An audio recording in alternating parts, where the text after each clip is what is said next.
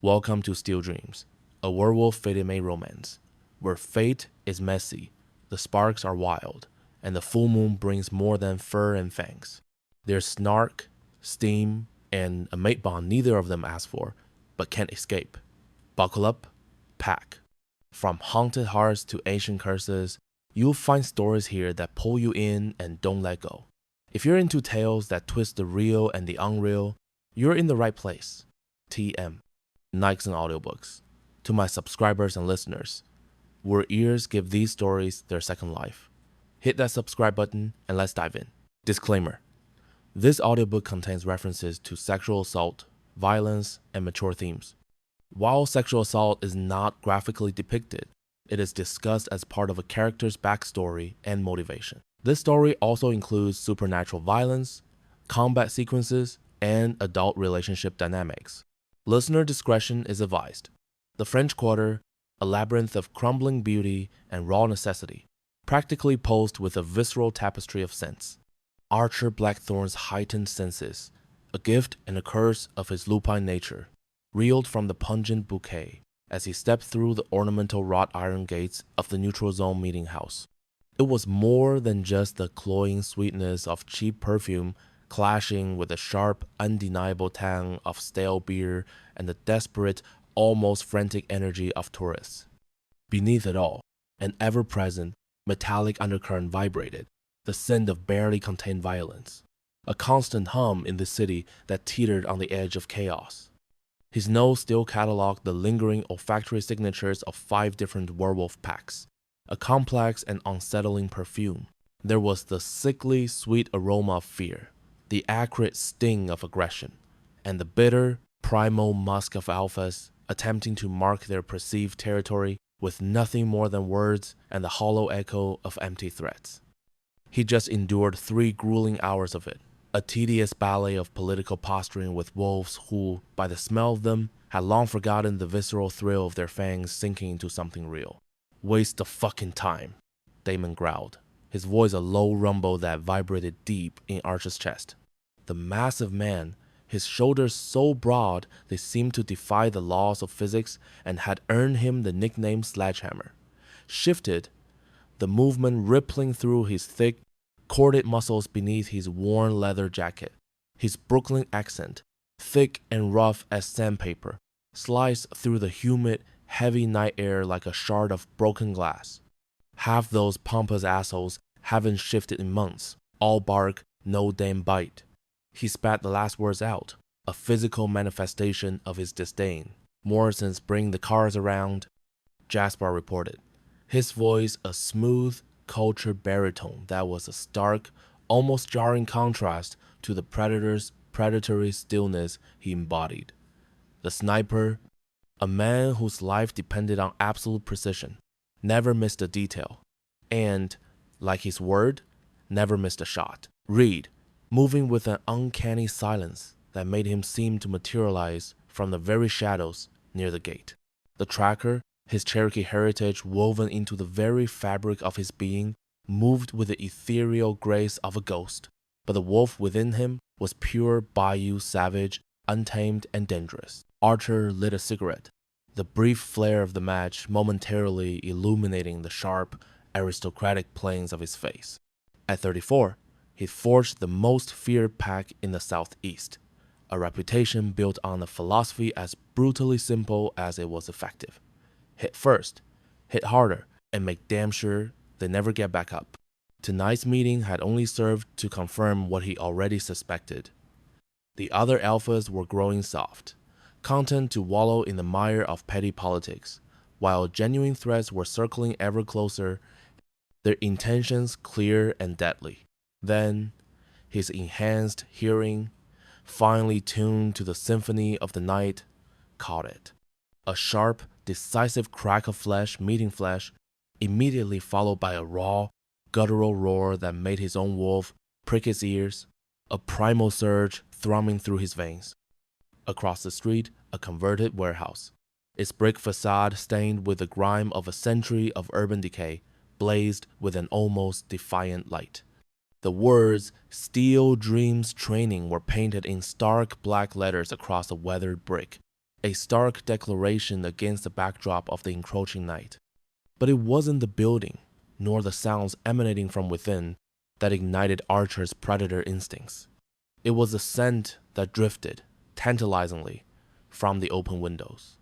A complex aroma, redolent of clean, sharp steel and supple, worn leather, but beneath it, something else. Something that made his wolf stir restlessly beneath his skin, an almost painful yearning coiling in his gut. Boss? Damon's scarred face, a roadmap of past battles, turned his eyes, following Archer's unwavering gaze. The heat radiating from Damon's skin was subtly different from the ambient night air, a testament to the internal furnace of his wolf. What is it? Without a word, Archer crossed the street, the worn asphalt cool beneath his expensive boots. His pack, a silent, lethal formation, fell into step behind him, their collective presence, a palpable force. The closer they got, the more potent and complex the scent became. Layers of controlled violence, disciplined power, and a subtle, indefinable otherness that set Archer's teeth on edge. A pleasant, almost painful friction that promised something extraordinary. Stepping through the open doorway, they were met with a whirlwind of directed energy. A dozen humans, clad in practical workout gear, moved through combat drills with a terrifying, almost surgical precision. The air inside was thick with the metallic tongue of sweat, the sharp scent of exertion, and the faint, almost imperceptible smell of ozone, a lingering energy of focused intent. But it was their instructor, a woman who radiated an aura of sheer, unadulterated lethal grace that made Archer's breath hitch, catching in his throat. She moved like a predator born, not made. In her late 20s, her dark hair was scraped back severely, exposing the elegant line of her neck, a canvas of pale skin that seemed to invite a primal urge. She wore simple black workout clothes that did nothing to hide the lean, sculpted muscle earned through countless hours of brutal, real-world combat. She patrolled the training floor with a fluid, sinuous grace that spoke directly to something deep and primal in Archer's chest, a forgotten language his wolf understood implicitly. Johnson, her voice cut through the spacious warehouse like a honed blade, rough, imbued with a husky, whiskey-soaked timbre that vibrated with iron will. If you can't manage 10 proper push-ups, how the hell do you expect to survive when some bastard comes at you with 8 inches of steel? She planted her boot precisely between the struggling man's shoulder blades, adding her weight to his burden, a casual, almost dismissive display of dominance that made Archer's wolf sit up straighter, its ears perked in rapt attention. The subtle shift in the air pressure around her, a faint warmth that emanates from her, was almost imperceptible. But Archer felt it. Your form is shit, your attitude's worse, and right now, you're nothing but a liability. She stepped back, arms crossed, her gaze steely and unwavering. Again. And this time, remember, perfect practice saves your life. Sloppy practice gets you a closed casket funeral. The words hung in the air, heavy with unspoken consequence. Jesus, Reed breathed, his usually stoic, impassive expression cracking, his eyes wide with a dawning realization. She's magnificent. Jaspar finished, his voice a low murmur of pure clinical appreciation. He adjusted his glasses, the lenses glinting in the harsh warehouse light. Archer couldn't disagree. This woman commanded respect not through fear, but through an undeniable competence and an absolute refusal to tolerate mediocrity. She moved from student to student, her corrections delivered with a brutal honesty that separated the potential survivors from the inevitable corpses.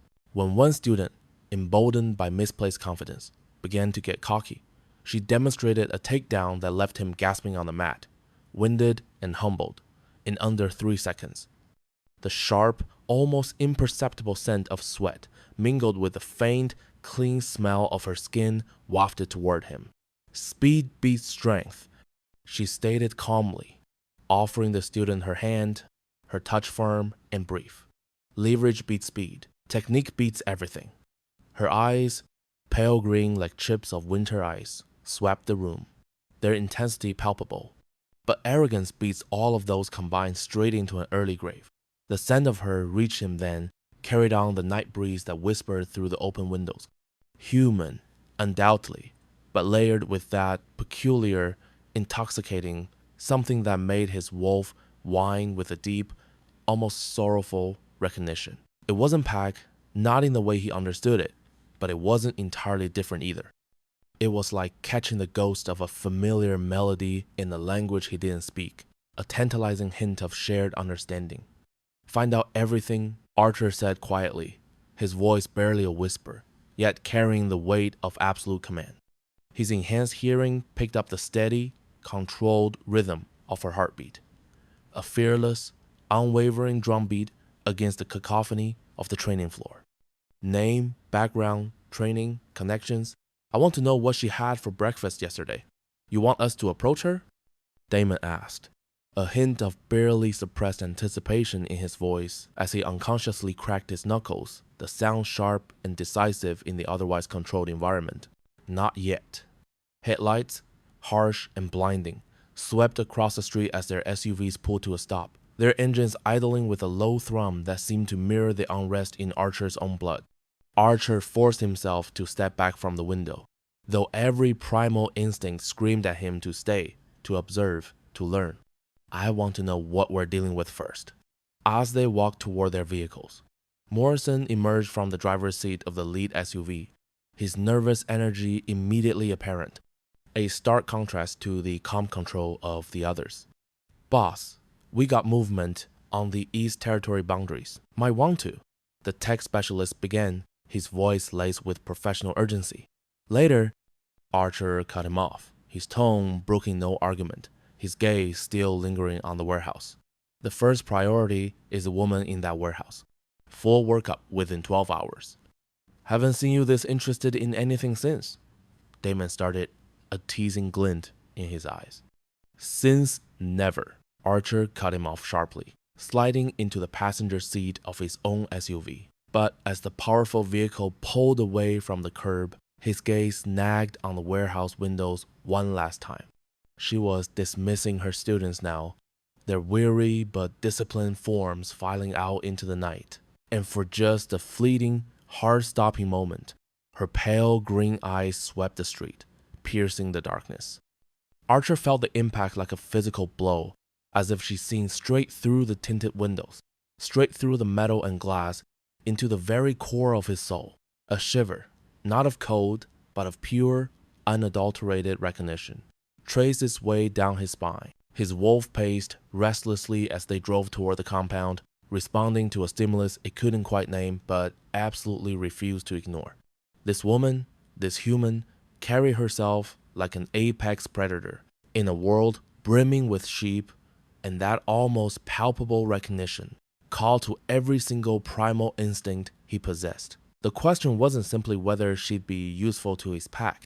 No, the question that gnawed at him, the one that ignited a dangerous spark within his predatory core, was whether she'd be willing to join them voluntarily, or if he would have to convince her through other, more persuasive means.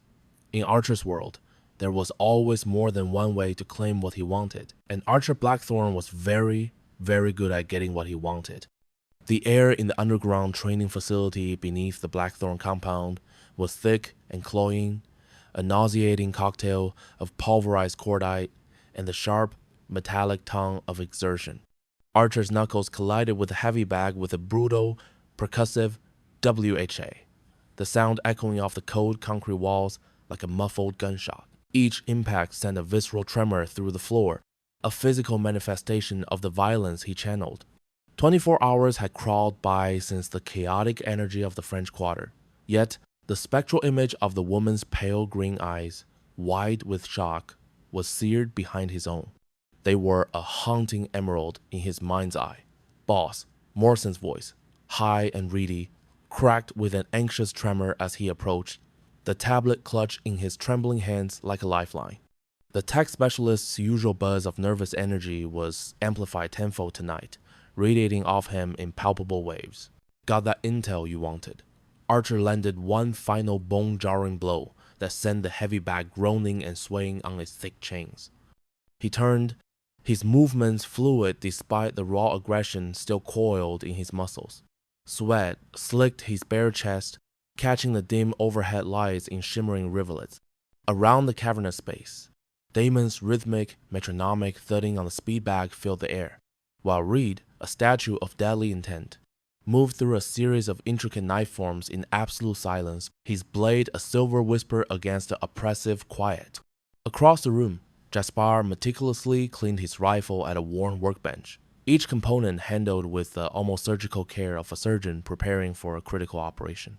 "Talk," Archer growled, his voice a low rumble that seemed to vibrate in concert with the lingering echoes of his punches. He snatched a sweat-soaked towel from a hook, the rough terry cloth of familiar comfort against his skin. Morrison's fingers, pale and slender, danced across the tablet's glowing screen, pulling up files with a practiced, almost desperate efficiency. Knox Thorne, 30 years old, born in Blood Moon territory under Alpha Gerald Thorne.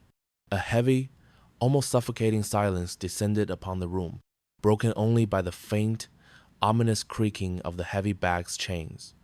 Damon's fist froze mid-strike, the rapid thump-thump-thump abruptly silenced. Reed's blade, poised in the defensive arc, stopped its fluid descent. Jaspar's cleaning rod, halfway down the barrel of his rifle, went utterly still. Blood Moon, Damon spat, the word tasting like ash in his mouth. His usual Brooklyn drawl thickened, imbued with a deep, guttural disgust. That traditional "fuck Gerald"? The same. Morrison's nervous energy ratcheted up another notch, his knuckles white where he gripped the tablet. She was cast out 8 years ago for challenging pack hierarchy. He punctuated the official jargon with a dismissive flick of his wrist, the air quotes almost visible. Archer prowled closer, the scent of his own exertion. Salt and raw power, intensifying, mingling with the faint, acrid smell of gun oil and worn leather that permeated the facility. His predator instincts flared, a low thrumming beneath his skin. Details. According to Gerald's report, Morrison continued, his voice gaining a brittle confidence now that he was deep in his element. She attacked the Beta son without provocation during a pack celebration, broke his nose, 3 ribs, and his collarbone before they could separate them. He swiped through more files, his eyes scanning the data with frantic speed. Official reason for exile: inability to accept proper female pack hierarchy and excessive violent tendencies. Bullshit. Reed's quiet voice, rarely heard, sliced through the tension. It was the first sound he'd made in what felt like an hour.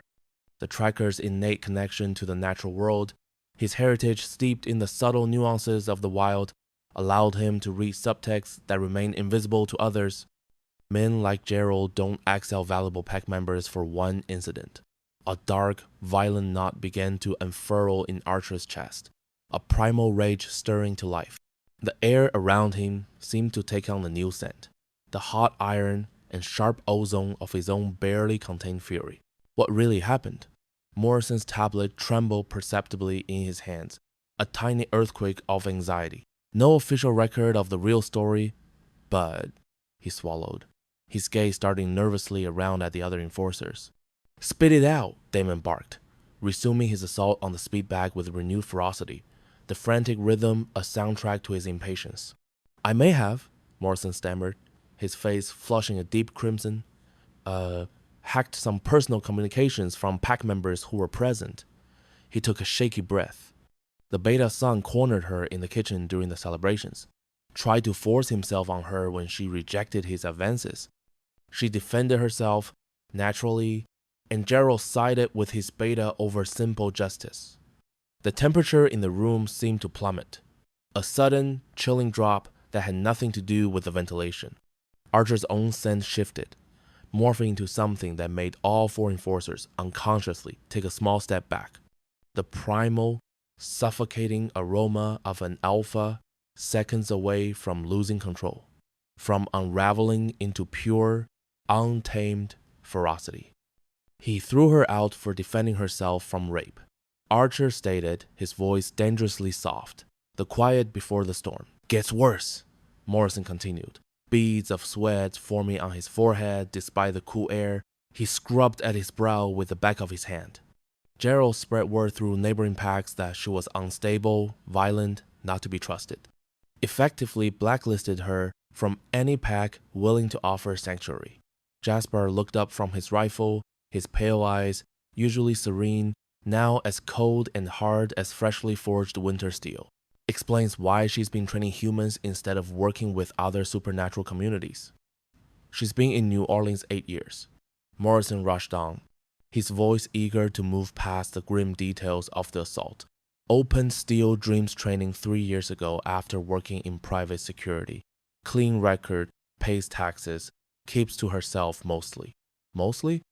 Reed asked, his blade sheathing with a barely audible shank and a flick of his wrist that spoke of years of practice. Morrison's lips quirked upward in the first hint of a genuine smile he'd shown all night.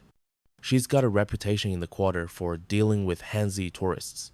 Word is, drunk assholes who won't take no for an answer tend to wake up in alleys with missing teeth and convenient memory loss. Good for her, Damon grunted. A particularly vicious string of uppercuts, landing on the speed bag with satisfying thuds. Archer began to pace the length of the training room, his wolf a restless, agitated presence within him. The familiar sense of his territory. Worn leather, cold steel, the comforting musk of his pack.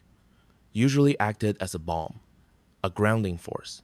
Tonight, however, they felt confining, suffocating. What else?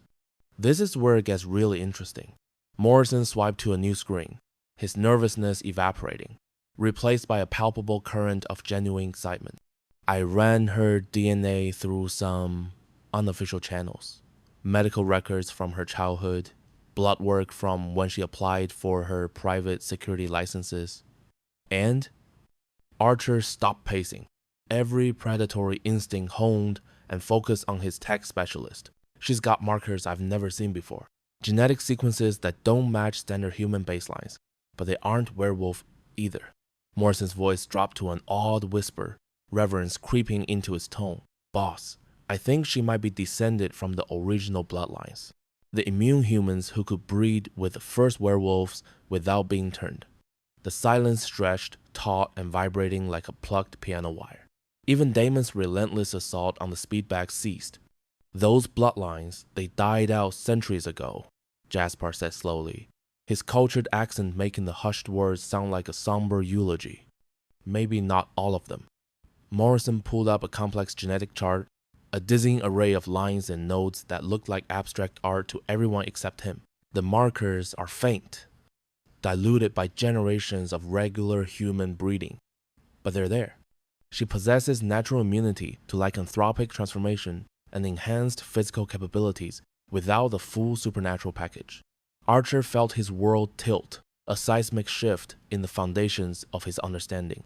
An immune descendant, blessed with warrior training and tactical genius, discarded by an alpha too blinded by prejudice to recognize her immense value, every pack from here to the frozen expanse of Alaska would kill to possess someone with her lineage, her inherent capabilities. Yet, Gerald's deliberate sabotage had rendered her practically radioactive to the supernatural community. How long would it take to build a cover identity? Archer asked suddenly, his mind already racing ahead, forming strategies at lightning speed. What kind of cover? Morrison's fingers were already a blur across his tablet. Wealthy security consultant. Someone who would have legitimate reasons to seek specialized training for a team of high-end contractors. Archer felt the gears grinding in his mind, possibilities forming and discarding in rapid succession. Make it airtight. I want financial records, a solid business history, client testimonials that will stand up to professional scrutiny. You're going undercover? Reed asked, a flicker of surprise crossing his usually impassive face. She's been burned by pack politics once. If I approach her as another alpha trying to claim her, she'll either run or fight, Archer explained, resuming his restless pacing. The energy crackling through the underground space seemed to radiate from him. I need to understand what I'm dealing with first. Her capabilities, her motivations, her limits. That's a long con, boss, Damon warned, finally stepping away from the speed bag His broad frame exuding a grudging acceptance could take weeks to build up any real trust. Good. I want to know exactly who she is before I reveal what I am. Morrison was already lost in the digital ether, his fingers flying across multiple screens. Marcus Damon, CEO of Apex Security Solutions. I can have a full identity ready by tomorrow night. Financial records, business registration, even some fake client reviews. Wait. Damon held up one scarred hand, a gesture of unexpected pause. You're using my name for your cover? Archer's lips curved in a ghost of a smile, the closest he'd come to amusement in days. You object? Hell no. I'm flattered, boss. The big enforcer cracked his knuckles, a low growl of anticipation rumbling in his chest.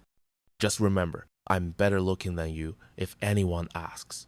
The tight tension in the room fractured, a wave of relief washing over them. Even Reed let out a soft snort of laughter. Boss, Jasper said carefully, his movements precise as he reassembled his rifle. The metallic clicks were distinct in the sudden quiet. I have to ask, what's the endgame here? Say you get close to her, earn her trust, maybe even bring her into the pack. What happens when she finds out you lied about who you are? Archer was quiet for a long, drawn-out moment, the silence in the training room amplifying the ragged sound of his own breathing. He inhaled deeply, drawing in the familiar, comforting scents that clung to his territory like a second skin, the sharp, metallic tongue of his pack's weapons, the dry, earthy aroma of the Louisiana wilderness that was his sanctuary, and underneath it all, the musky, territorial scent of his own wolf. When he finally spoke, his voice was a low rumble, carrying the absolute, unshakable certainty of a predator who had just made a decision. Then I'll deal with the consequences, he stated, the words firm, unwavering. He shifted his weight, his muscles still humming with a potent, barely contained energy, the residue of his earlier frustration. But I'm not going to let Gerald Thorne's prejudice cost me the chance to know what she's really capable of. The last words were laced with a raw curiosity, a hunger to understand the depths of her potential. Damon, his second in command, watched him, his scarred face unreadable in the dim light. He tilted his head, the leather of his jacket creaking softly, a subtle shift against the heavy silence. And if she's everything you think she is? He asked, his voice a low, almost cautious query. Archer met Damon's gaze directly, his own eyes dark and unblinking. He held Damon's stare, a silent acknowledgement of their long-standing trust. Then, Archer declared, his voice resonating with the newfound resolve, I'll offer her what Gerald never did: respect, equality, and a pack that truly deserves her. The words hung in the air, charged with a promise that felt both deeply personal and profoundly official. Morrison, who had been hunched over a workbench scattered with electronic components, looked up from his meticulous work. The nervous energy that had previously crackled around him seemed to dissipate, replaced by a spark of something akin to genuine excitement. He gestured with a small screwdriver, his movements quick and decisive now. Identity will be ready by tomorrow evening, he announced, his voice gaining a professional cadence. I'll even set up a website, some social media presence, make it look like Apex Security has been operating for years. Seamless. Do it, Archer commanded, the single word cutting through the charged air. He grabbed his worn leather shirt from a nearby bench, the warm material cool against his skin, his muscles still thrumming with the echo of his earlier violent outburst. The air around him seemed to vibrate with his anticipation. I want to approach her by tomorrow night. As his enforcers began methodically cleaning up the training equipment, the rhythmic clatter of weights being stacked and masks rolled, Damon lingered near the heavy bag that still swayed gently, a silent testament to Archer's assault. The stale scent of sweat and exertion still permeated the air, now mingled with the faint, sharp ozone smell of the training mat. Boss? Damon's voice was soft, hesitant, a rare departure from his usual bluntness. He paused, his hands finding the pockets of his tactical pants. Can I say something? Archer paused in the act of pulling on his shirt, the fabric momentarily arrested between his fingers. He turned his head, the muscles in his neck flexing always. Damon took a deep breath, the cool air filling his lungs. "I've been with you 10 years, he began, his voice gaining a steady, even tone. "Seeing you handle challenges that would break lesser alphas, face down threats that sent other packs running for cover." His scarred face was a mask of seriousness, but there was no defiance in his posture, only a deep, unwavering loyalty. "I've never seen you this, focused on one person." "She's exceptional," Archer replied simply, his gaze drifting towards the exit, towards the woman he was determined to reach. "Yeah, she is," Damon conceded, stepping closer, his voice dropping to a more private, conspiratorial level, the hushed tones creating an intimate bubble around them. "But that's not what's driving this." He lowered his gaze for a fraction of a second before meeting Archer's eyes again, his expression unvarnished. "You want her, not just for the pack, not just for her abilities, you want her for yourself." Archer finished dressing, the snap of a button loud in the sudden quiet. He considered Damon's words, his own scent now more pronounced in the confined space. The dark, bitter aroma of strong coffee, the clean, hard scent of steel, and underneath it all, a faint, almost imperceptible undertone that might have been the heady, intoxicating fragrance of longing. "Dangerous territory for an alpha," Damon continued, his voice a low murmur laced with an unspoken warning. "Wanting something that much makes you vulnerable." He could practically feel the shift in the air, the subtle tension that Archer's desire created. Archer's jaw tightened almost imperceptibly. "You think I should walk away?" he asked, his tone even, but a sharp edge of challenge underlying the question. "I think you're going to do what you're going to do regardless of what I think," Damon stated, a grim but loyal smile playing on his lips. He ran a hand over his stubbled chin, the rough texture, a visual cue of his own world wariness. "Just remember, she's not some asset to be acquired. She's survived 8 years alone because Gerald made sure no pack would take her. A woman like that doesn't trust easily." Archer's lips curved into a faint, almost imperceptible smile. "Which is why I'm not approaching her as an alpha." Damon tilted his head, a flicker of concern in his eyes. And when the truth comes out, Archer turned and headed for the stairs leading back to the main compound, the sound of his boots echoing on the concrete. His wolf, he could feel it, was finally settling into something resembling calm, a low-level hum of anticipation rather than raw aggression. "Then," he said, his voice carrying back to Damon, a touch of weary resignation in its depth, "we'll see if she thinks I'm worth forgiving." Alone in the training room, the lingering scent of Archer's intense workout still clinging to the air, Damon looked at the heavy bag, which had finally ceased its swaying motion. He shook his head slowly, the leather of his jacket creaking once more.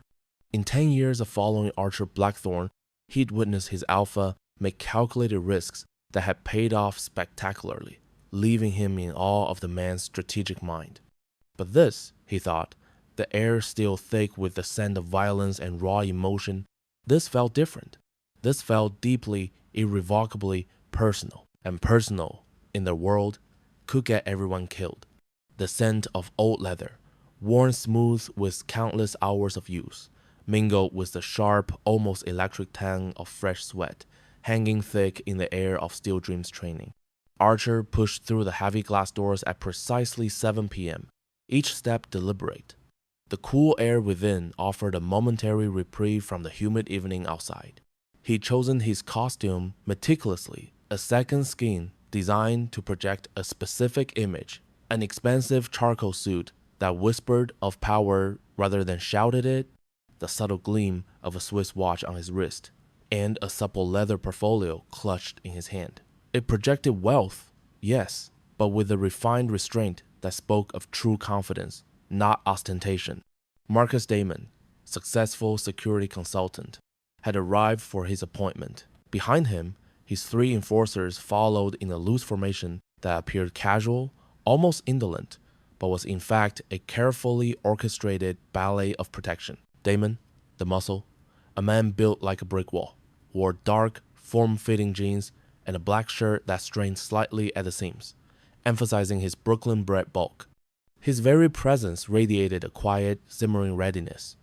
Jaspar, the intellect, had opted for business casual, a crisp button-down shirt and tailored slacks that complemented his sharp, analytical appearance. He moved with a subtle grace, his eyes constantly scanning, absorbing every detail. Reed, the predator, was a study in controlled menace. He wore simple combat boots that made no sound on the polished floor and tactical pants, his movements fluid and silent, like a seasoned hunter stalking unseen prey. Morrison, the digital ghost, lingered near the entrance, his gaze fixed on the glowing screen of his ever-present tablet. He played the role of the nervous tech support to perfection, a quiet hum of nervous energy emanating from him. "May I help you?" The voice, rough and dry as old parchment, cut through the ambient noise. It came from behind a reception desk that looked like it had survived multiple wars, its scarred surface a testament to years of hard use. A compact woman with a fierce, no-nonsense demeanor looked up from a stack of paperwork. Her graying hair was pulled back in a severe bun, and her suspicious eyes, sharp as a hawk's, cataloged each man with an unnerving efficiency. She had the practiced gaze of someone who'd learned to spot trouble before it even announced itself. Her instincts honed by years of navigating the gritty underbelly of the training facility. Archer, embodying Marcus Damon, stepped forward, his voice smooth and reassuring. "Marcus Damon, Apex Security Solutions. I have an appointment with Miss Thorne regarding specialized training for my team." The receptionist's gaze lingered on him for a beat longer, then flicked to his enforcers, a silent assessment passing between them. "She's in the back. Wait here." The words were clipped, devoid of any warmth. She disappeared through a sturdy doorway marked private, leaving them alone with a symphony of controlled violence that echoed from deeper within the building. The air vibrated with the percussive thud of flesh meeting flesh, punctuated by guttural grunts of exertion and the sharp jarring crack of someone hitting the mats with a force that suggested serious impact. Archer used the enforced stillness to absorb his surroundings. The front area was spartanly functional, designed for purpose rather than comfort. A few worn chairs lined the walls, and motivational posters featuring fighters in various states of controlled aggression were tacked up haphazardly. A glass display case showcased an array of competition trophies and faded newspaper clippings, a silent testament to the facility's storied past. But it was the air itself that told the real story, a complex olfactory tapestry woven from the essence of the place. The faint, acrid scent of fierce sweat from beginners hung heavy, mingling with the distinct metallic tongue of blood from more serious training sessions. And beneath it all, a subtle, primal musk that made Archer's wolf stir restlessly, a deep-seated instinct prickling at the edges of his awareness. "Mr. Damon?" He turned, and for a fleeting instant, the carefully constructed facade of Marcus Damon threatened to crack. Knox Thorne stood in the doorway, a figure of lean power carved from shadow and steel. She wore simple black workout gear, her dark hair pulled back severely from her face, highlighting the sharp angles of her features. Her pale green eyes, luminous in the dim light, seemed to bore straight through his expensive costume, past the carefully crafted persona, and into the ancient predator lurking beneath. An almost imperceptible shiver, a ripple of recognition, ran down his spine. "Miss Thorne." He stepped forward, extending his hand with Marcus Damon's practiced, confident gesture. "Thank you for seeing me on short notice." Her handshake was firm, her grip surprisingly strong, the skin of her palm calloused from years of rigorous combat training. It lasted precisely long enough to be professional, but as their skin touched, Archer felt an unexpected jolt, a spark of raw electricity that arced between them.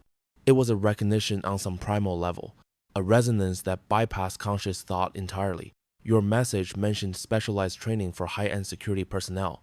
Her voice was a low, rough whisky that he remembered from a past encounter, but now it was laced with a sharp, almost predatory assessment. Her gaze was like a laser, focusing on him with the intense concentration of someone who had learned to read threats with instinctual speed. "What exactly are you looking for?" "My company provides protection services for individuals who attract significant attention.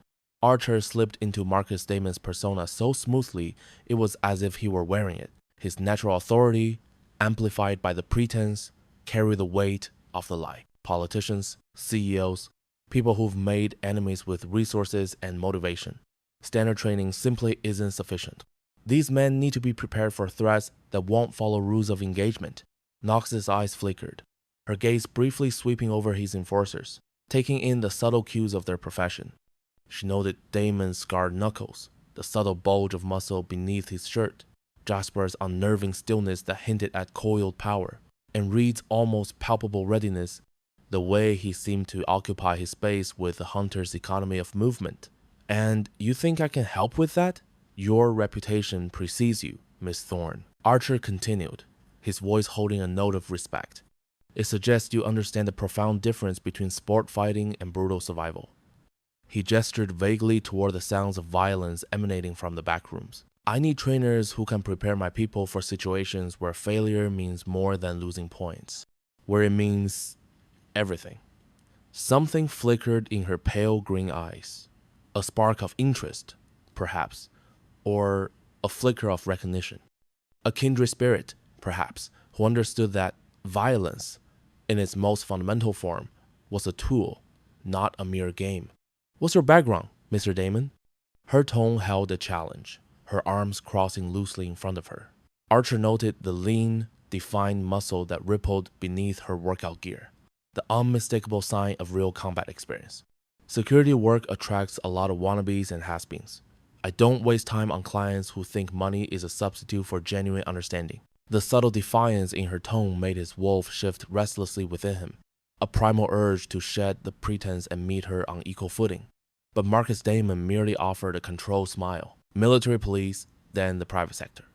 Started Apex 5 years ago after seeing too many good people get hurt because their protection wasn't prepared for real threats. The words were true, in a way, but they were carefully curated fragments, not the complete, unvarnished picture. And them? She nodded, her gaze sweeping over his enforcers again. Damon spent 15 years on the streets of Brooklyn before joining me. Knows how to handle situations that go sideways fast. The big enforcer took a subtle step forward, radiating a controlled, simmering menace that was almost palpable. Jasper has extensive sniper training and a background in tactical analysis. Reed. Archer paused, letting his gaze linger on his most dangerous operative. Reed specializes in situations that require discretion. Knox studied each man with a professional, almost clinical interest. As she did, Archer caught her nostrils flaring almost imperceptibly, a subtle test of the wind, taking in their scents the way a seasoned predator would. For a fleeting moment, he wondered if she possessed some form of enhanced senses, a surprising legacy of the bloodline Morrison had so painstakingly uncovered. Standard rate for group training is $2,000 a week, she stated, her voice regaining its business-like tone. But if you want specialized curriculum, scenario-based, full contact, weapons integration, that's $5,000 plus. Equipment costs. Money isn't a concern, Miss Thorne. Results are. Archer smoothly opened his portfolio, extracting a cashier's check that Morrison had meticulously prepared. $10,000 upfront for a 2-week evaluation period. If your training meets our needs, we can discuss long-term arrangements. Her eyebrows rose a fraction of an inch at the sum, a subtle acknowledgement of the significant investment. She accepted the check with steady hands, her gaze unwavering. Fair enough, but I have conditions, such as what happens in my facility stays here. No recording, no discussing methods or techniques with outside parties. Client confidentiality works both ways. Her voice carried an unshakable authority, a quiet command that belied her smaller stature. And I don't coddle egos. If your men fail to meet standards, I'll tell you. If they can't handle honest assessment, they can find somewhere else to play soldier. A slow, genuine smile touched Archer's lips, and his respect for her deepened. Professional discretion and an unwavering refusal to accept mediocrity. Exactly what he had hoped to find. Acceptable terms. When do we start? Right now. Knox glanced at her watch. Then her gaze settled on his enforcers. I want to see what I'm working with firsthand before I design the program. Gentlemen, she addressed Damon, Jaspar, and Reed, her voice now carrying a sharp edge of command. Follow me, mister. Damon, you can observe from the gallery. As they moved toward the training area, Damon fell into step beside him, his voice a low rumble. Boss, he murmured, his eyes fixed on Thorne's retreating form. She's reading us pretty closely. Think she suspects anything? She's being careful? Archer replied, his gaze following Nyx as she led them through another doorway into a space that immediately assaulted his senses with the raw, acrid scent of serious violence. Professional paranoia. It's exactly what I expect from someone with her background. The main training area was far larger than it appeared from the outside. A cavernous space with high ceilings. Multiple heavy bags hung like silent sentinels. Vast expanses of grappling mats covered the floor, and an array of specialized equipment suggested a significant financial investment. But it was the woman moving through the space with a predatory grace that truly commanded his attention. All right, gentlemen, Nyx called out, her voice ringing with power, carrying clearly in the open space. I hope you brought your egos in body bags, because they're about to get murdered. Morrison positioned himself near a bank of equipment, his tablet ready, poised to document everything for their meticulously crafted fictional training program. But Archer's attention was entirely focused on the woman who was about to put his most dangerous enforcers through their paces. This was the moment of truth, not just for his cover story, but for his assessment of whether Nyx Thorne was truly the formidable operative he believed her to be. Stripped down to basics, she continued, her movements economical as she began to wrap her hands with methodical precision. The air grew taut with anticipation. We're going to sweat tonight, and I don't want excuses when you're eating canvas. From the elevated gallery, which offered a clear, unobstructed view of the training floor, Archer settled in to watch his carefully constructed deception play out. He was unaware that the woman below, with her steely gaze and unforgiving methods, was about to prove herself far more dangerous and far more perceptive than even he suspected.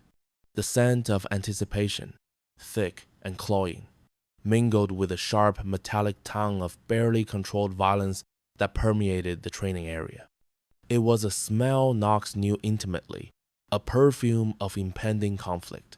She finished wrapping her hands, the rough canvas biting into her skin with a familiar, grounding sensation.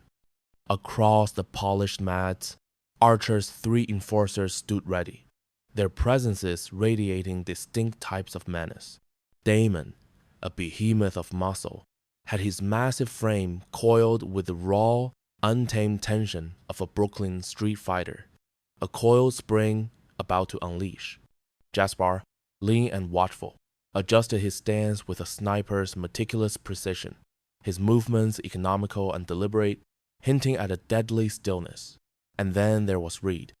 Reed was a void, motionless as shadow, his dark eyes sharp and unnerving, tracking every micro-movement Nyx made, a predator assessing its mark. From the gallery above, a cool, predatory focus emanated from Archer. He watched, a silent observer as Morrison, his face a mask of practiced nervousness, positioned himself with his tablet. The screen glowed with artificial light, a stark contrast to the raw energy below. Morrison played the role of nervous tech support, meticulously documenting everything.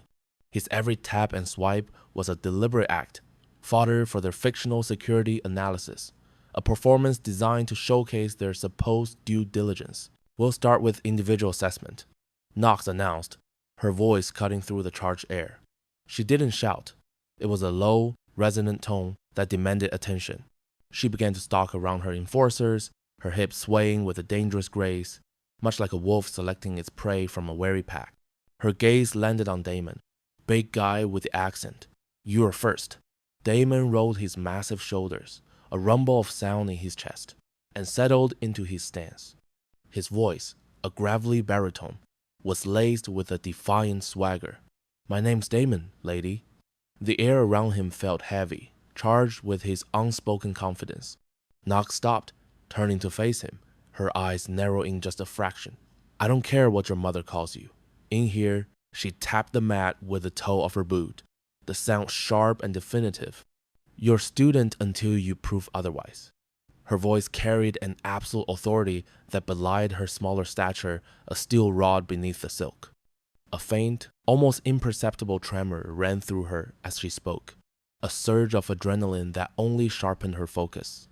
Show me everything you've got. No holding back because I'm female. No pulling punches because you think I'm delicate. The air seemed to grow colder around her as she spoke, a subtle shift in temperature that hinted at the icy resolve beneath her words. A smirk, slow and challenging, spread across Damon's face.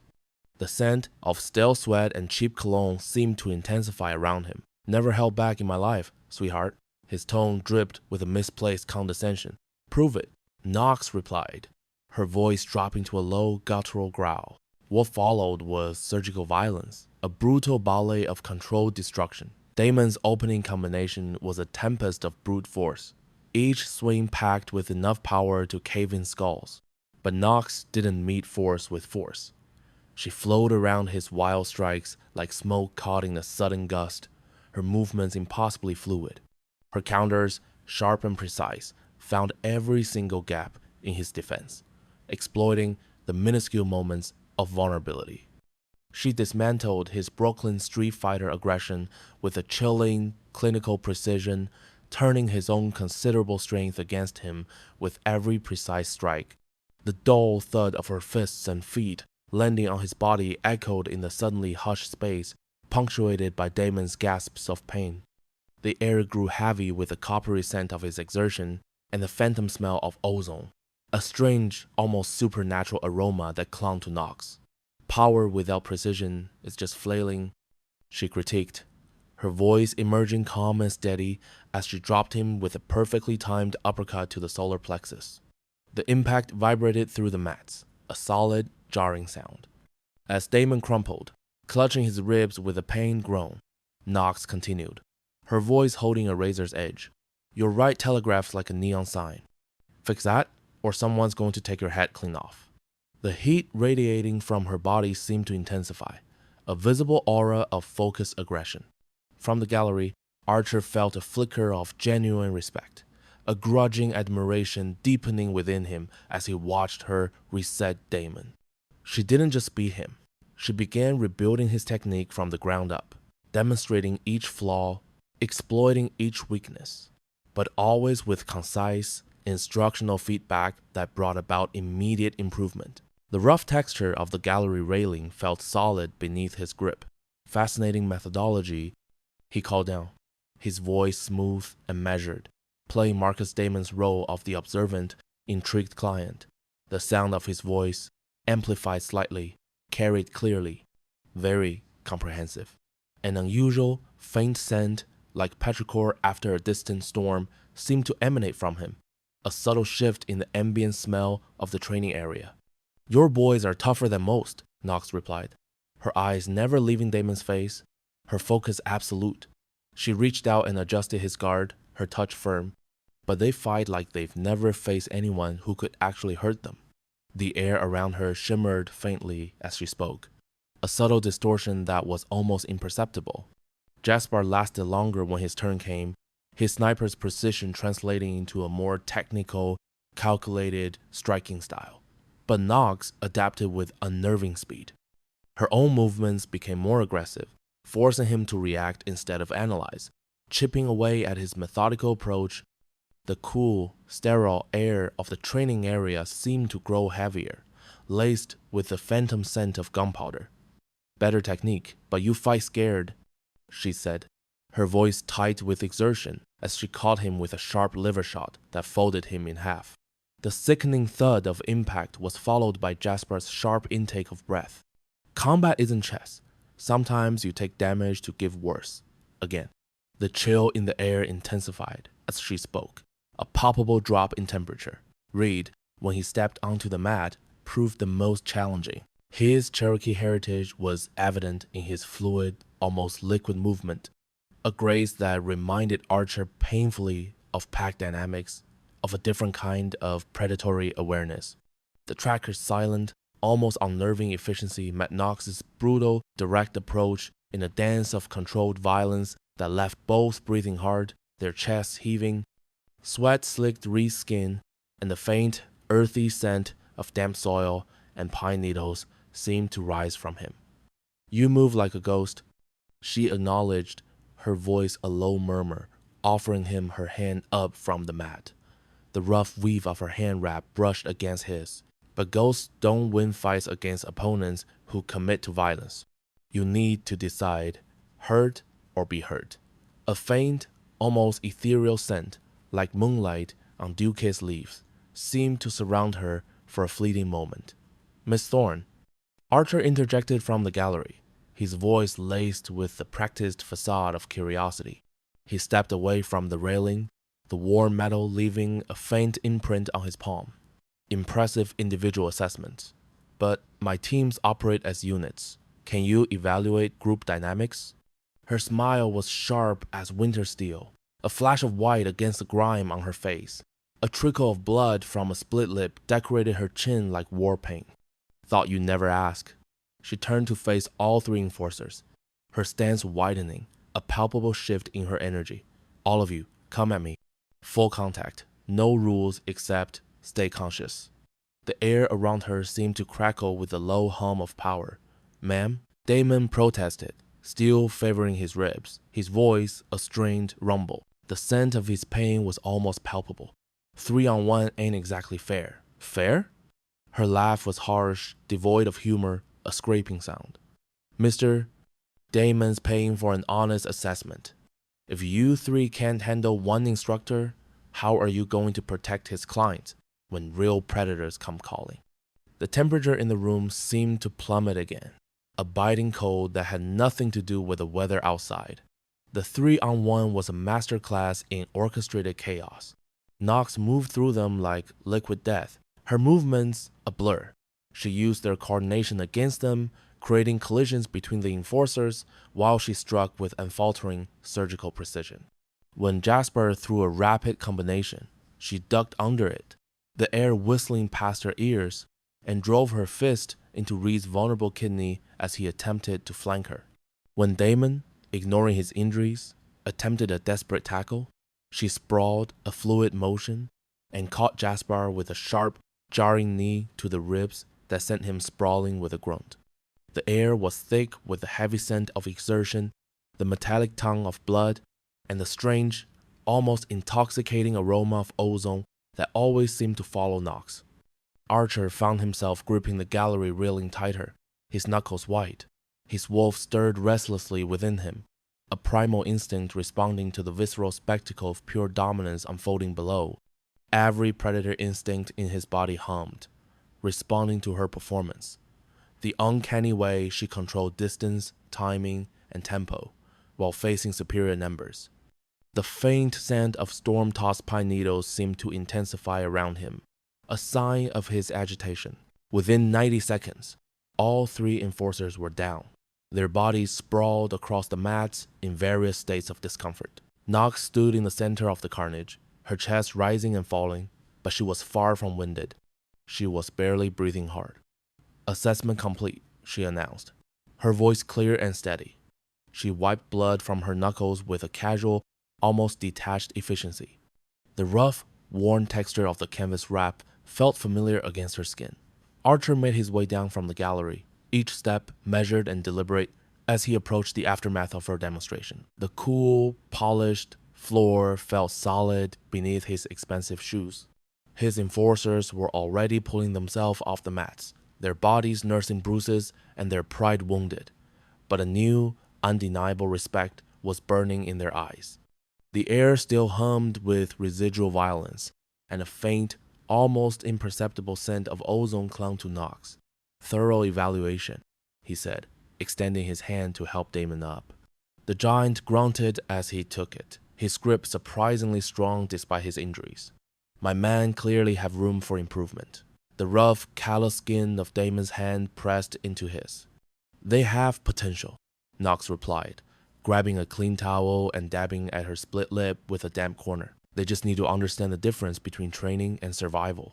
Her pale green eyes, sharp and observant, locked with his.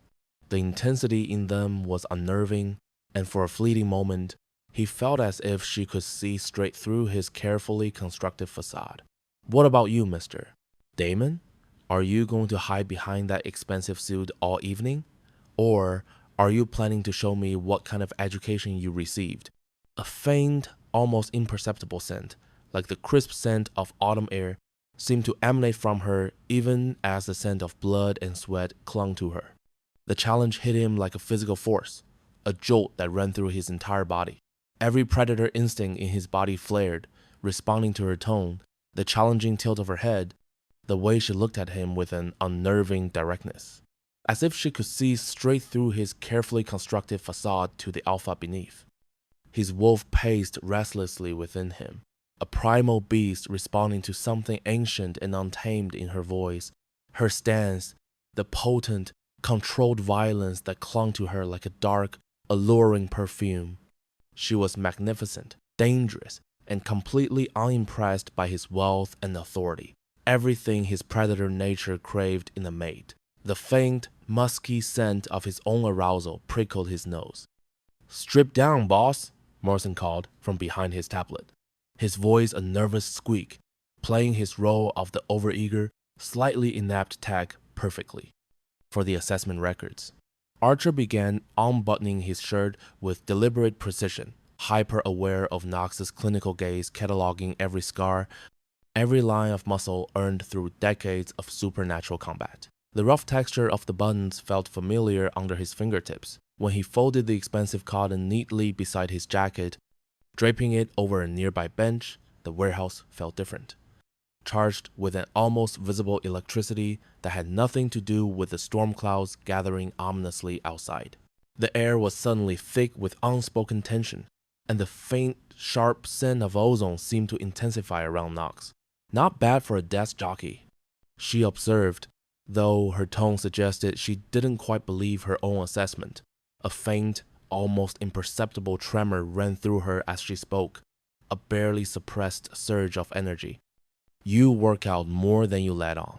The air around her felt cooler, as if she was drawing the warmth from the room. When circumstances require it, Archer replied, his voice low and even. The calluses on his palms felt rough against the smooth fabric of his trousers. Military background. She began stretching, each movement fluid and purposeful, like a dancer preparing for a particularly demanding performance. The muscles in her back rippled beneath her sweat-slicked skin, and don't feed me that some training line. I can read bodies like books, and yours tells interesting stories. The faint scent of wild herbs, like crushed sage and rosemary, seemed to emanate from her as she moved. Warning bells chimed, a faint, insistent thrumming in Archer's mind, as he stepped onto the mat. She was reading him too easily, seeing through layers of deception that had fooled federal agents and rival packs alike. The rough texture of the mat felt surprisingly soft against his bare feet. I've had diverse educational experiences. Her laugh was sharp as breaking glass, a sound that scraped against his nerves. Right, and I learned to fight by watching movies. She settled into her stance, her pale green eyes never leaving his, a predator locking onto his prey. The air around them crackled with her focused energy. Here's the thing about your boys. They're good, but predictable. They all learn from the same playbook. The scent of ozone intensified, a sharp electric tang that pricked at the back of his throat. And you think I'm different? Archer asked, his voice barely a whisper. I know you are. She began circling him slowly, her movements predatory and deliberate. You carry yourself like someone who's never needed backup, never worried about being the most dangerous thing in the room. That kind of confidence doesn't come from textbooks.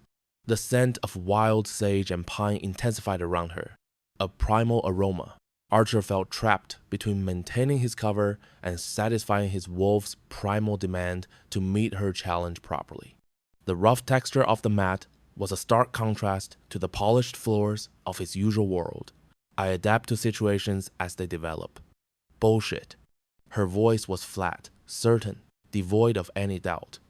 You move like an apex predator, not middle management. The question is, what kind of predator are you really? The air around them thrummed with tension, a palpable force. The scent of ozone was almost overpowering now, a sharp metallic fragrance that hinted at something ancient and dangerous. Before he could respond, before he could formulate a carefully crafted answer, she attacked. Her opening combination was lightning fast. Not the controlled demonstration she'd given his enforcers, but full combat speed, a whirlwind of strikes designed to end fights quickly and decisively.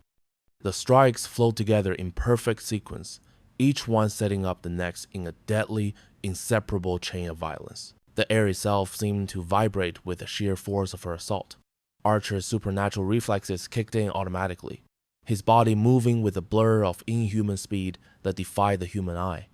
He slipped beneath her jab with the fluid grace of a falling shadow, his muscles coiling and uncoiling to parry her cross with a sharp, deflected arc. Then, before her momentum could carry her fully into the next strike, he caught her hook on his forearm.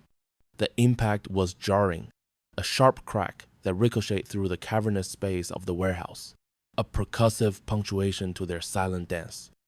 Both of them felt the collision reverberate, a deep thrumming that traveled through bone and into the very core of their beings. Knox's eyes widened, but it wasn't a flicker of fear. Instead, a spark of recognition, sharp and distinct, ignited within their pale green depths. A subtle curve touched her lips, a hint of something that might have been satisfaction, a quiet acknowledgement of a challenge met. There we go. She breathed. The sound a low murmur that seemed to carry a hint of a supernatural chill, like the whisper of wind through ancient stone. Her body was already fluidly transitioning, her stance shifting with practiced ease. Show me what you're really capable of, Marcus Damon. Her voice was laced with a husky undertone, the timbre deepening as she spoke his assumed name, making it sound almost like a curse. What followed pushed every boundary Archer had meticulously erected to maintain his carefully constructed cover. Knox fought with a primal ferocity, each movement a testament to a life steeped in violence. Her techniques flowed seamlessly, a brutal ballet that forced Archer to engage speed and reflexes that no ordinary human should possess. She pressed him harder than anyone had in decades, each strike a calculated demand, forcing him to exert a level of control that stretched him thin, making him work just to stay within the parameters of a normal man while matching her relentless, almost predatory pace. The air around them grew heavy, thick with the scent of exertion.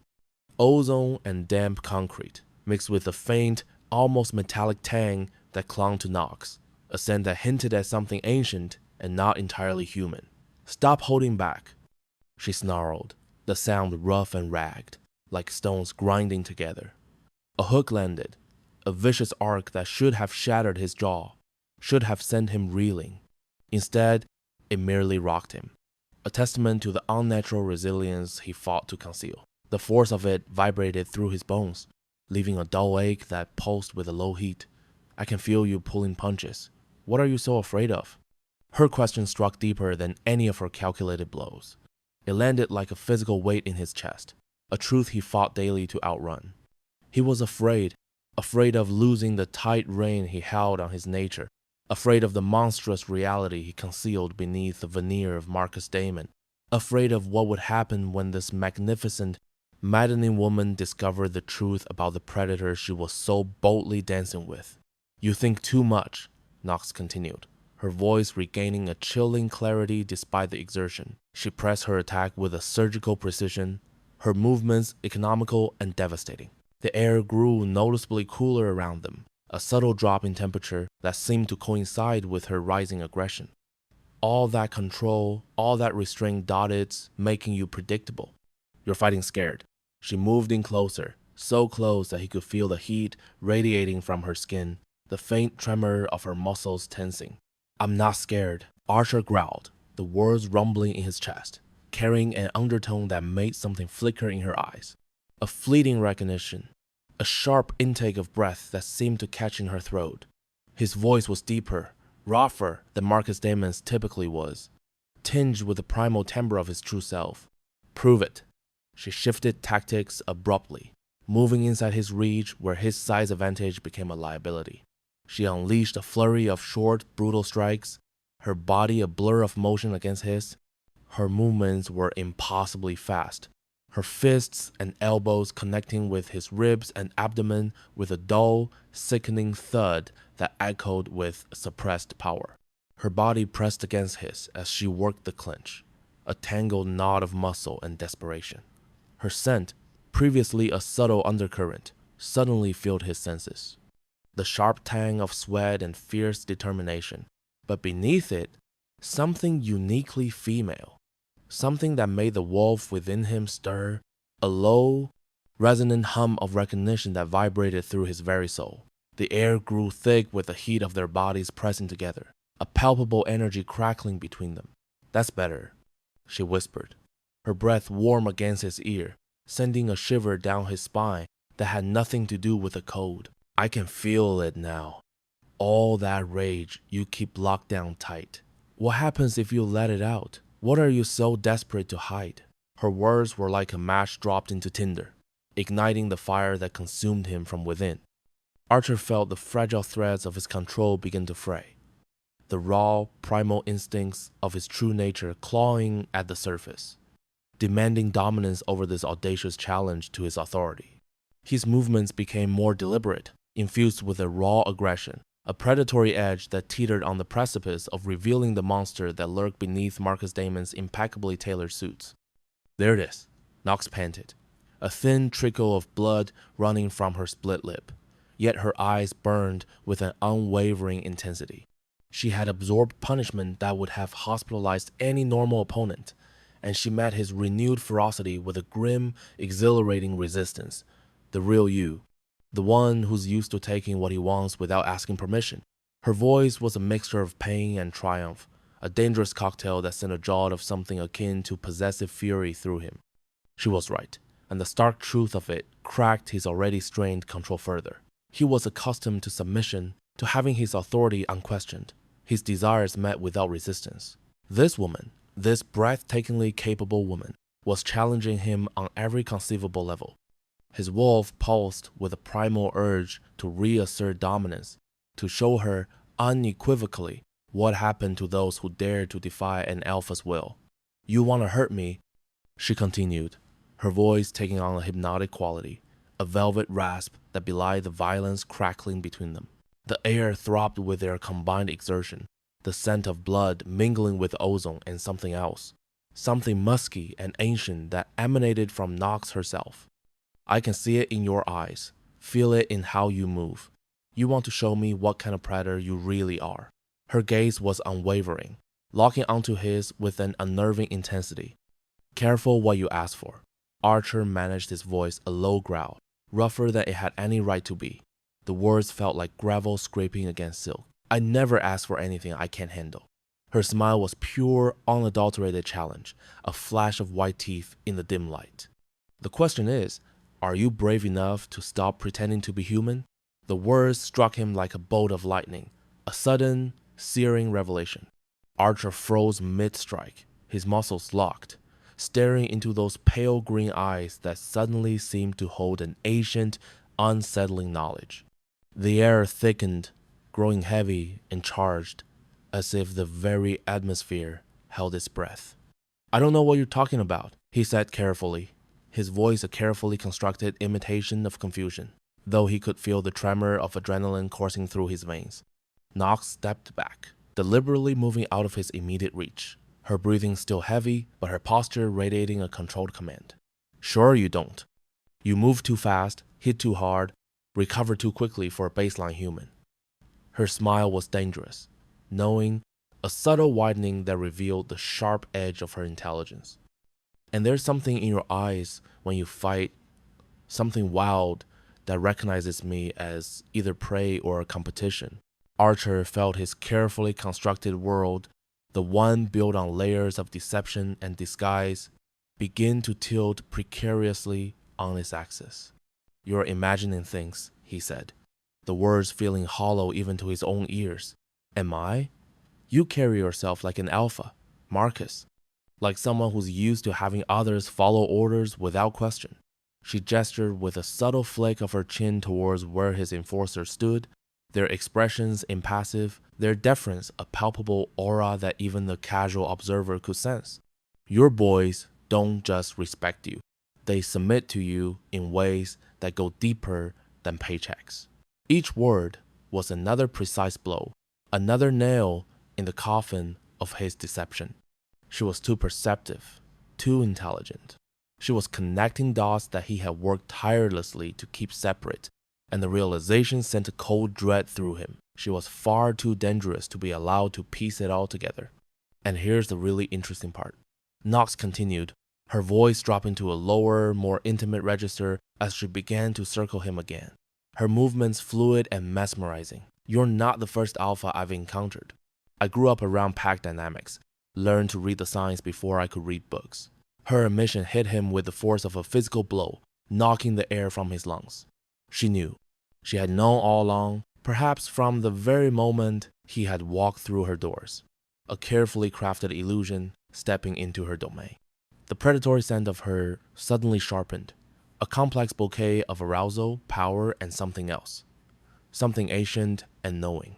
So here's my question, she said, stopping directly in front of him, their proximity crackling with raw energy. Are you going to keep playing human? Or are we ready for an honest conversation about what you really want from me?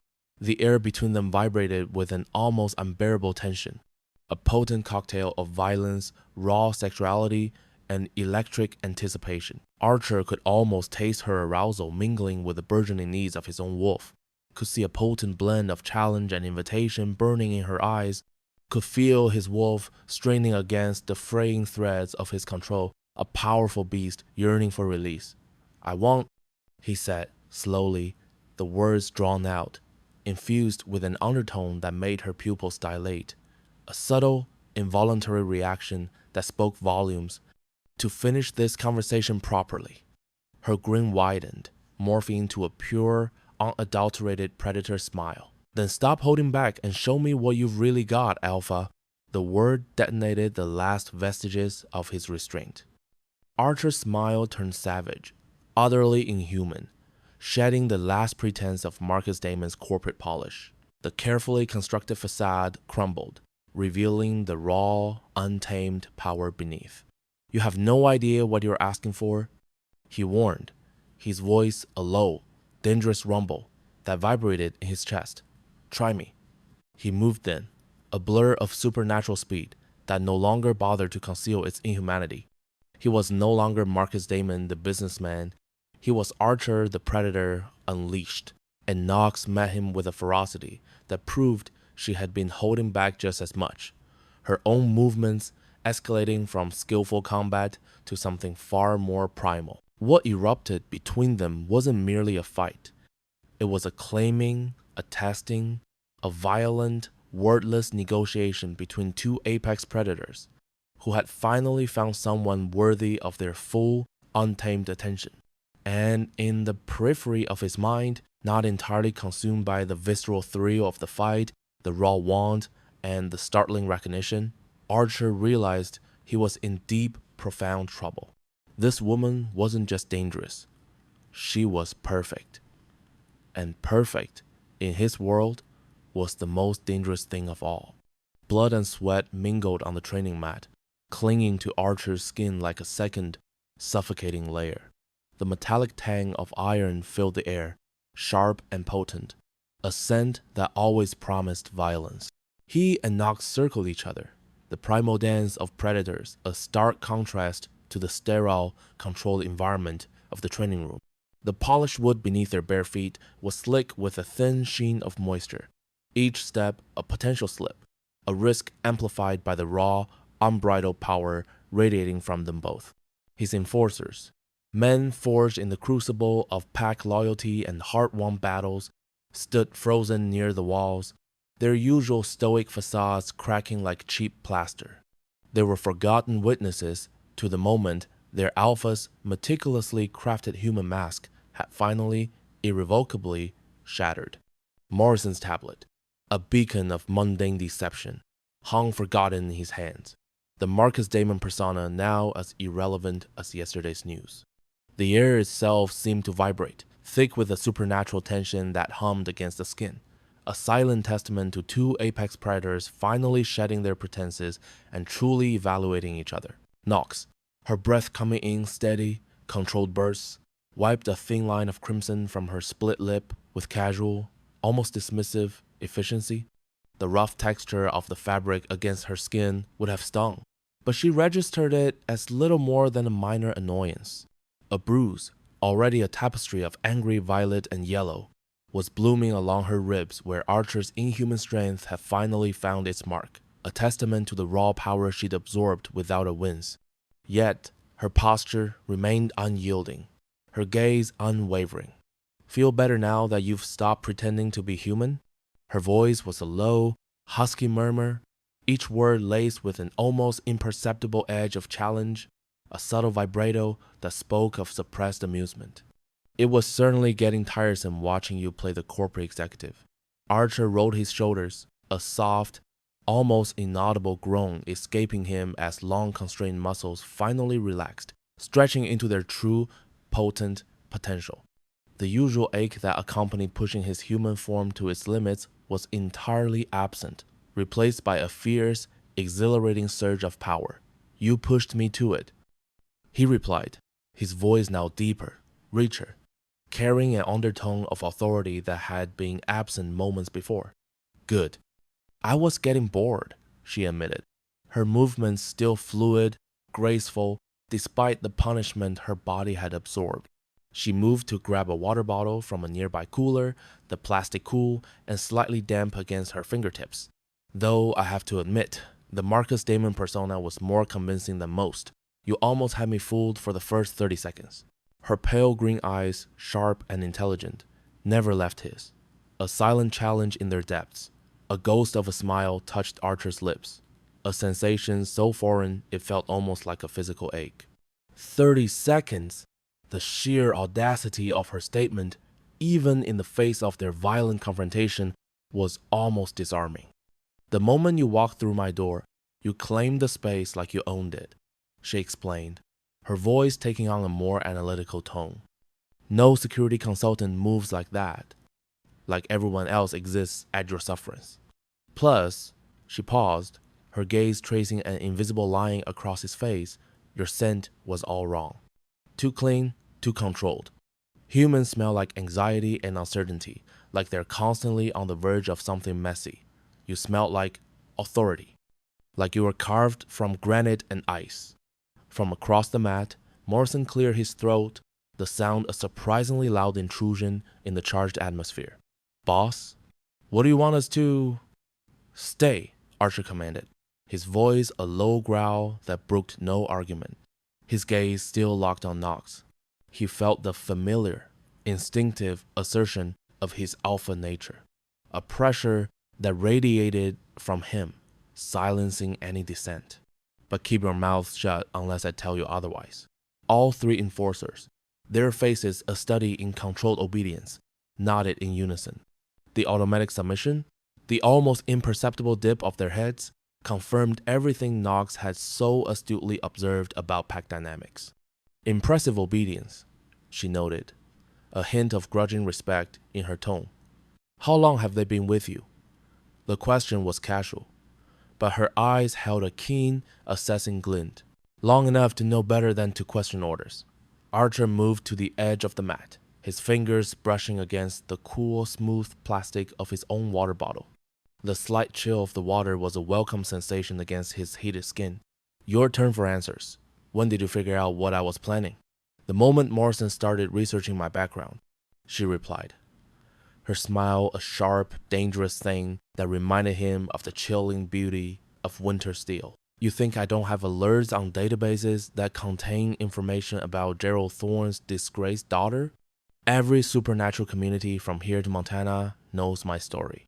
She set down the water bottle with a soft thud, its plastic surface now faintly beaded with condensation, and fixed him with that penetrating stare that seemed to see straight through his bones, into the very core of his being. The question is, What does the notorious Archer Blackthorn want with Blood Moon Pack's cast out failure? The casual way she diminished herself, the bitter self-deprecation, ignited something hot and fiercely protective in Archer's chest. The air around him seemed to grow warmer, a subtle shift in temperature that was imperceptible to anyone but them. You're not a failure. His voice was firm, unwavering, tinged with an authority that transcended mere rank. Gerald would disagree. Gerald is a traditionalist fool who threw away the most valuable asset his pack ever had. Archer's voice carried the conviction of absolute certainty, the unwavering belief of a leader who recognized true worth. Any alpha with half a brain would have cherished someone with your bloodline and capabilities. Something flickered across Knox's face. A flash of surprise, perhaps, or the faint, ephemeral ghost of old pain finally acknowledged, a wound that had been festering for years. You know about the immunity? Her voice for the first time held a tremor of vulnerability. Morrison discovered it when he ran your genetic markers. Descendant of the progenitor bloodline, enhanced abilities without transformation. Archer took a step closer, drawn by a force he couldn't quite name, a magnetic pull that transcended the physical. The faint scent of ozone, sharp and clean, seemed to emanate from him, a subtle indicator of his true nature. Do you have any idea how rare that makes you? Rare enough that my own father threw me away rather than deal with the complications. Her voice was layered with bitter acceptance, the words falling like stones into a quiet well. Immune descendants don't make good Lunas. Archer can't be controlled through pack bonds, can be dominated mentally, can't fulfill the traditional role of submission that keeps pack politics stable. Maybe that's because the traditional role is fucked up to begin with. The words hung in the air between them, heavy with implication, charged with a revolutionary honesty that seemed to shock the very stillness out of the room. Knox studied him with renewed interest, her pale green eyes widening slightly, as if seeing something she hadn't expected. The air between them, once charged with hostility, now hummed with a different kind of energy, a nascent curiosity tinged with something akin to apprehension. That's not what I hear about you, she said carefully, her voice low, almost a whisper, as if afraid to break the fragile spell. Word around the supernatural community is that Archer Blackthorn doesn't believe in Lunas at all, that he thinks they make alphas weak. Archer felt his jaw tighten, a familiar frustration pricking at him. His reputation for avoiding permanent bonds, for cultivating a solitary existence, wasn't exactly secret, but hearing it reflected back at him through her eyes, stripped bare of any pretense, made it sound harsher, more damning than he'd ever intended. I believe weak alphas use Lunas as crutches, he said finally, his voice measured, deliberate. And I believe most alphas aren't strong enough to handle a true equal as a partner. They want someone to cater to their ego, not someone who challenges them. But you think you are? The question was a barbed arrow, loaded with challenge, yet laced with a genuine, disarming curiosity. Archer met her gaze steadily, letting her see the truth in his eyes, the raw, unvarnished honesty that had been buried for too long. I think I'm strong enough to appreciate someone who could stand beside me instead of behind me. His smile was predatory, yes, but it was also utterly unequivocally honest. He could feel the subtle thrum of his own wolf's approval, a low, guttural rumble of recognition. The question is whether you'd be interested in finding out. Knox laughed, a sharp, surprised, utterly genuine sound that echoed in the sudden quiet of the room. The sound was like a splash of cool water on dry earth. You're offering me what, exactly? A place in your pack? Because I should mention, I don't play well with others. The words were delivered with a teasing lilt, but the underlying caution was palpable. I noticed. It's one of your more attractive qualities. The compliment, delivered with such casual sincerity, seemed to catch her off guard. She tilted her head, her gaze intensifying, her eyes narrowing slightly as she studied him with a new, unreadable intensity. The air between them seemed to shimmer, the subtle scent of ozone in his presence mingling with a faint, almost floral, yet wild aroma that seemed to emanate from her. You're serious about this? The question was barely a breath, a whisper of disbelief. Deadly serious. Archer moved closer, stopping just outside arm's reach, the space between them crackling with an unspoken energy. The air grew heavy, thick with the latent heat of attraction. You're wasting your talents training humans to throw better punches. Your abilities, your bloodline, your tactical genius, all of it could be put to better use. Doing what? Whatever you want. I'm not Gerald Thorne. I don't believe in putting limits on capability because of outdated gender roles. His voice dropped to the authoritative rumble that marked him as alpha, a sound that vibrated through the floorboards and settled deep in her bones. Join my pack, and you'll have resources, territory, and protection, and the freedom to use your skills however you see fit. And in exchange, her voice was steady, her gaze unwavering, her posture still radiating that formidable, self-possessed aura. Your loyalty, your expertise, your willingness to stand with us when threats emerge. He paused, then added with an honesty that felt both liberating and terrifying, and the chance to find out what develops between us without the complications of pack politics getting in the way. The admission hung in the air between them like a live wire, sparking and crackling with unspoken possibilities.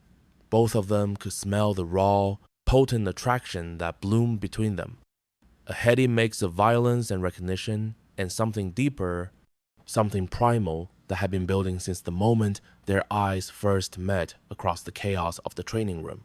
It was a scent that was uniquely theirs, a potent elixir of danger and desire. You want me as a pack member or a potential mate? Knox asked bluntly, cutting through the charged atmosphere with a directness that was both disarming and exhilarating. Yes. The raw honesty of his answer seemed to disarm her more than any elaborate seduction might have.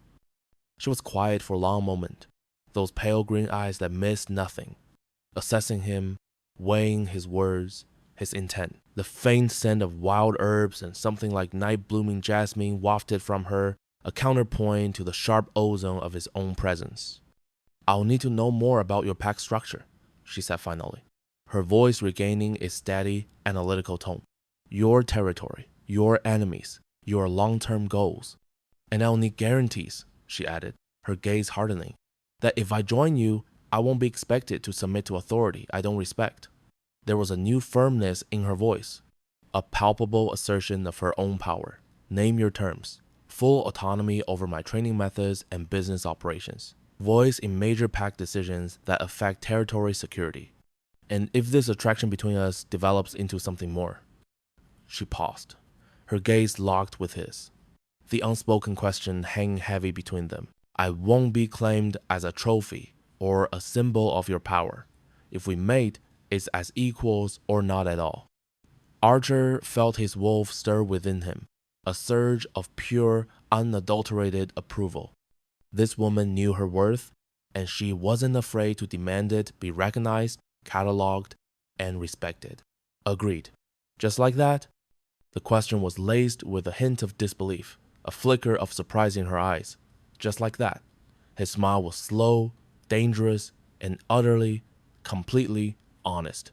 The raw power radiating from him intensified, a subtle vibration in the air. I told you I wasn't interested in owning you like a weapon. I want to see what happens when the most dangerous alpha in Louisiana teams up with the most dangerous immune descendant in the country.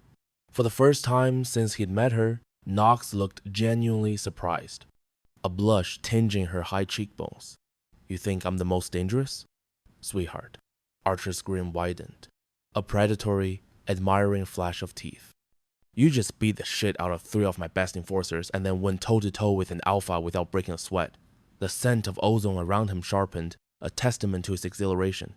If you're not the most dangerous immune descendant in the country, I'd hate to meet whoever is. Something shifted in her expression, the initial flicker of surprise melting, giving way to a warmer, more considering glint in her sharp green eyes. A faint, almost imperceptible scent of wild herbs, like crushed mint and damp earth after a spring rain, seemed to sharpen the air around her.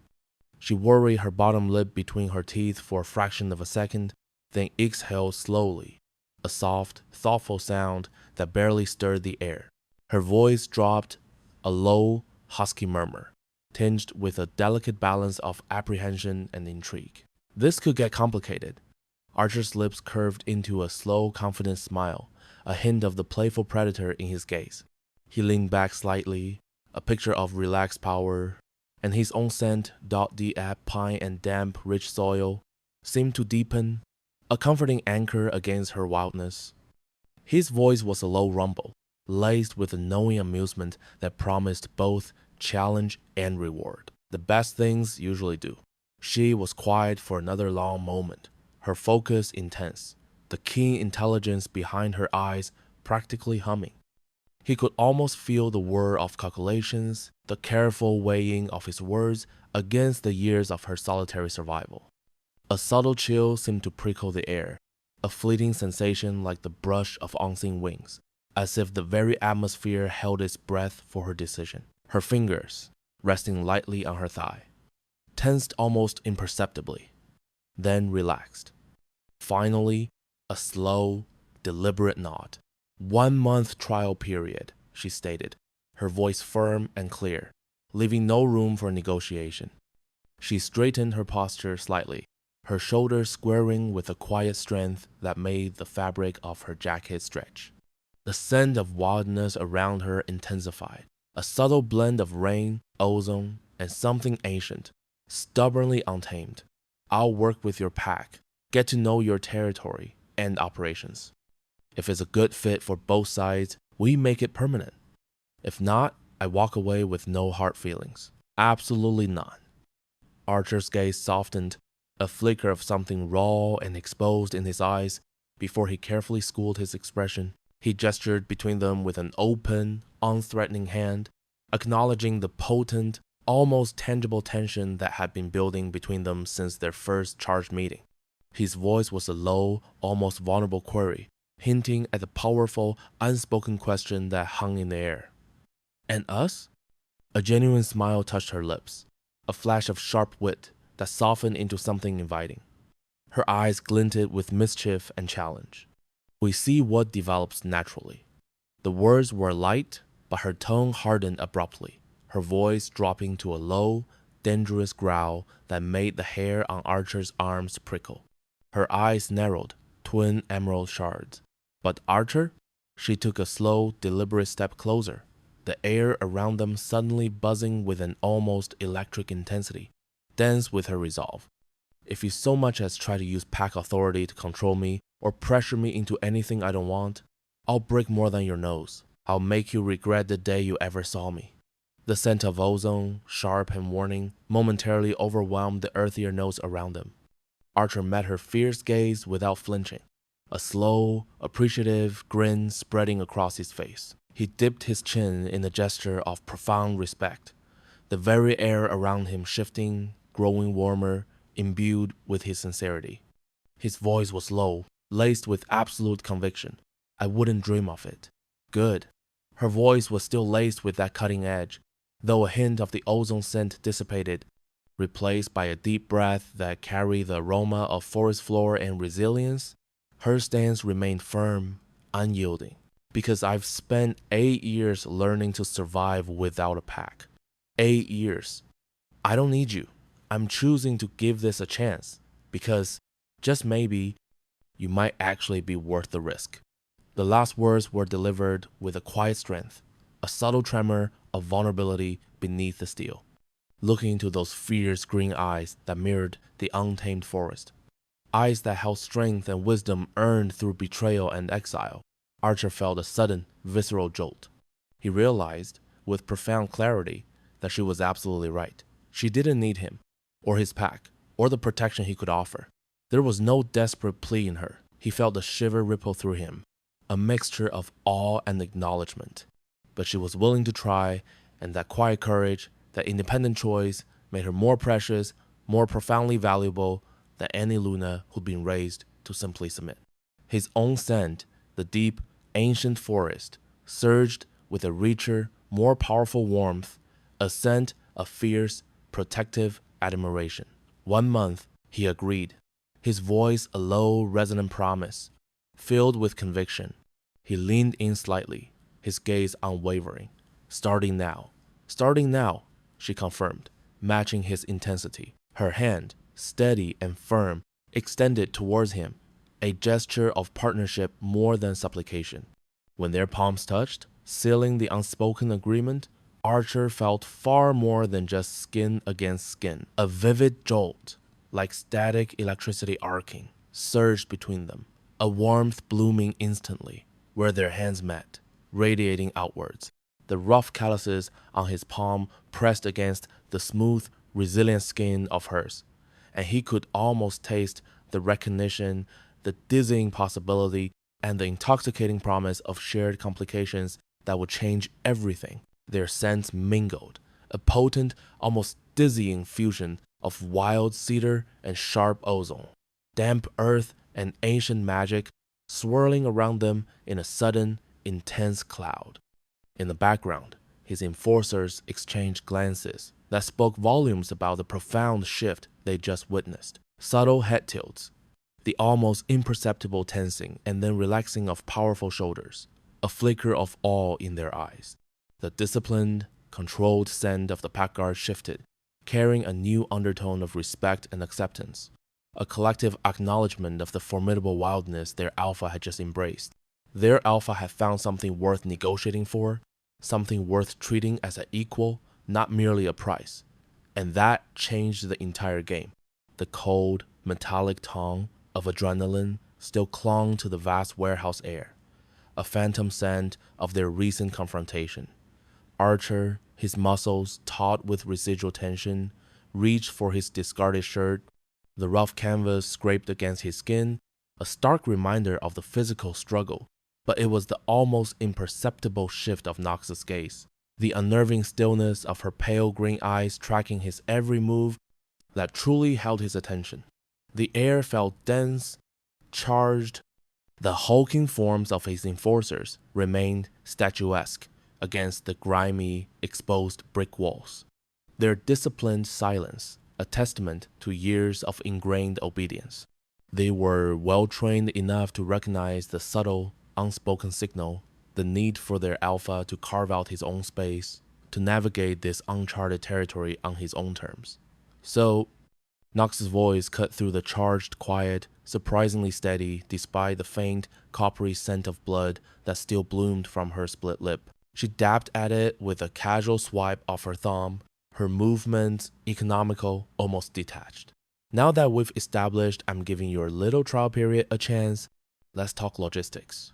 The words were businesslike, yet beneath the surface, a keen intelligence flickered, a palpable curiosity that hummed in the air like an unseen current. Archer pulled on his shirt, the warm fabric a familiar comfort against his skin.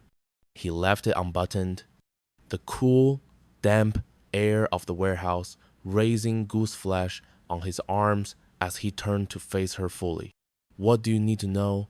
he asked, his voice a low rumble, the hint of a challenge in his timbre. "Everything," she stated, her voice firm, leaving no room for ambiguity. She rose from her position, moving with an unnerving grace towards a massive, scuffed punching bag. She leaned against its worn leather surface, her posture deceptively relaxed, but the sharp focus in her eyes betrayed the meticulous assessment occurring within her mind. Your pack structure, territory boundaries, current threats, training objectives. If I'm going to work with your people properly, I need to understand what I'm working with. The words were delivered matter-of-factly, but there was an underlying gravity, a demand for complete transparency. The air around her seemed to carry a faint, almost imperceptible scent of something wild and earthy, like rain on dry soil, a grounding counterpoint to the metallic tension of the warehouse. Fair enough, Archer conceded, a flicker of respect crossing his features. He gestured with an open hand towards his enforcers, their obsidian eyes fixed forward, 12 total, including these three, all experienced, all loyal, but they've gotten comfortable with success. He paused, letting the weight of his next words settle into the air. Comfortable makes you dead. His tone was a low warning, a grim truth delivered without embellishment. Nox's gaze sharpened, her head tilting slightly. Agreed, she murmured, the word a soft exhalation. What kind of threats are you facing that made you decide you needed an outside perspective? The question was direct, probing, but her tone was devoid of judgment, merely seeking information. Archer considered the delicate balance of revelation, weighing the merits of full disclosure against the potential vulnerabilities it might expose. Territorial pressure from other packs, he began, the words tasting rough in his mouth. Federal attention on our business operations. He ran a hand through his hair, feeling the strands slightly damp with sweat from the earlier encounter, and the general problem of maintaining an edge when you are the apex predator in your region. The last part was almost a sigh, an admission of a deeply ingrained, frustrating challenge. Stagnation, Knox observed, her voice soft but precise, like a scalpel's edge. She pushed off the punching bag, taking a slow step towards him. The air seemed to grow a degree cooler as she moved, a subtle shift that pricked at his senses. When you're the biggest fish in the pond, you stop improving. Your people get sloppy because they haven't faced real challenges. Her eyes, those pale green orbs, seemed to bore into him, as if she could see the internal rot he was trying to combat. Exactly. Archer's voice was tied with conviction. They're strong individually, but they've never been tested as a coordinated unit against opponents who don't follow the same playbook. He clenched his jaw, the muscles there standing out in hard cords. He could feel the subtle tremor of his own wolf, restless and aware. Knox's expression grew more serious, her brow furrowing slightly as she mentally processed the implications of his words. A faint, almost imperceptible scent of ozone, like the air before a lightning strike, seemed to emanate from her, a sign of her intense focus. "You want me to shake them up?" she stated, her voice barely a whisper, yet it resonated with absolute certainty. "Push them beyond their comfort zones, force them to adapt and grow. I want you to make them better," Archer corrected, his gaze unwavering. "However, that needs to happen. All 12 at once?" The question was laced with a healthy dose of skepticism, the practical trainer in her surfacing. "Eventually." Archer's voice was firm, resolute. "I want to see what we're capable of when we function as a true unit rather than a collection of dangerous individuals." He felt a surge of something akin to excitement, a dangerous thrill of ambition. Knox began to pace, her movements fluid and deliberate, her tactical mind already whirling, sketching out strategies in the invisible space between them. The soft scuff of her boots on the concrete floor was the only sound. "That's ambitious." Her voice was thoughtful, considering. Most groups that size can't coordinate effectively without supernatural pack bonds to maintain cohesion.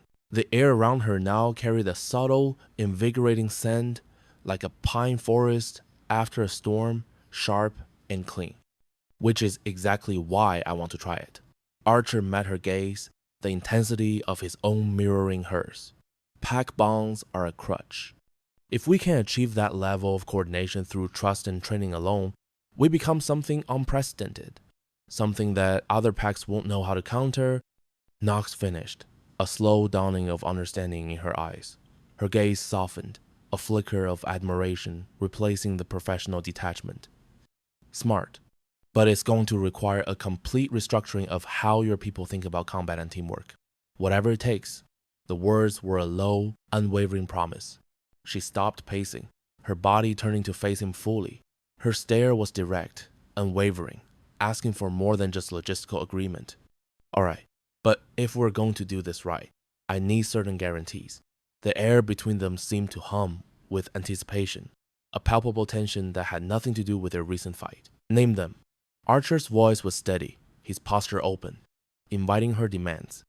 First, full autonomy over training methods and curriculum. Her voice was clear and firm, a non-negotiable boundary. "I don't work with micromanagers who think they know better than the expert they hired." The faint scent of ozone returned, a subtle warning of her sharp intellect. "Agreed." Archer's response was instantaneous, a swift acceptance. "Second, your people follow my instructions during training sessions without question." Her gaze was piercing, leaving no room for doubt. "I can't build trust and discipline if they're debating every order." "Done."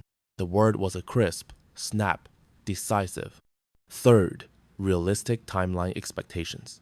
She took a breath, the air carrying a faint, almost sweet floral note now, a surprising counterpoint to her directness. Real coordination takes time to develop. I'm not performing miracles, I'm building skills. Archer nodded, the gesture deliberate. How long are we talking? Depends on how quickly they adapt. She met his eyes, her expression unreadable, but for the steady conviction. Could be weeks, could be months, but I guarantee they'll be better than when we started. Acceptable.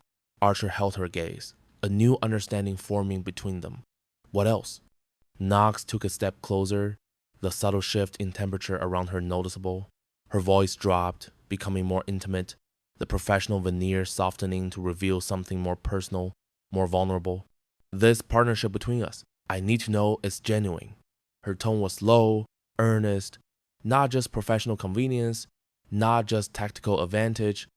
If we're building something together, I need to know you're committed to what that means.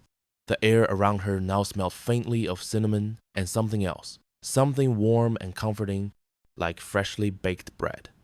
Which is? Archer prompted, his own wolf stirring closer, sensing the shift in dynamics. Equality, mutual respect. No trying to use pack authority to override my decisions or control my choices. Her eyes held a mixture of challenge and a carefully guarded vulnerability, like a warrior bearing a soft underbelly. I've spent 8 years learning to survive without a pack. I don't need you. I'm choosing this because I think we can build something worth having. Her voice was laced with a quiet strength, born of hard-won independence. Archer met her gaze steadily, seeing not just the formidable strength she projected, but also the nascent hope in her eyes, the cautious optimism of someone who had learned to shield herself from disappointment. I choose you too. His voice was deep, resonant, carrying a sincerity that surprised even himself, not just for what you bring to the pack, but for who you are. For the way you make me question everything I thought I knew about leadership. He felt a warmth spread through him, a feeling that had nothing to do with the lingering fight. Something shifted in Knox's expression. A flicker of surprise that rapidly melted into something softer, warmer. A burgeoning trust that settled in the air between them like a gentle fog, carrying the faint scent of rain-kissed earth. Good. Her voice was a low murmur, infused with a newfound ease. Because I have one more condition. Name it. Archer's response was immediate, his curiosity piqued.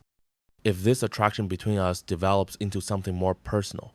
She paused, her gaze unwavering, locking with his. The air seemed to thicken, growing heavy with unspoken possibilities. I won't be claimed as a trophy or symbol of your power. If we become partners in more than just pack business, it happens as equals or not at all. Her words were clear, a demand for respect that resonated deep within Archer. Archer felt his wolf stir within him, a low rumble of potent approval. This woman knew her worth, and she wasn't afraid to articulate it, to demand it be recognized. Agreed. Completely. The words were out before he could even fully process them, a spontaneous declaration of intent. Just like that? Knox's eyebrow rose slightly, a hint of amusement tinging her tone, though her eyes remained serious. Just like that. His smile was slow, tinged with a dangerous edge that was entirely honest. I told you I wasn't interested in owning you like a weapon. I want to see what we can build when the most dangerous alpha in Louisiana works with the most skilled trainer in the country. Most skilled? Her eyebrow arched further, a genuine spark of amusement igniting in her eyes. The sharp scent of ozone returned, but it was now accompanied by the scent of mirth. After what I just witnessed, Archer's gaze held hers, a silent acknowledgement of her prowess. If you're not the best, I'd hate to meet whoever is. Knox's laugh was sharp, surprised, and undeniably genuine. It echoed through the cavernous space, a bright, clear sound that cut through the lingering tension. Flattery will get you nowhere, Blackthorn. Good thing I prefer honesty. Archer's voice was a low, steady counter. One more thing, Knox said, her tone shifting back to business as they both began to move, gathering their scattered gear. The air between them still held a charged current, but it was shifting, transforming. What do I call you in front of your pack? Boss? Sir? Your royal elfiness? Archer works fine. Good. Her grin was sharp as broken glass, a flash of white in the dim light. Because I wasn't planning on bowing and scraping regardless. She clapped her hands together, the sound sharp and decisive. Tomorrow night, 7 p.m., same place, bring all 12. And tell them to eat a good dinner first. They're going to work up quite an appetite. As Knox began shutting down the warehouse lighting, plunging the vast space into an even deeper gloom, Archer felt the weight of what he'd committed to settle over him. In 24 hours, he'd be bringing his entire pack to meet a woman who had, in the span of a single evening, challenged everything he believed about strength, partnerships, and leadership. The air here now felt heavy, pregnant with the coming change. See you tomorrow, partner, Knox called out, her voice carrying a note of confident anticipation as they headed for the exit. The word felt foreign, dangerous, yet undeniably potent, loaded with possibilities that both thrilled and terrified him. As Archer walked out into the humid New Orleans night, the thick, sweet scent of jasmine heavy in the air, he realized he was looking forward, with a mixture of apprehension and undeniable excitement, to finding out exactly what kind of chaos Knox Thorne was about to unleash on his perfectly ordered world. His wolf, a creature of instinct and ancient wisdom, might not know what to make of her yet, but it was undeniably interested in finding out. The warehouse, usually smelling of stale metal, forgotten dust, and a faint, sweet tang of old ozone from past electrical surges, felt different with 13 powerful bodies moving through it. The air now vibrated with a raw, electric current, thick with anticipation, and the kind of high-strung, nervous energy that preceded serious tests, making the fine hairs on Knox's arms prickle. A subtle, almost imperceptible shift in temperature, a cool prickle on her skin amidst the general chill of the space, hinted at their collective tension, a primal hum that resonated deep in her bones. Knox had arranged her training space like a tactical commander preparing for war. Equipment was positioned with a precise, almost surgical logic that spoke to years of understanding how violence flowed through confined spaces, how every inch of ground could be exploited or defended. Archer's full pack had arrived at exactly 7 p.m. Their entrance was announced not just by the thud of heavy boots on concrete, but by a sudden, potent scent of damp earth and ancient pine, overlaid with a sharp, ferrous tang of latent power. A scent that made Knox's own predatory instincts hum, a low, pleasurable vibration beneath her ribs. They filed into the vast, echoing space with a coordinated discipline that made her observe them with keen, assessing eyes. 12 enforcers plus their alpha, each man moving with the casual confidence of someone who'd never truly met a threat he couldn't handle. Their shoulders broad, their strides even, their gazes steady. They were about to learn differently. Formation, Knox called out, her voice, a low mezzo-soprano, suddenly sharpened to a razor's edge, slicing through the low murmur of conversation like a blade through silk. The air itself seemed to crackle around her, the temperature dropping a noticeable degree as the hush fell. Without hesitation, the 12 enforcers shifted, a fluid, practiced movement, arranging themselves in 2 precise rows. Damon's scarred, heavy bulk anchored the left, his steady, unwavering gaze meeting Knox's, while Morrison's barely contained nervous energy, a faint scent of agitated adrenaline, bristled subtly on the right. Reed stood motionless as shadow, his tall frame unyielding, while Jasper adjusted his wire-rimmed glasses with a sniper's precise, almost dainty motion.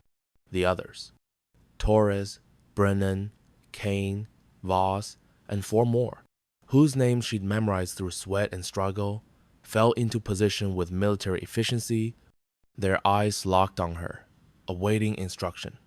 No fidgeting, no low, conspiratorial side conversations, no subtle testing of boundaries, no arrogant smirks, just immediate professional compliance, a stark contrast to any human group. Knox felt something twist in her chest, a strange mix of grudging respect and a prickle of satisfaction. Most groups of alpha males required at least 10 minutes of posturing, a subtle dance of dominance and challenge, before they take direction from anyone, especially a woman they'd never worked with. But these men had simply listened, their collective scent shifting from tense anticipation to focused readiness, a united front. "I'm Knox Thorne," she began, pacing in front of them with the restless energy of a caged predator, her movements sharp and economical, like a drill sergeant addressing fresh recruits. Her voice was firm, resonant, carrying easily through the cavernous space. "For the next few hours, your assets belong to me. I don't care what rank you hold outside this building, what territories you've claimed, or how many people you've intimidated. Here, you're just students. You are mine." Her gaze swept over them, daring dissent. "Yes, ma'am," came the unified response, a low rumble of compliance that seemed to vibrate in the floorboards under Knox's boots, lacking any hint of sarcasm or insubordination, a raw, respectful obedience. "Tonight we're going to tear down everything you think you know about fighting as a pack," she continued, her gaze sweeping over each man, lingering on the flicker of understanding, or perhaps apprehension, in their eyes. Most supernatural groups rely on pack bonds to coordinate. So, mental connections that tell you where your teammates are, what they're thinking, how they're going to move. A subtle thrumming of shared consciousness, a whisper in the back of your mind that guides your movements. She stopped pacing, fixing them with a stare that felt like it could cut glass, the temperature in the large room seeming to drop another palpable degree. You don't have that luxury, which means you're going to learn to do something most packs can't: function as a perfect unit through trust alone. Pure, unadulterated trust, nothing else. It will be the hardest thing you've ever learned. From his position near the gallery, Archer watched his enforcers process this information. He felt the subtle shift in their collective aura, a ripple of unease, then determination, as the reality of her words settled. They worked together for years, knew each other's capabilities, and could coordinate in combat. But what Knox was describing went beyond mere teamwork. It demanded a vulnerability and a reliance that few packs outside of true blood bonding ever achieved. Stripped down to basics, Knox commanded, her voice sharpening again. "We're going to sweat tonight. And I don't want excuses when you're eating canvas." She gestured to the vast stretch of canvas-covered matting that dominated the center of the warehouse, its surface feeling surprisingly yielding underfoot. As his enforcers complied, shedding jackets and shirts, Archer noted the ripple of hardened muscle, the subtle scars that told their own stories, stark against their skin. He also noted the subtle changes in atmosphere. The air grew thicker, heavier, with the raw, masculine scent of exertion and suppressed anticipation. This wasn't just another training session. This was an assessment that would determine whether they were worthy of what Knox had to teach, whether they truly grasped the gravity of their mission. "Conditioning first," she announced, moving to the center of the mat, her lithe form radiating controlled power, her movements economical. "I want to see exactly what I'm working with." What followed was systematic dismantling disguised as exercise. Knox didn't just push them. She systematically identified each man's limits, weaknesses, and breaking points with surgical precision. The air grew warmer, humid with the rising heat of their bodies, the warehouse taking on the faint, musky scent of supernatural exertion, mixed with sweat, a primal aroma. "Burpees," she commanded, her voice flat and even, belying the brutality of the instruction. 50. And I don't want to see anyone slowing down because their teammate is struggling. Focus on your reps. Push your limits." The enforcers dropped and began the exercise, their supernatural conditioning evident in the fluid power of their initial movements. The rhythmic thud of bodies hitting the mat, the sharp exhalations filled the space, a growing crescendo of effort, but Knox wasn't impressed. "Faster," she snapped after they'd completed 15, her voice cutting through the rising tide of grunts and heavy breathing. "You're moving like you've got all day. In real combat, hesitation, any hesitation, gets you and your teammates killed." It's a luxury you can't afford, not even for a second. Ma'am, we just restarted, pushing himself up, a faint flush on his cheeks, his chest heaving. Did I ask for commentary? Her voice, though still controlled, cracked like a whip, the sharp sound echoing off the high ceilings. Her eyes, suddenly narrowed, pierced Reed, holding his gaze until he visibly flinched, his shoulders hunching almost imperceptibly as the blood drained from his face. Start over, all of you. And Reed, since you felt the need to question my methods, you get an extra 20 while the rest finish. The words were delivered with a chilling calm, leaving no room for argument or appeal. A faint, almost bitter scent of ozone and raw determination now clung to her. They started over without complaint, a renewed urgency in their movements, and this time Nox prowled among them like a predator scenting weakness, her careful steps almost silent on the mat. She moved with an unnerving grace, her presence a tangible force, a cold gust of air preceding her. Taurus, your form is garbage. You're wasting energy on unnecessary motion. She demonstrated proper technique with fluid precision, her body a testament to efficient power, every muscle flexing in perfect sync. Economy of movement saves your life when you're fighting for 6 hours straight. You need to breathe that principle. As she spoke, she moved, lightly touching his shoulder, adjusting his stance, the brief contact, electric. Brennan, you're favoring your left side. Old injury or current weakness. I can smell the tension in it, clear as day. Her voice was soft now, almost conversational, yet utterly unyielding. Brennan, panting, pushed himself up, wiping sweat from his brow. Knife wound from 2 years ago, ma'am.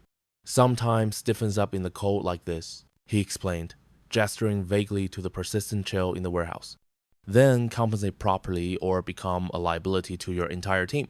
She showed him modifications that worked with his limitation, pressing a firm, guiding hand into his lower back, then his shoulder, adjusting his stance until he felt the shift. Never let pride make you the weak link that gets everyone killed. That's how packs die. The tactile press of her fingers was surprisingly strong, almost bruising, a clear message conveyed without further words. Hour after hour, she pushed them through increasingly brutal conditioning. Mountain climbers across the warehouse length, their hands and knees pounding rhythmically against the mat, a dull, driving sound of relentless effort. Bear crawls that left even supernatural physiques shaking with fatigue, their muscles screaming, the sharp scent of their powerful wolf musk now mixing heavily with their sweat and the rising heat of their exertion. Isometric holds that tested mental endurance as much as physical strength, making them tremble as they held unyielding positions, their faces drawn tight with strain, their breath ragged. The heat in the room was stifling now, a heavy blanket of exertion, clinging to clothes and skin. This is just a warm-up, Knox announced cheerfully, her voice betraying not a hint of fatigue, as sweat poured off 12 of Louisiana's most dangerous predators, shimmering on their skin. A faint, almost sweet scent of ozone now clung to her, a subtle supernatural echo of the exertion she constantly demanded. Now we find out if you can actually fight. The combat assessment was even more revealing than the conditioning. She paired them off, watching with intensely focused eyes, noting how they moved together, how they anticipated each other's actions, how they covered weaknesses and exploited strengths. The thud of impact, the grunts of effort, echoed through the cavernous space, punctuated by the sharp slap of skin on skin. Damon, Morrison, she called out, her voice crisp and clear over the heavy breathing and rustle of movement. Show me your best coordinated attack sequence. Give me everything you've got. The two enforcers moved with practiced efficiency, Damon pressing forward with overwhelming aggression, a forceful, charging presence that seemed to shake the air, while Morrison flanked for the takedown, a blur of speed and precision. It should have been devastating. The air crackled with their combined power, a palpable sense of impending impact, a flash of their combined supernatural scent washing over Nox. Instead, Nox flowed between them like smoke, her movements impossibly fluid, using their coordination against them. The cool air seemed to ripple around her as she moved. When Damon committed to a right cross, a blow that would have shattered bone, she redirected his momentum with a deft, almost imperceptible touch, subtly altering his trajectory into Morrison's path. Both enforcers went down in a tangle of confused limbs, a heavy thud as they hit the mat, their breath knocked out, while she danced away untouched, her breathing perfectly even, her expression calm. The sharp, acrid scent of their frustration mixed with their sweat. Predictable, she said flatly, her voice devoid of emotion, yet carrying a weighty judgment that resonated in the quiet room. You've been sparring with each other for so long that you know exactly what's coming. What happens when you face opponents who haven't spent years learning your patterns? Opponents who don't care about your history or your pact bond? Her gaze was unblinking. She gestured for them to reset, a curt flick of her wrist. Again, but this time, I want you to fight like you've never seen each other before. Assume the unexpected. Surprise me. For 15 minutes, she systematically dismantled every partnership, every tactical approach, every assumption they'd built about coordinated combat. Not through superior strength or speed, though she possessed both, but through unpredictability and a tactical brilliance that made their years of experience look amateur. She exploited every tell, every unconscious shift of weight, every moment of hesitation, her hands and feet moving with blurring speed. The air grew thick with a metallic tang of frustrated supernatural power, a palpable heat rising from their strained bodies. Better, she said finally, though both men looked like they'd been put through a blender, their chests heaving, their faces slick with sweat, eyes narrowed in grudging respect, the scent of their exhaustion strong. You're starting to adapt instead of just executing memorized sequences. That's a start. Now keep that hunger. She moved through the rest of the pack with the same ruthless efficiency. Reed and Jaspar, whose sniper-tracker partnership usually felt seamless, discovered their timing flaws, created exploitable gaps wide enough for Knox to slip through and incapacitate them both in quick succession, leaving them sprawled on the mat. Kane and Voss learned that their favorite pincer movements were telegraphed so obviously that any trained opponent would counter them effortlessly, leaving them unbalanced and vulnerable. The cold, analytical glint in Knox's eyes missed nothing, and her touch, a quick jab or block, was always precise, never truly damaging, but always startling. By the time individual assessments were complete, all 12 enforcers were exhausted, humbled, their muscles aching, their supernatural resilience pushed to its limits. A new understanding, a seed of respect, began to bloom in their eyes. Coordination meant more than just knowing your teammates' favorite moves. It meant anticipating the unknown, reacting with true instinct. Now comes the real challenge, Knox announced, her voice rising slightly, a hint of steel in its tone, yet still clear and strong despite the hours of exertion. Group coordination without supernatural assistance. No whispers in the mind, no shared instincts, just pure, precise physical communication. And trust, endless trust. She had them form a circle, the heat still radiating from their bodies, creating a warm pocket in the vast warehouse. Then began calling out movement patterns that required split-second timing and absolute trust. The instructions delivered with military precision. When I say rotate, clockwise shift with every third man dropping to provide cover. Her voice was clipped, precise, each word a command, cutting through their wariness. Converge means tight formation around whoever I designate as center, shoulders brushing, a shield of bodies. Scatter means dispersion pattern that maintains visual contact while preventing cluster targeting. Listen, look, trust, move. The first attempt was chaos. Bodies collided with audible grunts, formations collapsed with a clumsy scramble of limbs, and what should have been fluid movement turned into an embarrassing display of confusion, their supernatural agility momentarily forgotten in the jumble of uncoordinated effort. The distinct scent of each wolf, usually ordered, was a jumbled mess of agitated stress, their frustration palpable. Pathetic, Knox said with brutal honesty, her voice sharp. a cold edge to it that cut through the silence that had fallen. She shook her head slowly, a dismissive gesture that stung more than any shout. You're thinking like 12 individuals who happen to be in the same room. I need you thinking like 12 parts of a single organism. Your body should instinctively know where your teammate is moving, what they're doing, without a single thought or touch. Like a hive mind, but through sheer observation. She made them run the patterns again and again. Each time, she identified specific failures. Moments where someone prioritized personal positioning over group effectiveness, where a flicker of hesitation created exploitable gaps, where ego momentarily overrode tactical necessity.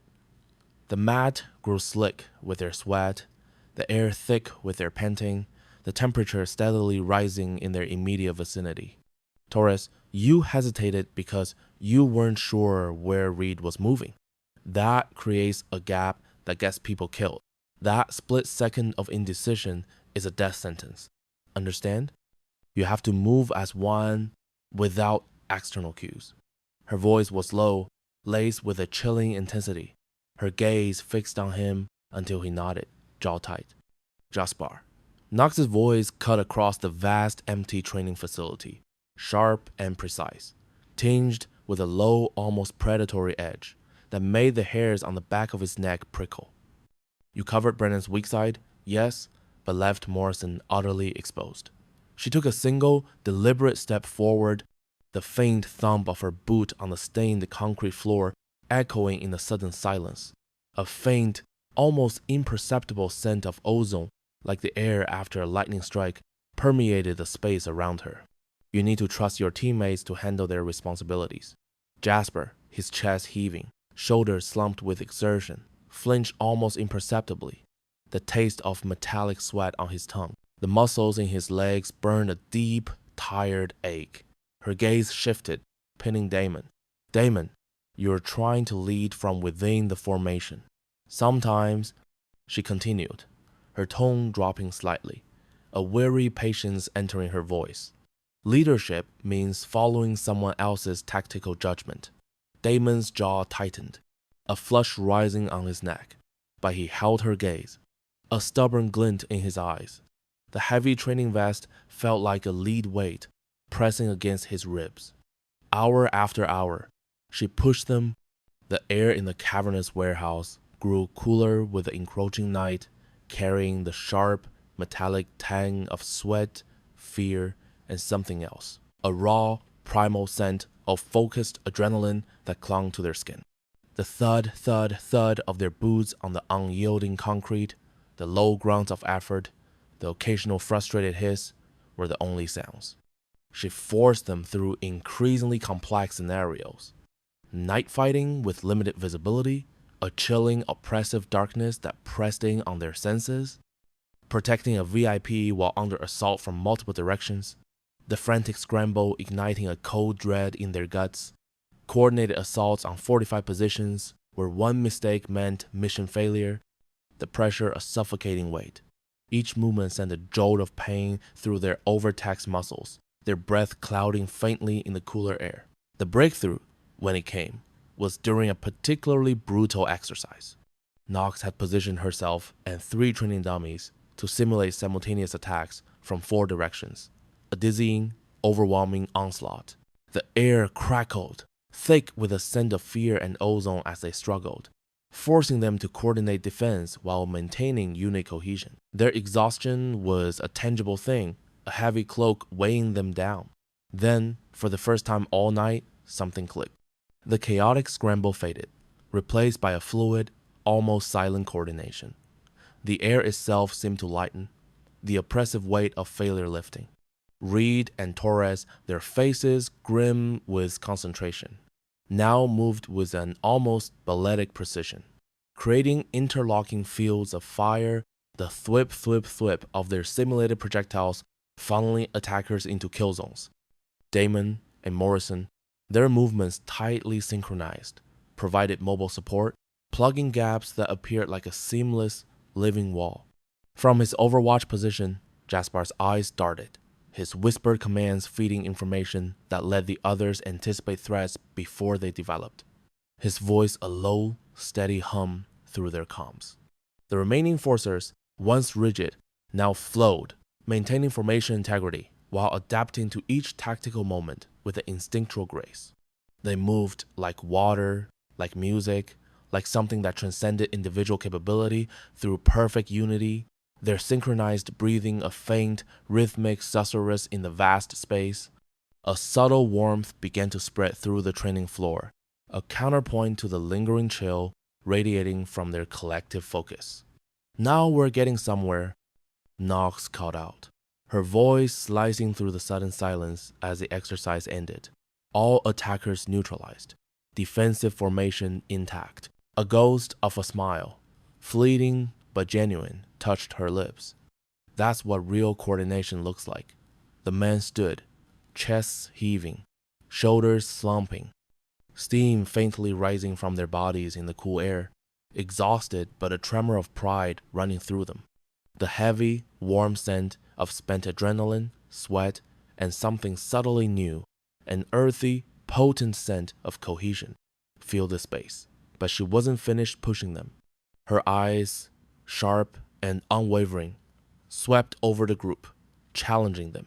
"Weapons," she announced, her voice flat, unyielding, as she moved toward equipment racks loaded with training gear. The clink and rattle of the gear being handled cut through the quiet. Same principles, higher stakes.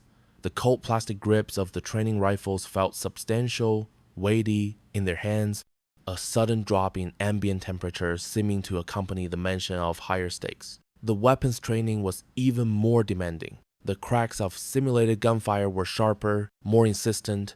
She introduced scenarios where ammunition was limited, forcing them to conserve, where team members were wounded and had to be protected while maintaining combat effectiveness. The simulated pain, a chilling, visceral reality. Mission objectives conflicted with individual survival, igniting a primal fear that Knox seemed to feed on. The faint, sharp scent of ozone around her intensifying. "Brennan's hit," she called during one firefight simulation, her voice cutting, devoid of sympathy. "Right leg, can't move fast. How do you adapt?" Brennan gasped, clutching his thigh, a genuine grunt of pain escaping him as he limped, his face contorted. "Torres is out of ammo. Who covers his reload without breaking formation?" Her voice was urgent, demanding.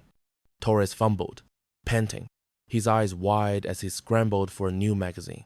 Exit route compromised. New plan, 30 seconds. Her voice was a whip crack. The frantic energy from the enforcers surged, their minds racing, sweat stinging their eyes. Each scenario forced them to think faster, trust deeper, coordinate more precisely than ever before.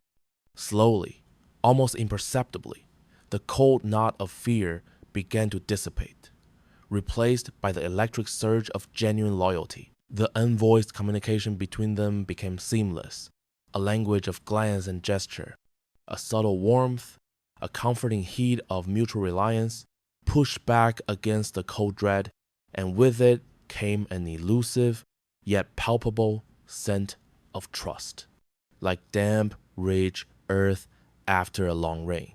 By midnight, when Knox finally called a halt, something fundamental had changed. They stood in formation, a deep ache in every bone, every muscle stiff and protesting, but transformed. Their movements were no longer individual efforts, but a collective pulse, an awareness of each other that went beyond mere training. The air, thick with exertion, now hummed with a new energy, a potent, collective, supernatural scent, like metallic ambition mixed with damp earth, forming a nascent pack aura. "Outstanding," Knox said, and for the first time all night, her voice held a soft resonance of approval, almost a low purr. A genuine, small smile played on her lips, a rare sight that made the men straighten, a ripple of hard-won pride pushing back their exhaustion. "You've gone from thinking like 12 individuals to thinking like one organism with 12 parts." She moved among them, a subtle rustle accompanying her path, her gaze intense, offering specific feedback that showed she'd been watching every minute detail. Each man felt truly seen, the cool brush of her presence, a welcome relief. "Damon," she murmured, her voice direct, clear. Your tactical adaptability improved dramatically. By the end, you were reading situations 3 moves ahead.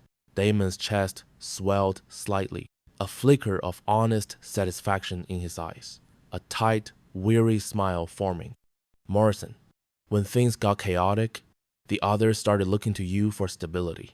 That's natural leadership. She paused, emphasizing the last 2 words. A quiet observation. Morrison, usually stoic, gave a small, almost imperceptible nod, a quiet warmth spreading through his chest at the unexpected praise. Reed Torres, your partnership went from sloppy to seamless. That's what trust looks like in action. A note of quiet approval resonated in her voice. Reed and Torres exchanged a glance, a quick, weary grin, a shared shrug of accomplishment between them. As she worked through the group, Archer watched from his position near the entrance. He'd seen his enforcers in action countless times, but tonight was different. Tonight, they'd been tested in ways that revealed not just individual capabilities, but their profound potential as something greater than the sum of their parts. The fading scent of frustration in the air was replaced by something more cohesive, metallic, with purpose, yet also earthy and organic. Archer's hand unconsciously flexed, a tremor of pride running through him. Same time tomorrow, Knox announced as they began collecting gear, her voice firm, resolute, allowing no room for argument. A collective, audible groan went through the men, but it was tinged with a strange eagerness. The clink of gear, now collected with a new, practiced efficiency, filled the space.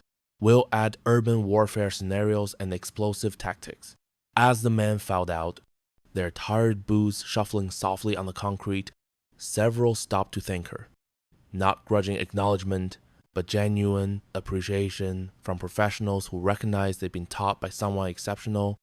Brief, mumbled, thank yous, good work, Knox, see you tomorrow, accompanied by hesitant nods, sincere eye contact, and even a strange smile or two.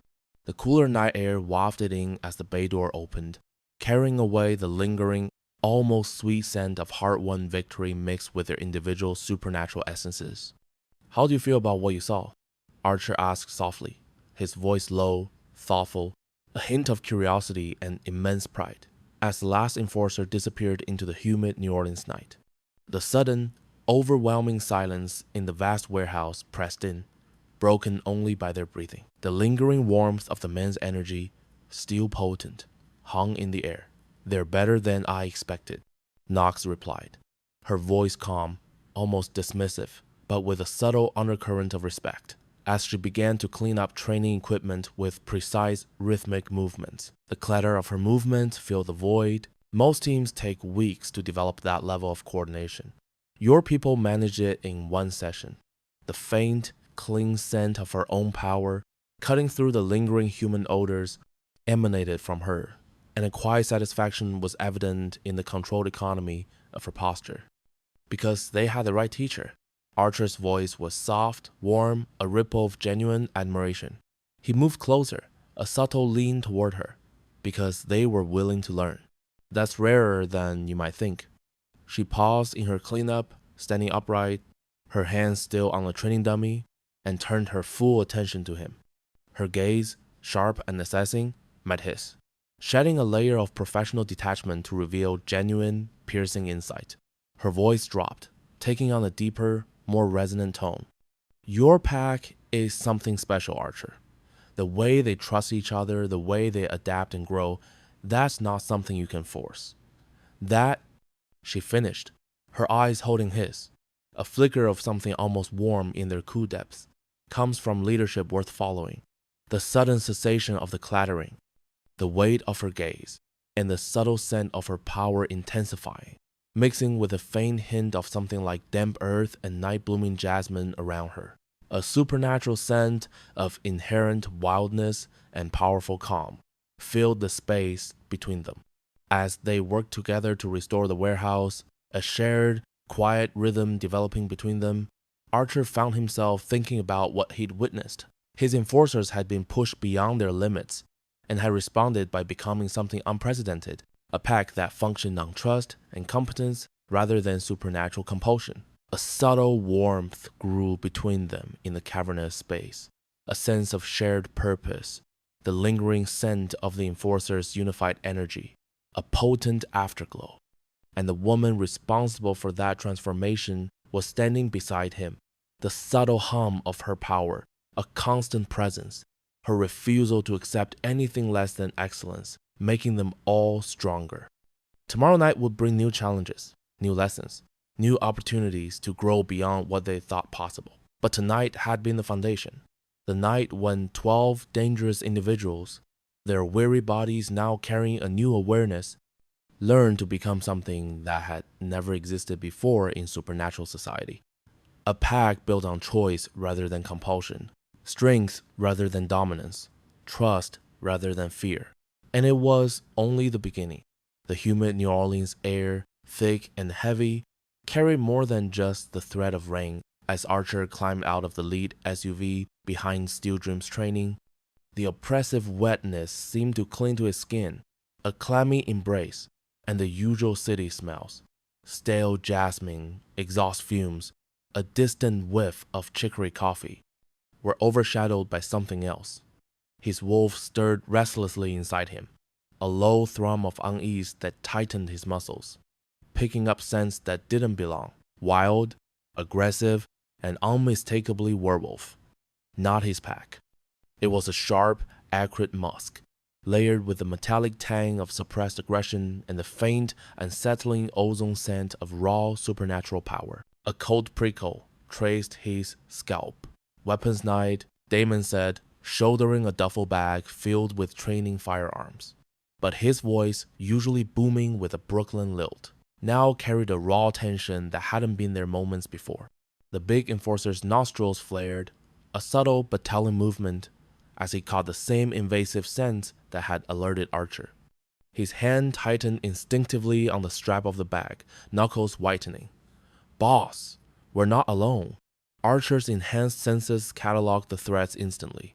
6 heat signatures, distinct and potent, positioned strategically around the warehouse district, close enough to be coordinated, far enough apart to avoid clustering. Professional placement. The cold clarity of danger sharpened his mind, pushing aside the usual ambient noise of the city. He could almost taste the intent in the air. Blood moon, he said quietly, the word a low growl in his throat, his voice carrying an edge that made his enforcers instantly alert. Every man stiffened, eyes darting, their stances subtly shifting. A shiver, not of cold but of primal awareness, ran through the group. They've been watching our schedule. Morrison's nervous energy spiked, a perceptible shift in his posture as he processed the tactical situation. His gaze flickered to Archer, then to the shadowed alleys.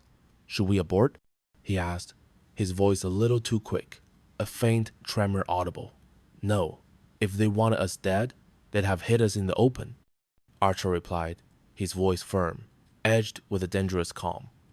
His mind raced through possibilities, the scent of the enemy pack growing stronger. A taunting challenge. This is something else. Get everyone inside. Weapons ready, but concealed.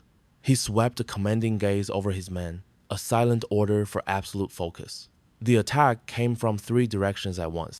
A sudden, unnatural chill swept through the humid air, carrying with it the smell of disturbed dust and old concrete. 6 werewolves in human form erupted from concealment behind dumpsters and fire escapes, materializing from the shadows with a suddenness that made the air crackle. They moved with the coordinated precision of a pack that had planned this assault down to the second. Large, brutal-looking men with the kind of heavy builds and jagged scars that spoke to years of violence, they struck with supernatural speed toward the warehouse entrance, their eyes glinting with predatory intent. But Archer's enforcers weren't the same men who'd arrived for training the night before. The coordination knocks had beaten into them over hours of grueling exercises kicked in automatically. Without orders, without hesitation, they flowed into defensive positions. The quiet click of safeties audible only to Archer's heightened hearing, turning the parking area into overlapping fields of fire. There was an almost unnatural fluidity to their movements, a collective rhythm that seemed almost effortless. Contact. 6 hostiles. Coordinated assault. Damon barked into his comm, his Brooklyn accent sharp and strained with adrenaline. But instead of charging forward like he would have days ago, a raw, protective impulse, he dropped behind a parked van with a heavy thud, his body hitting the concrete with a practiced impact, and waited for his teammates to establish crossfire. His eyes, though fierce, were cold and calculating. The sharp crack of gunfire erupted from inside the warehouse, followed by the metallic tongue of gunpowder. Archer's control shattered. A wave of primal heat washed over him as he realized half the attackers had split off to target Nyx. His wolf surged toward the surface, a fierce, protective roar echoing in his mind, bringing enhanced speed and partially extended claws. His knuckles popped, a dull ache as his fingernails elongated, sharpening into formidable weapons, longer and harder than human nails but not yet fully transformed. The scent of Nyx, usually a clean, sharp scent of ozone and something wild, was now overlaid with the immediate tongue of danger, fueling a blinding, instinctual rage. Hold the perimeter, he commanded, his voice a guttural roar, raw and ancient, carrying undertones that made every werewolf present, enemy and ally alike, submit instinctively. A shiver ran through the nearest Blood Moon attacker, their eyes widening in sudden, primal fear. I'm going inside. What happened next wasn't entirely human. Archer moved with supernatural speed across the alley, a blur of motion, the crunch of loose gravel under his accelerated steps barely audible. His enhanced senses tracked threats with predatory precision, every shadow a potential enemy. The nearest Blood Moon wolf, a heavy-set man with a deep scar twisting across his cheek, turned just in time to see death coming. Archer's claws raked across his throat in the wet rip, a spray of arterial blood painting the brick wall behind him in a gruesome crimson. The dying scent of the enemy wolf, a sudden flood of fear and desperation mixed with fading life, flooded Archer's senses. Behind him, his enforcers demonstrated everything Nyx had taught them about unit coordination. They moved like parts of a single organism, covering each other while laying down precise fire. The thwack of bullets finding their marks, the sharp grunts of pain from the Blood Moon wolves punctuated the night. No wasted ammunition, no heroic individual charges, just systematic tactical superiority that made supernatural strength irrelevant. Inside the warehouse, the gunfire had stopped. A sudden, eerie silence descended, broken only by the fading echo of gunshots and the lingering, coppery smell of blood. Archer hit the door at a dead run, his shoulders slamming into the metal with a resounding clang. His partially shifted senses cataloged the aftermath with predatory efficiency, the overwhelming scent of fresh death and fear thick in the air. 3 bodies lay scattered across the training floor, all Blood Moon wolves, all very thoroughly dead. Nyx stood in the center of the carnage like an artist surveying her work, utterly still, a stark figure in the brutal tableau. Blood splattered her black workout gear in patterns that told the story of violence applied with surgical precision. The faint metallic tongue of it clung to her. She held a training knife in each hand, ruby BR blades that shouldn't have been capable of killing anything larger than a mosquito. Yet, the absurdity of the harmless weapons in her deadly grip only heightened the chilling efficiency of the scene. But the throats of all 3 attackers had been opened with cuts so precise they looked like medical procedures, each a testament to impossible force and surgical skill. How? Archer asked, his voice low, a whisper of awe and horror as he stared at the impossible scene, his jaw tight, eyes wide with disbelief. Pressure points, Nyx replied, flicking blood from the rubber blades with a casual, almost bored efficiency. The tiny zip sound was disturbingly crisp. Her gaze was steady, cool, and utterly devoid of fear or remorse, daring him to question. You hit the right spots with enough force, even training weapons become lethal. Basic anatomy. Her posture was controlled, steady, almost clinical. She gestured toward the bodies with professional detachment. A slight tilt of her head. They came in expecting to face a human, relied on supernatural intimidation techniques, tried to overwhelm me with presence and fear. Poor tactical choice. Her tone was cool, almost mocking their arrogance. Reed appeared at Archer's shoulder, having finished securing the alley, his movements crisp and alert. 3 down outside, 3 in here. Professional coordination, but they underestimated our training. This wasn't meant to succeed, Knox said, her eyes narrowing thoughtfully as she studied the positioning of the bodies. A flicker of sharp intelligence in their depths. Look at their gear, their approach. This was reconnaissance disguised as assault. Gerald wanted to test our response times, our coordination, our willingness to protect each other. What did he learn? Morrison asked, appearing in the doorway with his tablet already documenting the scene, his fingers flying across the screen with practiced speed, a slight tremor of residual adrenaline in his movements, that you fight like a real unit now instead of a collection of individuals? Knox replied, her voice dry, almost sardonic, tinged with a dangerous satisfaction. Her gaze lingered on Archer for a fraction of a second. That Archer will partially shift to protect his people. That I can handle supernatural opponents without backup. Her smile was grim, a tightening of lips rather than genuine warmth. Everything he needs to know to plan a real assault. The distant sound of sirens began cutting through the night air, a growing wail that pierced the relative silence. Neighbors called it in. Torres reported from his position at the windows, his hands on his hips, scanning the street. His voice was urgent, concise. No PD response, maybe 5 minutes out. Archer's mind shifted instantly into crisis management mode, the Alpha returning to full control. Clean up protocols, he commanded, his voice sharp and authoritative. Police find evidence of a break-in gone wrong, nothing more. He swept a decisive gaze over his enforcers. His enforcers moved with practiced efficiency, a quiet flurry of motion. They policed brass casings, the cool metal clinking faintly as they were collected, and wiped down surfaces. The faint scent of cleaning agents began to override the lingering blood and gunpowder. Morrison coordinated with their contacts in local law enforcement, his fingers a blur on his tablet. Within minutes, the warehouse looked like the scene of a burglary rather than a supernatural assassination attempt. The bodies? Jaspar asked, ever practical, with a slight tilt of his head as he looked at the gruesome cargo. Disposal team is en route, Morrison replied, his voice rapid fire and focused. 20-minute ETA. We sanitize and evacuate before NOPD arrives. As they prepared to leave, Knox caught Archer's arm, her fingers cool and firm on his bicep, stopping him while his enforcers finished their work. The sudden, unexpected touch brought him up short. We need to talk about what just happened, she said quietly, her eyes fixed on his, a serious, expectant undertone in her voice. Which part? Archer asked, his voice a low rumble, a challenge beneath the question. The part where you went full alpha predator the moment you thought I was in danger.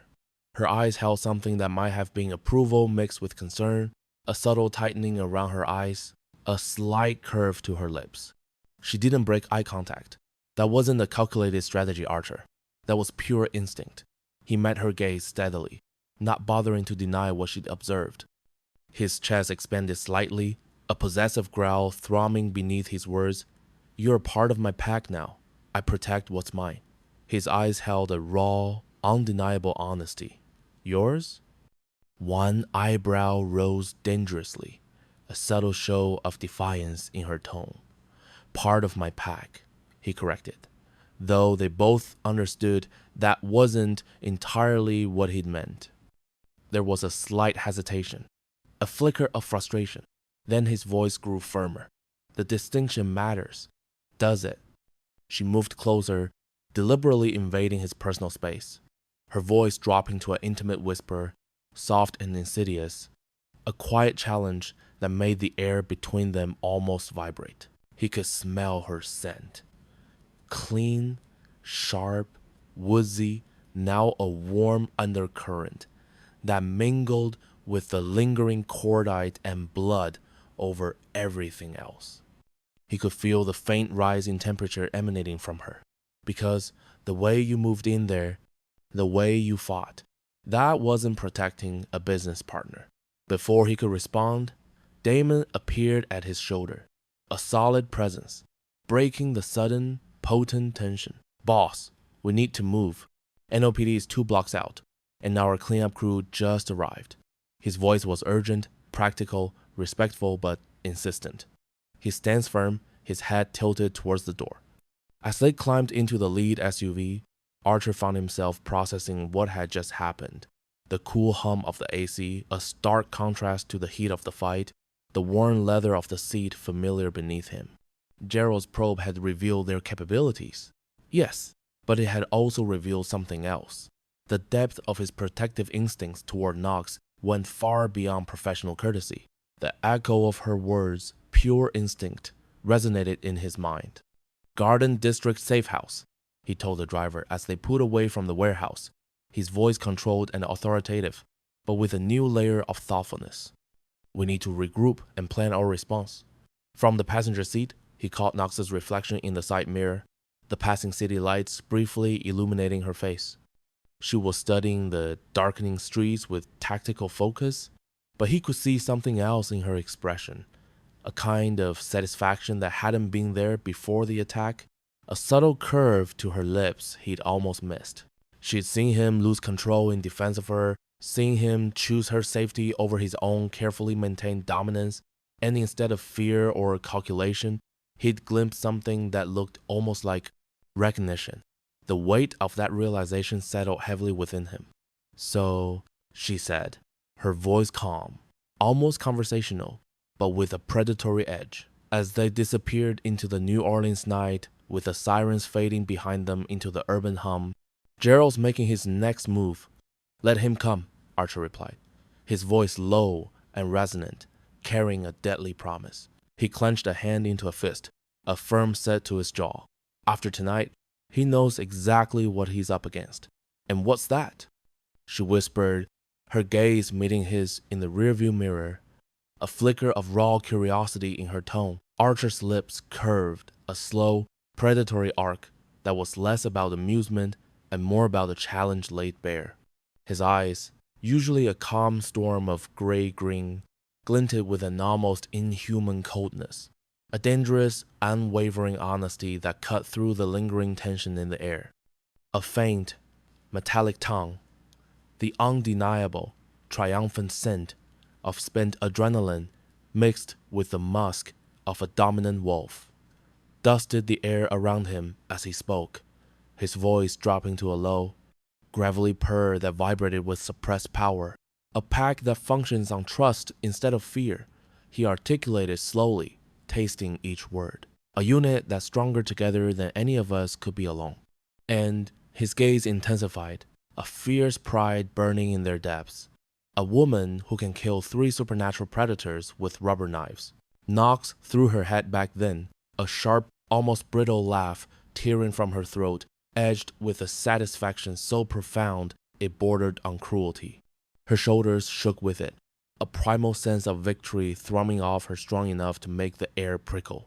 She shot Archer a look, eyes sparking with a mischievous, almost smug dare. "Don't forget the alpha who partially shift to protect his people," he emphasized, a palpable "I told you so" hanging in the air. Archer's own lips twitched in a rare, genuine spark of agreement, a short, sharp nod accompanying his terse reply. "That too." As they drove towards safety through the oppressive, humid Louisiana night, the thick air clinging to their skin like a damp shroud, Archer felt the persistent vibration of the engine beneath his hand on the armrest, a steady rumble against the hum of his own receding adrenaline. The car's AC struggled valiantly, yet the pervasive warmth of the swamp, carrying the earthy scents of damp earth and distant cypress, mixed with the faint, clawing sweetness of spilled-out fear and the sharp, clean tang of expended wild magic, still permeated the space. A shiver, not of cold but of profound realization, traced a path down his spine. Archer realized then that Gerald's reconnaissance had backfired spectacularly. Instead of revealing weaknesses to exploit, tonight had shown the Blood Moon Alpha exactly what he was up against. Something unprecedented in supernatural society. A pack built on choice rather than compulsion, loyalty rather than fear, trust rather than dominance.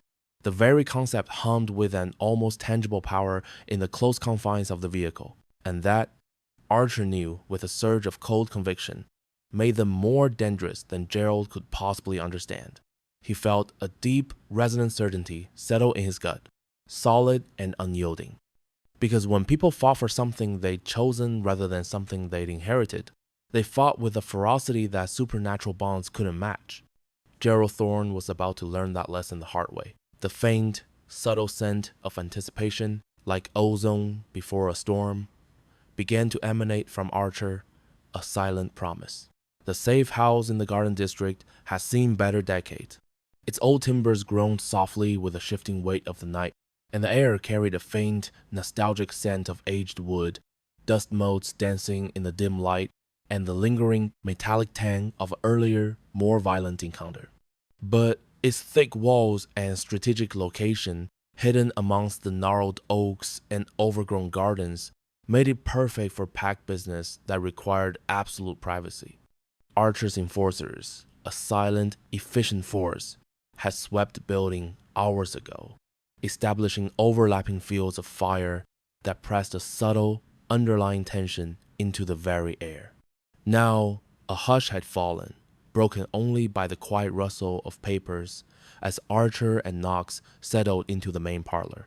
Intelligence reports were spread across an antique oak table, its dark, polished surface cool and smooth beneath their fingertips, a stark contrast to the grim reality laid out upon it. 6 attackers for a probe, Morrison said, his voice a tight, high-pitched murmur, his nervous energy crackling around him like static discharge as he analyzed the evening's events on his tablet. The harsh, blue-white glow of the screen reflected in his wide, agitated eyes. Professional coordination, yes, but they were sacrificed to gather intelligence. This was never meant to be an assassination. It was reconnaissance with acceptable losses. He swiped at the screen with a jerky motion, his gaze darting between the data and the faces around the table, seeking confirmation or refutation. Gerald's testing our capabilities, Knox replied, her voice a low, analytical current, utterly calm despite the gravity of her words. She leaned closer to a detailed map of New Orleans, her finger tracing the convoluted territorial boundaries marked in different colored inks. The paper felt cool and slightly textured beneath her touch. He wanted to see how well integrated I am with your pack, how quickly you'd respond to threats against me, whether you'd risk exposure to protect one person. There was a faint, bitter, almost acrid scent of old betrayal that seemed to emanate from her, a supernatural whisper of past wounds. Damon looked up from cleaning the last streaks of blood from his knuckles, the metallic scent clinging faintly to his skin. His scarred face was a mask of grim determination. His dark eyes narrowed. The coarse rag he used abraded his skin, a satisfying, rough friction. What did he learn? He asked, his voice a low, gravelly rumble, edged with impatience. That Archer will partially shift to defend me. That your pack fights with coordination that doesn't rely on supernatural bonds. That I can handle myself against werewolf opponents. Knox's smile, a thin, humorless line, ghosted across her lips, failing to reach her pale green eyes, which remained cold and distant, everything he needs to plan a real assault. The air around her seemed to drop a degree, a chill that had nothing to do with the outside weather.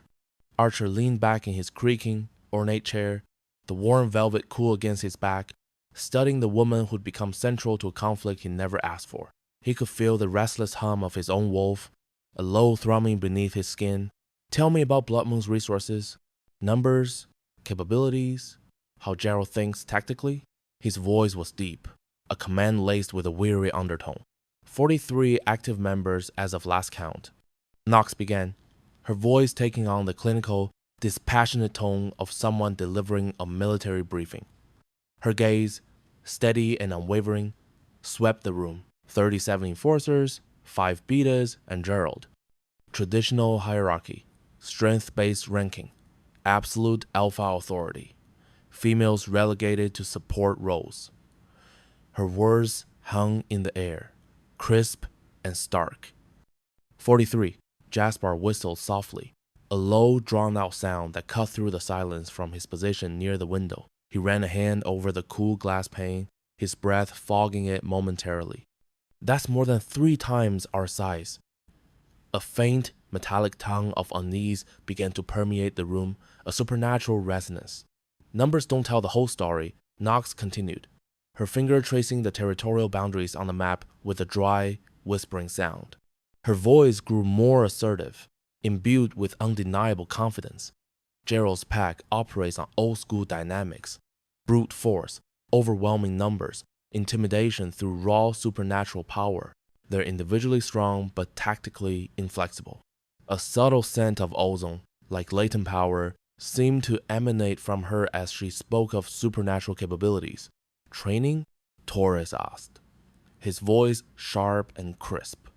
As he appeared in the doorway, a fresh perimeter report clutched in his hand, its paper rustling softly. He exuded the scent of damp night air and recent patrol. Basic combat skills, some weapons proficiency, but nothing like what you've developed here. They rely heavily on supernatural advantages, pack coordination through bonds, enhanced strength, psychological intimidation. Nyx looked up from the map, her eyes meeting Taurus's, a slight crinkle at their corners. Their biggest weakness is they've never faced organized resistance from smaller, more disciplined forces. A subtle chill, like the breath of an approaching storm, seemed to settle in the room. Reed materialized from the deeper shadows near the entrance, his Cherokee heritage showing in the silent, almost imperceptible way he moved, stirring the air only slightly. "Boss," he said, his voice low and urgent, devoid of its usual quiet rhythm. "We found something during perimeter sweep. Observation post, 3 blocks south. Professional setup, thermal scopes, communication equipment, clear sightlines to the warehouse." A faint, almost imperceptible scent of distant wood smoke, a supernatural warning, brushed Archer's senses. Archer felt ice form in his veins, a cold knot tightening in his gut. His muscles tensed. "How long had they been there?" he asked, his voice tight. "Barely more than a growl. The equipment was still warm, but they cleared out fast. Maybe 10 minutes before we found it." Reed's expression was grim, his jaw set. Whoever was running Overwatch had time to document everything before our cleanup crews arrived. The taste of bitter ash filled Archer's mouth. "Gerald," Nyx said, her voice carrying a deep, personal bitterness that twisted her lips, her hands clenched, knuckles white. "He sent 6 wolves to die just to gather intelligence. Sacrifice his own people like chess pieces." The room temperature seemed to plummet again, mirroring the cold fury in her tone, and a metallic taste, like old blood, supernaturally clung to her words. Morrison looked up from his tablet, his nervous energy spiking visibly as his eyes widened. That's fucking cold. Even for traditional pack politics," he stammered, his voice rising in disbelief and horror. "That's Gerald," Nyx replied flatly, her eyes distant, as if recounting a memory scorched into her mind. Her voice held no surprise, only a chilling, ingrained understanding of his cruelty. He's always been willing to spend lives to gain advantages. Those 6 enforcers were expendable the moment they stepped into the warehouse district. An almost imperceptible shudder ran through some of Archer's enforcers, and the ghostly scent of old fear, a supernatural echo, seemed to seep from the walls. Archer began pacing, his boots scuffing softly on the worn rug, his wolf restless and agitated as the implications sank in, bringing with them a sudden, crushing sense of claustrophobia. "What did he see?" he asked, his voice gravelly, tinged with urgency. Everything he needed. Nyx traced response patterns on the tactical map with the tip of her nail, a faint scratching sound. Her voice remained analytical, precise, but a subtle tremor ran through it when she spoke of Archer's actions. "Your pack's coordination, their trust in each other, how quickly they adapted to threats, how you fought when that was in danger, partial shift, loss of tactical restraint, protective instincts overriding alpha calculation." Archer was acutely aware of his heightened scent, pine and a hint of ozone from his earlier partial shift, now tinged with apprehension. The air between them thrummed with unspoken tension, and Archer's single word was clipped, sharp, his body frozen in a tense posture, demanding the full truth. And that I can kill supernatural opponents with improvised weapons, that your training has made them genuinely effective as a unit, that we function more like partners than alpha and subordinate.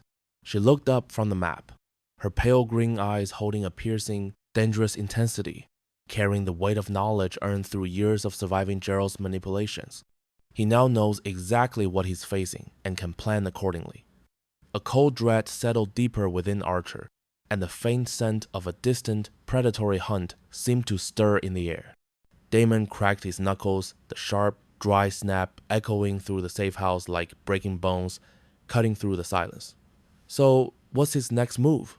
he asked, his voice rough, impatient, his stance radiating readiness for action.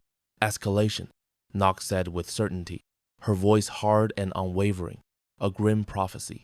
"Gerald doesn't do half measures when his authority is challenged. He'll bring everything he has, the full pack, coordinated assault, overwhelming force designed to end this permanently." The word permanently seemed to suck the air out of the room, and a sudden, sharp chill permeated the space, carrying with it the subtle, supernatural scent of damp earth and an impending storm. "When?" Taurus asked, his voice terse and battle-ready as he shifted his weight, squaring his shoulders.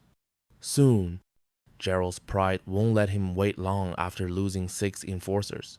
Knox stood with a soft rustle of clothes, moving to the window that overlooked the Garden District's quiet, moonlit streets, the cool glass pressing against her palm. Her voice was edged with urgency, her movements decisive. He'll want to strike while the humiliation is fresh, before other alphas start questioning his competence. A faint, metallic tongue, like old blood, seemed to cling to her words. Brennan appeared in the doorway, his solid presence reassuring. With Kane and Voss quiet behind him, he exuded the faint scent of stale cigarette smoke and patrol gear.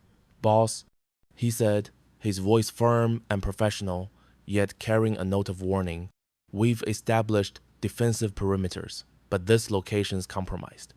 If Gerald was willing to sacrifice 6 wolves for intelligence, he's probably got other assets we haven't identified." "Recommendations?"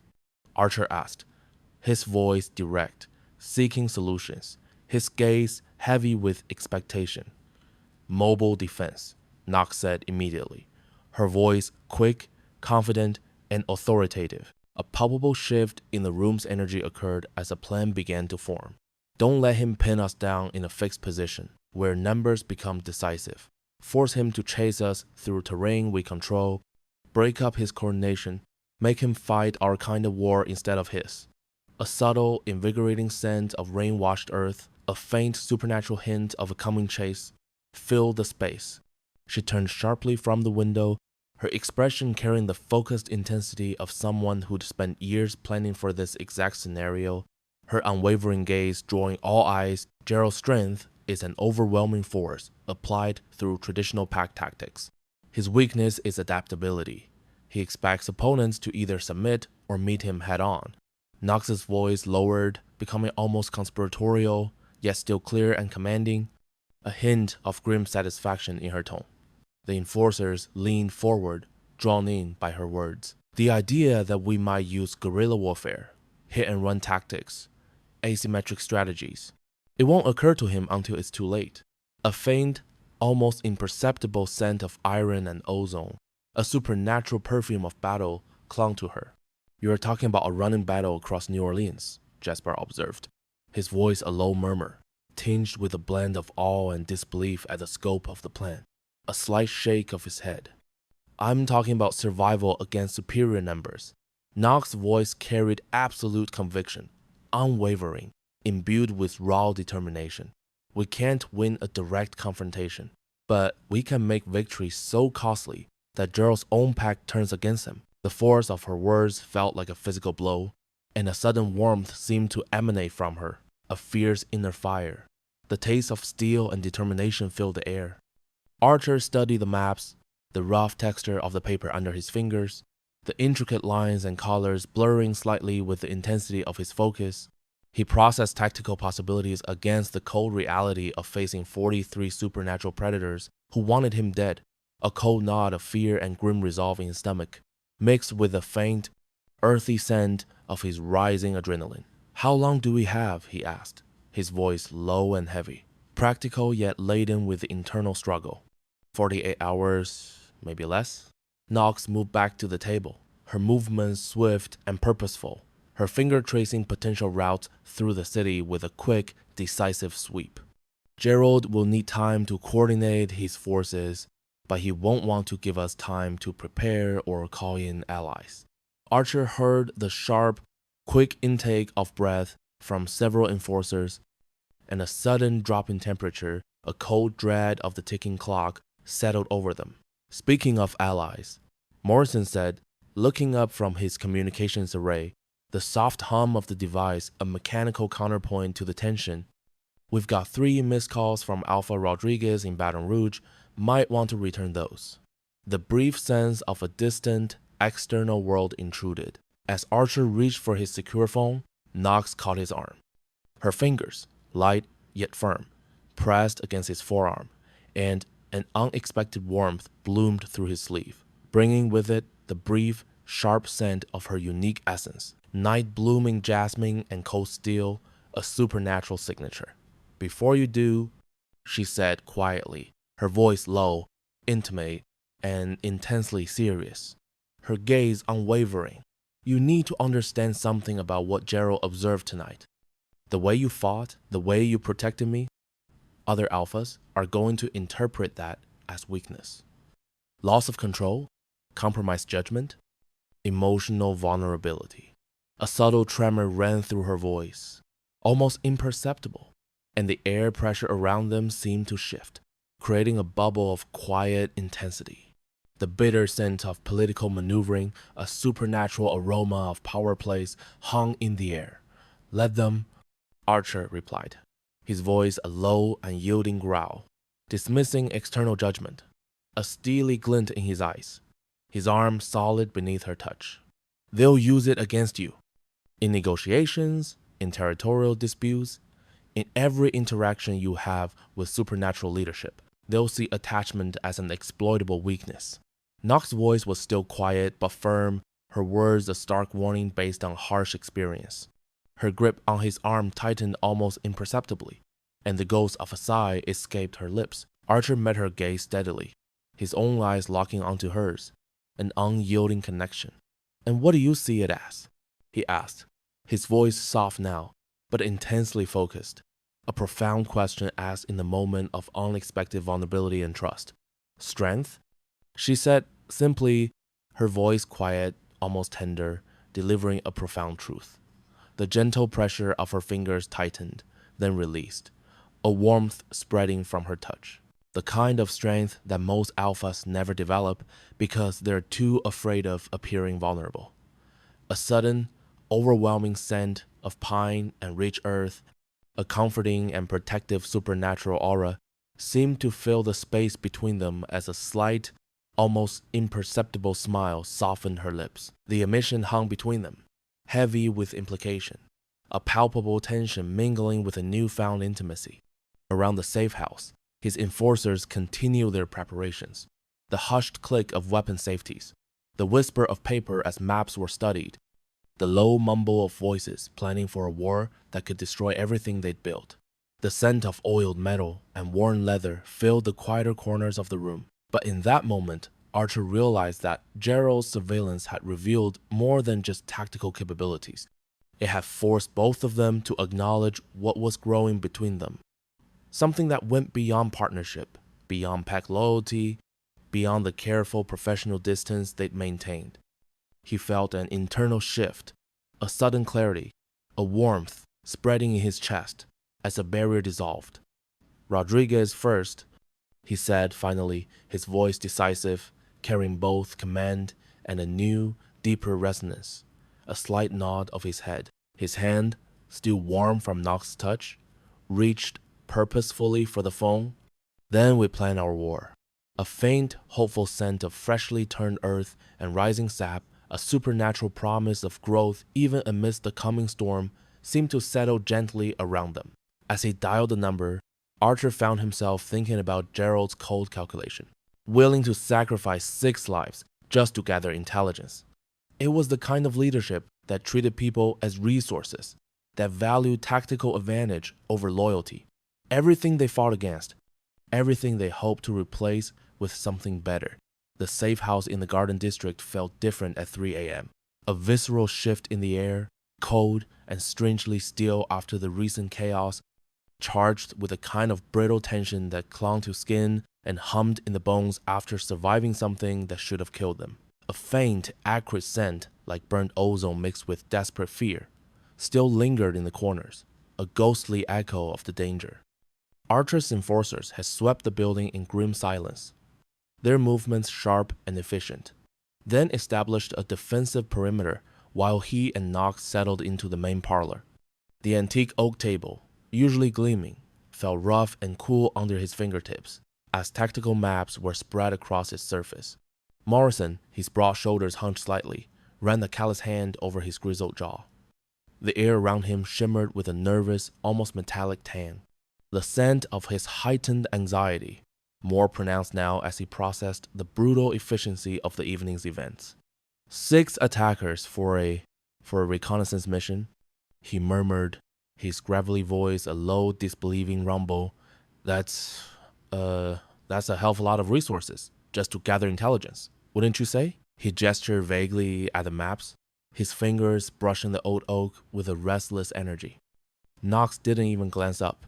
Her pale green eyes, usually so keen and active, were narrowed slightly, clinically focused on the territorial boundary maps. It wasn't just reconnaissance, Morrison, she replied, her voice flat, devoid of warmth, like a honed blade. She traced a finger along a jagged line on the map. Gerald wanted to test our response times, our coordination, how well I was integrated with your pack. Now he knows. The air around her carried a faint, almost imperceptible scent of steel and ozone, a subtle warning of her power. Archer's secure phone buzzed, vibrating insistently against the polished wood of the table, cutting through the strained quiet of their tactical discussion like a sudden gunshot. He felt the low thrum of it right through his palm. The caller ID showed a number he didn't recognize. Out of state, probably another alpha who'd already heard about the attack, the supernatural grapevine already buzzing with news. He picked it up, pressing it to his ear. The silence felt heavy, expectant. Blackthorn, he stated, his voice clipped, wary. Alpha Blackthorn. The voice that replied was smooth, almost silken, carrying the cultured confidence of someone who'd rarely, if ever, been truly challenged. It grated on Archer's nerves instantly. Marcus Devereux, Crescent Moon Pack, I believe we have mutual interests to discuss. Archer felt his jaw tighten, a muscle clenching rigidly in his cheek. News traveled fast in supernatural circles, but this was too fast. He could already taste the bitter tongue of suspicion rising in his throat. I'm listening, he ground out, his tone barely concealing the warning.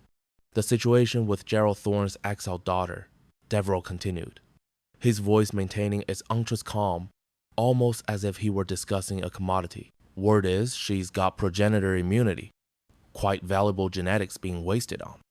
Training purposes, wouldn't you say? I'm prepared to offer generous compensation for a transfer of custody. The word custody hit Archer like a physical blow, a sudden rush of cold anger that made his blood run hot. He felt a tremor start in his left hand, and he gripped the phone tighter, knuckles white. She's not property to be transferred, he snarled, the words barely contained. Of course not. Devereux's tone shifted, subtly patronizing, dismissive of Archer's indignation. But surely a businessman like yourself understands that some opportunities transcend personal attachments, don't they? There was a pause, insidious and loaded.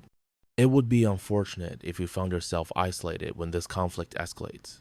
Archer slammed his palm flat against the antique oak table, the sharp thwack echoing in the sudden silence. He didn't respond. Couldn't. His entire body thrummed with a low, dangerous vibration, his hands shaking with a barely controlled rage that radiated from him like a furnace, making the air in the parlor feel suddenly thick and heavy, almost stifling. A potent, bitter scent, like old blood and scorched earth, began to bloom around him. An unmistakable warning. "Let me guess," Knox said, her voice still flat, though a subtle shift in the air around her hinted at a rising tension. She hadn't looked up from the maps, but Archer caught a faint, almost imperceptible sourness in her scent, an almost imperceptible bitterness blooming beneath the steel. "Someone wants to make a deal for the immune girl. How did you?" "Because I've been getting those calls for 8 years. Archer," she cut him off, finally lifting her eyes, their pale green depths holding an ancient, weary resignation. Her voice was matter of fact, but Archer caught the subtle, aching undertone beneath the calm facade. A faint, almost imperceptible sorrow, like damp earth after a long rain, clung to her. "Every time word spreads about my bloodline, every alpha with expansion plans suddenly becomes very interested in protecting me." She didn't flinch, didn't show anything more than that deep-seated awareness. The phone buzzed again, a different number this time, but Archer already knew the story. He answered, his jaw still tight. "James Morrison, Gulf Coast Pack. Heard you got yourself some progenitor bloodline complications. I'll back your play against Blood Moon in exchange for breeding rights." The voice was rougher, more direct, less outwardly polished than Devereaux, but no less offensive. This time, Archer didn't even let the caller finish. He killed the call mid-sentence, the sharp click of the receiver echoing loudly in the room. "Breeding rights," he repeated, the words laced with enough ice and menace to make the very air crackle, the windows in the old parlor seeming to vibrate faintly with the force of his suppressed fury. The scent of scorched earth intensified, sharp and undeniable. "Standard offer," Knox replied, a bitter acceptance coloring her tone, but her gaze was unwavering. Amazing how quickly protection becomes word-productive servitude when alphas think they're being subtle. She snorted a harsh, humorless sound, a subtle, metallic tang of frustration and long-held resentment wafted from her. By dawn, the cool morning light creeping through the tall windows, 3 more alphas had called with similar proposals. Alliances in exchange for access to Knox, territorial concessions for sharing her genetics, compensation for allowing them to study her immunity. Each conversation piled on the disgust, each one making it clearer that word of her capabilities had spread through the supernatural community like wildfire, turning her into a prize. "They're all talking about you like livestock," Archer said after ending the 5th call, his voice rough with barely controlled anger. He wanted to shatter something, because that's how they see me. Knox finally looked up from the tactical maps, her pale green eyes now holding a profound, weary resignation, a dull ache that resonated with Archer. "Progenitor immunity is rarer than unicorns. To them, I'm a walking genetic lottery ticket wrapped in useful combat skills." Her shoulders slumped almost imperceptibly, as if carrying an invisible, crushing weight. "Over my dead body," Archer stated, his voice low and firm, a promise carved in stone. The air around him suddenly felt cooler, the furious heat replaced by a steady, unwavering resolve. Something shifted in her expression. Surprise flickered across her features, giving way to something warmer, more trusting, a fragile spark in her tired eyes. "You mean that?" It was a quiet statement, edged with a dawning hope she clearly hadn't expected to feel. "Completely." Before Archer could elaborate, his enforcers began filing into the parlor. Damon led the way, his scarred face serious, his expression a mix of concern and simmering anger, with Morrison, Reed, and Jaspar close behind. The others, Torres, Brennan, Kane, Voss, arranged themselves around the room with the casual precision of men who learned to move as an unbreakable unit. Their collective scent was a mix of sweat, ozone, and fierce loyalty, a palpable hum of controlled power. "Boss," Damon said, his Brooklyn accent carrying an unusual formality, the typical casualness replaced with a gravelly seriousness. His dark eyes flickered between Archer and Knox. We heard enough of those calls to understand what's being discussed. Archer felt tension coil in his shoulders, a tight knot of apprehension. Pack loyalty was one thing, but asking his enforcers to go to war over a woman they'd known for a week, however impressive, was something else entirely. He could feel the low thrum of their collective attention, heavy and unwavering. And? He asked carefully, his gaze sweeping over their faces, trying to gauge their true feelings. And we want to make something clear, Morrison said, his gravelly voice carrying an unexpected depth of conviction, making the air feel charged. He took a deliberate step forward, planting his feet wide. To you, to those asshole alphas, and especially to Knox. The enforcers moved as one, forming a loose, watchful circle around her, not threatening, but fiercely protective. The symbolism was unmistakable, a silent declaration more powerful than any words. Pack solidarity, a unified, unyielding position, a shared commitment etched in their stances. The air thickened with their collective intent, an almost physical pressure. Those calls you've been getting? Reed's quiet voice, usually almost indistinct, carried with surprising clarity to every corner of the room, cutting through the heavy tension. He met Knox's gaze directly, his typically guarded expression open, earnest.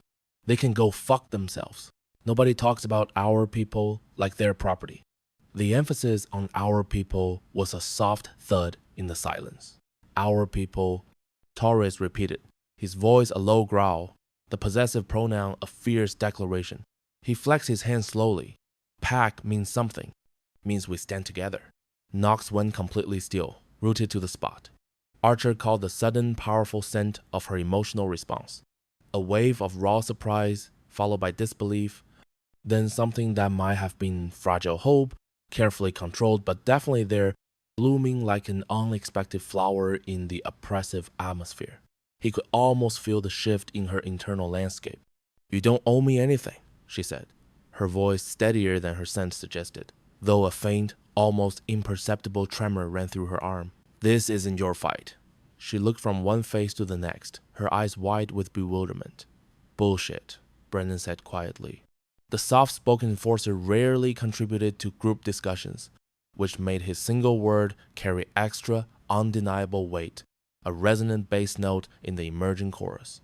He stepped closer to the circle, his intense gaze fixed on Knox. "You've been training us, bleeding with us, making us better. That makes it our fight." Pack doesn't abandon Pack. Damon added simply, his voice low and firm, a bedrock of loyalty. He crossed his arms over his chest, a gesture of unwavering support. Doesn't matter if you can't share supernatural bonds. What matters is loyalty, trust, mutual respect. Archer watched Knox's face as his enforcer spoke and saw the precise moment when her carefully maintained emotional walls, built of years of self-reliance and enforced solitude, began to crack. Her eyes, usually so guarded, now held a shimmering vulnerability. She'd spent 8 years fighting alone, surviving on her own skills without support or backup, perpetually on the run. And now 12 dangerous loyal men, smelling of earth and steel and uncompromising dedication, were telling her she wasn't alone anymore. The weight of their combined conviction seemed to settle gently around her, a comforting warmth in the previously cold room. "I've never." She started, her voice rougher than usual, a hitch in her breath. She swallowed hard, searching for words she couldn't find. "No one's ever stood up for me like this before." Her eyes were moist, though no tears fell. "Well, you do now," Kane said, with his characteristic bluntness. His voice firm but not unkind. He clapped a hand lightly on Brennan's shoulder. "So, get used to it." A faint, warm scent, like pine and clean leather, a scent of comfort and belonging, began to spread through the parlor, dissipating the earlier tension. As his enforcers dispersed to defensive positions around the safe house, their quiet movements now imbued with a renewed sense of purpose, Archer found himself alone with Knox in the tactical command center. She was staring at the maps, her gaze unfocused, without really seeing them, clearly processing the enormity of what had just happened. The air still hummed with the afterglow of the Pack's declaration. They mean it, he said quietly, moving closer to her. I know. Her voice carried a profound wonder, as if she was still absorbing the reality of it, turning it over in her mind. They're willing to go to war for someone they barely know. She turned her head slightly, her gaze still distant. They're willing to go to war for Pack. There's a difference. Knox turned to face him fully, her pale green eyes searching his. Something in her expression, an intensity bordering on revelation, made his chest tighten. He could feel the warmth of her presence, a subtle shift in the ambient temperature that seemed to center around her. Is there? Because I'm starting to think everything you believed about partnerships making alphas weak was based on meeting the wrong people. The observation was quiet, yet it resonated like a bell in the silence. The observation hit him like a physical blow, a sudden jolt of understanding. What do you mean? He asked, his voice rougher than he intended. Look what happened here. She gestured toward the door his enforcers had exited through a small, almost imperceptible tremor in her hand. The moment they decided I was Pack, they became more protective, more unified, more committed to the group than I've ever seen them. The scent of that fragile hope, mixed with a newfound strength, was potent around her. Archer felt pieces of a puzzle he'd never realized he was solving click into place, a sudden intellectual and emotional clarity. The room felt lighter, the air less oppressive. You are saying they're stronger because of you? I'm saying maybe strength isn't just about individual capability, Archer. She countered, stepping closer, her voice gaining a quiet power. Maybe it's also about having something worth protecting, something that makes the fight personal instead of just professional.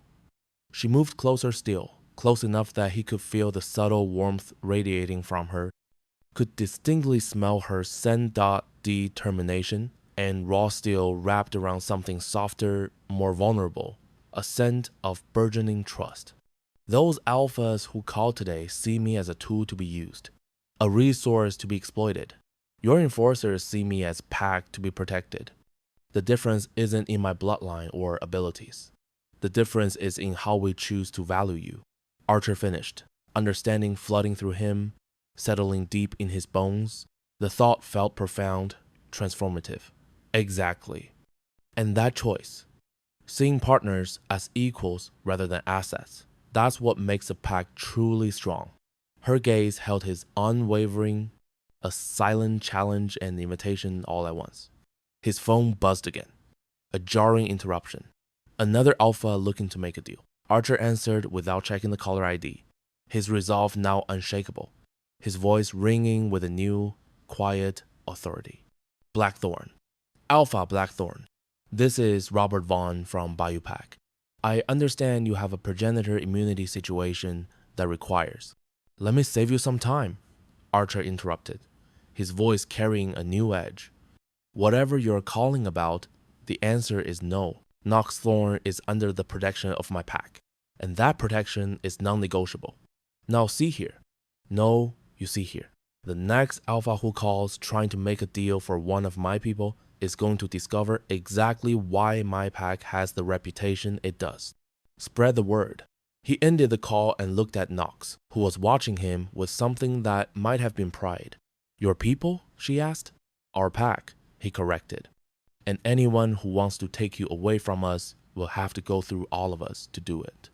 The smile that spread across her face was radiant, transforming her from dangerous warrior to something beautiful and fierce and absolutely worth going to war over.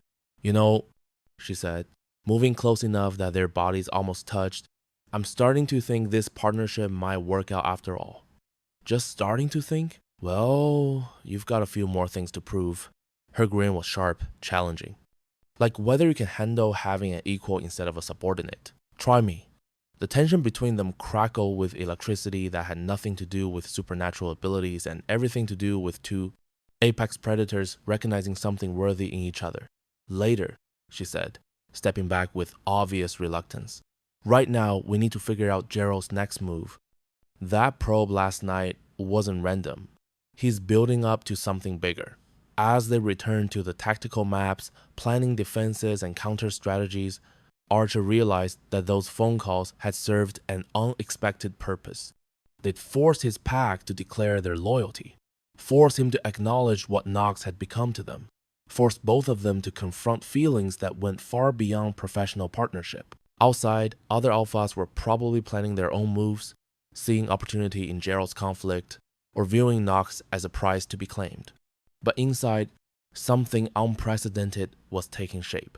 A pack built on choice rather than compulsion, strength rather than fear, partnership rather than dominance, and that made them more dangerous than any of those alphas could possibly understand. Because when people fought for something they'd chosen rather than something they inherited, they fought with a ferocity that supernatural bonds couldn't match. Gerald Thorne was about to learn that lesson the hard way.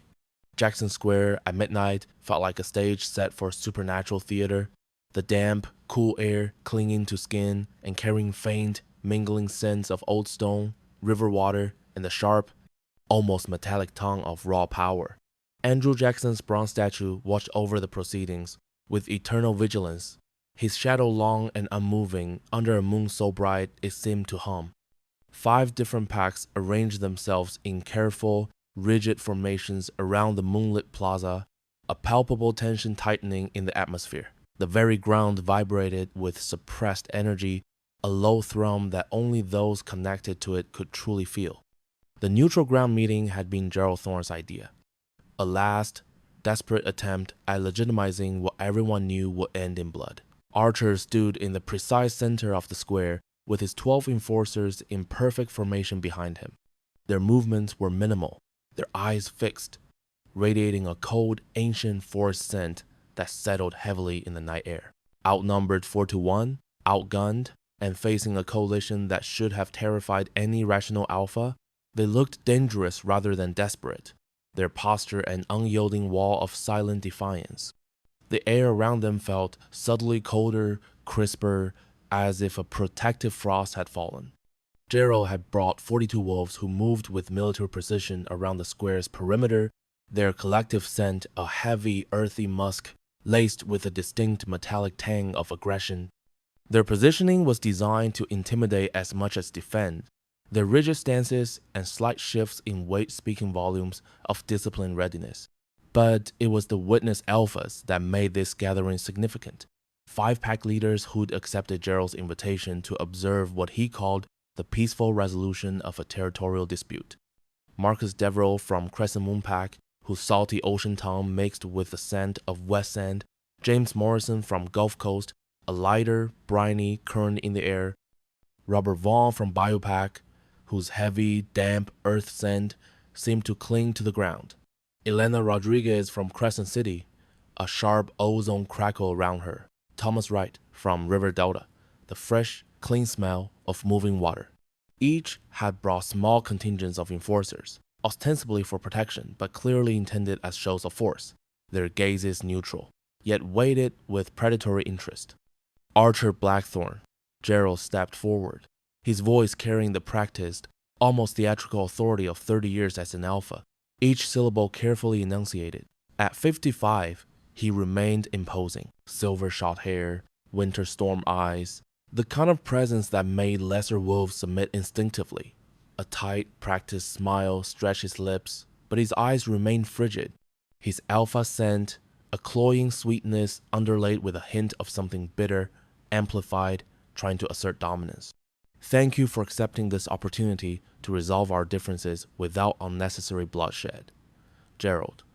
Archer's response was low, steady, devoid of inflection, giving nothing away. His eyes remained locked with Gerald's, unwavering. Not a single muscle in his jaw twitched. Though I'm not sure what differences we need to resolve. The air around him felt intensely still, the chill from his presence a quiet challenge to Gerald's assertion. Aren't you? Gerald's smile widened slightly, a calculated expansion that reached only his lips, not his frigid eyes. His voice sharpened, now carrying a deliberate barb tinged with feigned disappointment. You're harboring my daughter. Pack property that was exiled for attacking her betters and disrupting pack harmony.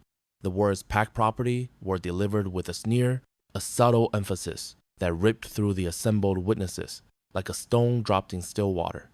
A collective Almost imperceptible shiver ran through the witness alphas, like a ripple, as the harsh language hit. It was deliberately provocative, designed to frame the conflict in terms traditional alphas would understand. "I'm harboring no one," Archer replied calmly, his voice an ironclad conviction, solid and unyielding. His gaze intensified, a silent, powerful warning. "Nox Thorne works with my pack by her own choice." The cool, grounded scent of his pack subtly pushed back against Gerald's aggression. "Choice." Gerald's laugh was short, sharp, and theatrical. Paternal disappointment mixed with alpha authority, utterly devoid of genuine amusement. His eyes narrowed slightly, a practiced look of sorrow mixing with sternness for their audience. He made a slight, dismissive gesture with his hand. "My daughter lost the right to make choices when she was cast out for challenging pack hierarchy and assaulting her betters without cause." The air around him felt charged with a frustrated, almost wounded alpha pride, a bitter tang that coated the back of the throat. "Without cause?" The new voice cut through the tension like a blade of ice, clear and sharp, carrying an underlying current of cold fury. Nox stepped out from behind Archer's formation, her movements fluid and predatory, the soft rustle of her tactical black gear the only sound as her boots kissed the ancient cobblestones. Moonlight glinted off the sharp angles of her pale face. She looked like violence wrapped in human skin, her expression a mask of chilling control, eyes like chips of jade, pupils slightly dilated, lips stretched into a thin, merciless line. Her scent filled the air, a dangerous, electric ozone mingled with the acrid tongue of forgotten iron and a hint of wild night jasmine, alien and unsettling. "Hello, Father." Her voice carried across the plaza with perfect clarity, each word laced with ears of bitter resentment. "Still telling the same lies, I see." Gerald's mask of paternal authority flickered for just a moment, a choked sound catching in his throat, a flicker of genuine shock or annoyance in his eyes. He recovered quickly, forcing a tight, paternal smile back onto his face that didn't quite reach his eyes. "Nox, you look, well, despite the company you've chosen to keep." His voice was a bit strained, forced cordiality. A subtle, almost imperceptible flinch of his shoulders was quickly masked. His scent shifted, a faint edge of defensive anger now underlying the false pleasantness. "I look free," she corrected, her voice a low, guttural purr, laced with deep-seated resentment and a fierce pride. Her chest rose and fell noticeably, her eyes blazing, fixed on Gerald. "For the first time in 8 years, I look completely free of anything you represent." The ozone scent around her intensified, a crackle in the air, and she took a slow, deliberate step forward, her stance predatory. The other alphas were watching this exchange with predatory interest, subtle shifts in their postures, heads tilted, eyes narrowed. The collective sense of curiosity and subtle unease rippled through the square, and a slight drop in ambient temperature made the air feel heavier with unspoken tension. Gerald had clearly told them his version of events, but family confrontations had a way of revealing uncomfortable truths. "You were always difficult," Gerald said, his tone shifting back to address their audience as much as his daughter, his voice returning to its authoritative, lecturing pitch. He gestured slightly with a hand, as if dismissing childish behavior, his brow furrowing in a show of long-suffering paternal weariness. His alpha scent pulsed, trying to reassert control, always challenging authority, always refusing to accept your proper place in pack hierarchy. "My proper place?" Nox's voice dripped with sarcasm, each word a venomous dart. Her gaze swept over the other alphas, daring them to agree. Her lips curled into a sneer. A subtle tremor ran through her body, a coiled readiness, and the faint scent of her fury, sharp and metallic, mixed with the ozone. "You mean submissive and silent? Ready to smooth over conflicts between the important males?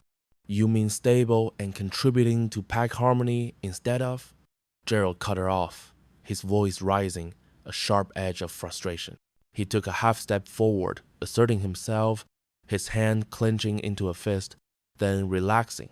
"Instead of what, Dad?" Nox's voice rose, cutting through his diplomatic language like shattered glass. Each word was precise, weighted with years of bitter memory and raw pain, yet delivered with chilling control. Instead of defending myself when your beta son cornered me during a pack celebration and tried to rape me, the silence that followed was absolute, a sudden, sickening thud in the atmosphere. The air immediately went still, thick with shock. Every wolf present, alpha, beta, enforcer, went completely still, a collective absence of breath, as the accusation hung in the night air like a physical presence. The only sounds were distant city noises, suddenly amplified, the faint creak of old stone, the rustle of leaves in the unseen wind, the sharp intake of breath from various enforcers. The metallic taste of adrenaline coated the mouth, the temperature plummeted, a tangible cold seeping into bones, and the ground itself seemed to hum with suppressed energy. The moon seemed to dim slightly. Alpha Rodriguez stepped forward slightly, her dark eyes boring into Knox. Then Gerald, her expression sharp with sudden, intense focus. Her voice was low, steady, but infused with demanding clarity. "Excuse me?" The crisp ozone scent of her pack now held a warning note. "Oh, didn't he mention that part?" Knox's laugh was a harsh, broken sound, filled with pure contempt, her voice dripping with acid. "Let me fill in the details." Daddy left out of his recruitment pitch. She began walking toward Gerald, each step deliberate, echoing unnaturally loud on the cobblestones. Closing the distance between them, she moved with a dangerous grace, her muscles tense under the fabric of her gear. Her scent of ozone and iron intensified, sharp enough to sting the nostrils, and the air around her rippled slightly. Marcus, the beta son, Cole, narrated me in the kitchen during our pack's full moon celebration. Knox's voice was low, almost a whisper at first, forcing everyone to strain to hear, drawing them in, then gaining strength. Her eyes were fixed on Gerald, but her words were for everyone, her hand clenched and unclenched at her side. The supernatural cold deepened, pressing down on everyone. Told me it was time I learned my place, time I understood what daughters were really for. The temperature in the square seemed to drop 10 degrees, the air growing colder, almost painful on exposed skin. Alpha Wright's face darkened with disgust, a visible muscle clenching in his jaw, while Morrison visibly recoiled, his nose wrinkling as if he truly tasted something foul, unconsciously rubbing his chest. The scents of their respective packs now carried clear notes of revulsion and anger. When I said no, Knox continued, her voice rising. A question that was also an accusation, laced with bitter irony, her head tilting, challenging Gerald directly. When I told him to keep his hands off me, do you know what he said? Gerald's face was flushing red, a deep, angry crimson creeping up his neck. His jaw was clenched so tightly, the muscles bulged. He remained stiff, silent, avoiding eye contact. His alpha scent became acrid, defensively bitter. He said I was being ungrateful, that I should consider it an honor that the future beta chose me, that real pack females knew how to serve their purpose. Knox spat the words out, each one a venomous bullet.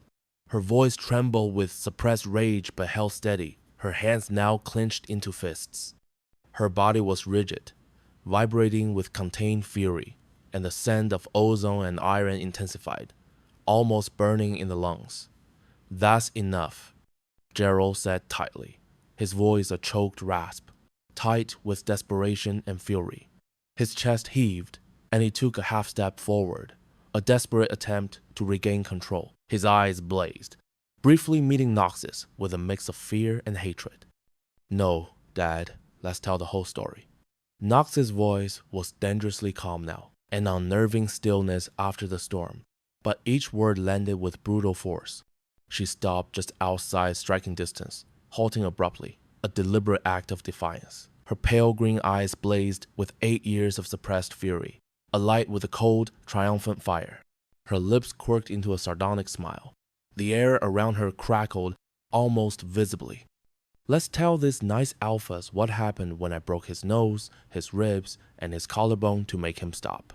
The collective scent of the witnesses became a confused mix of shock and dawning horror, a sharp, metallic tongue.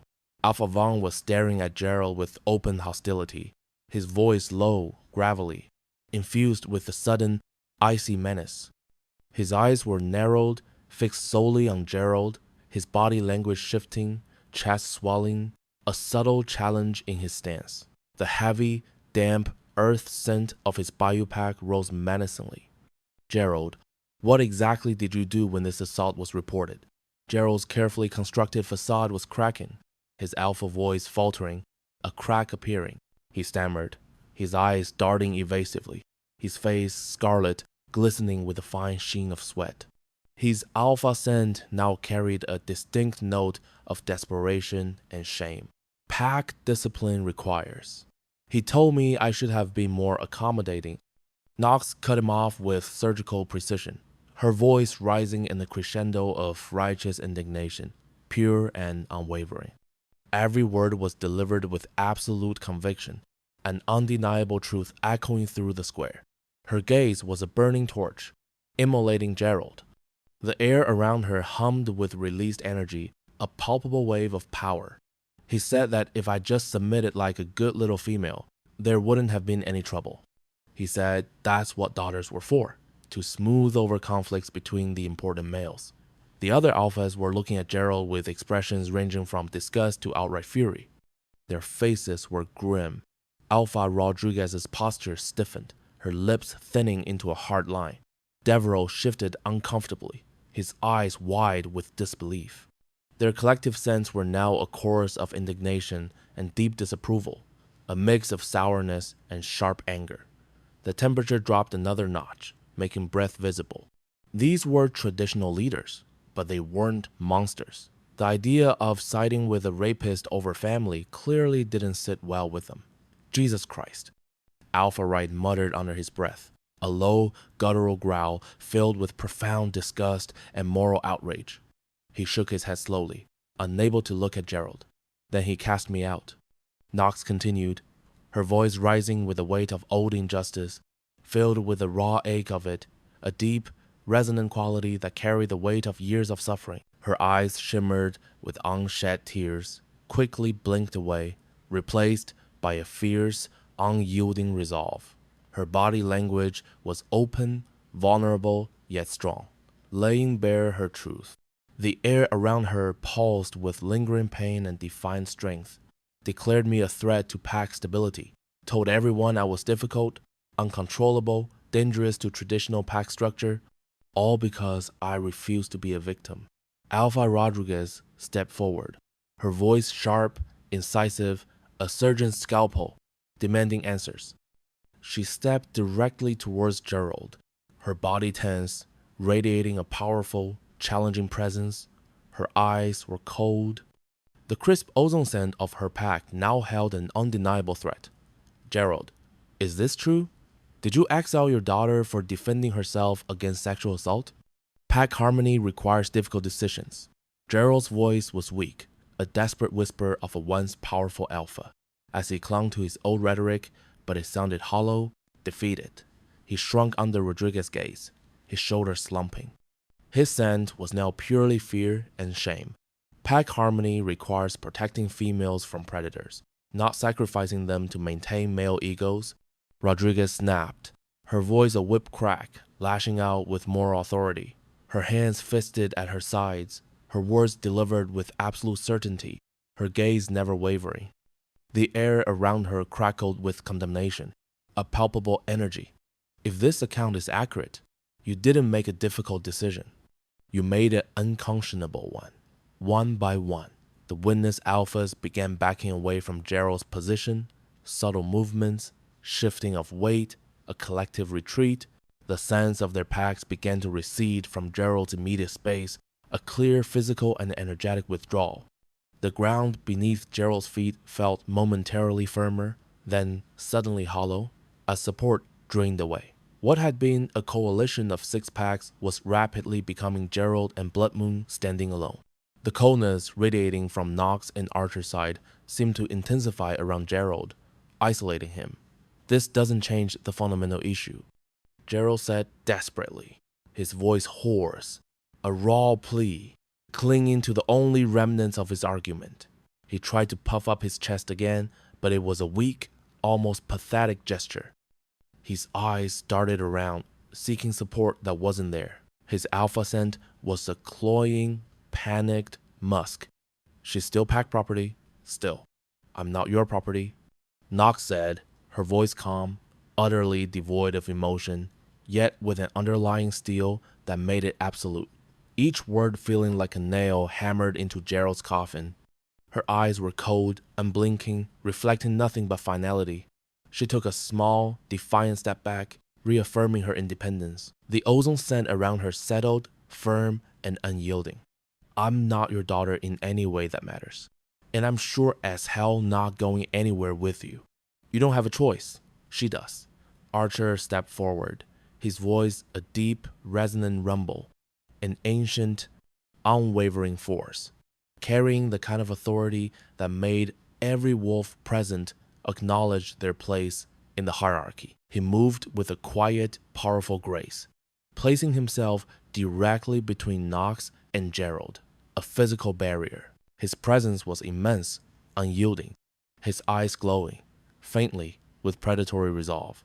The air around him became intensely cold, a primal, warning frost.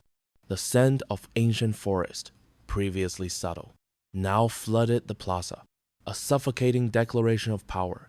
The very ground vibrated beneath them, acknowledging him. Nyx Thorn is under the protection of my pack. That protection is absolute.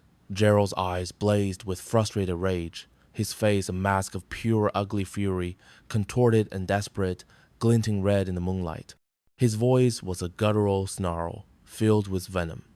He took a half step forward, then his gaze, full of hatred, swept over Archer's small pack, noting the disparity.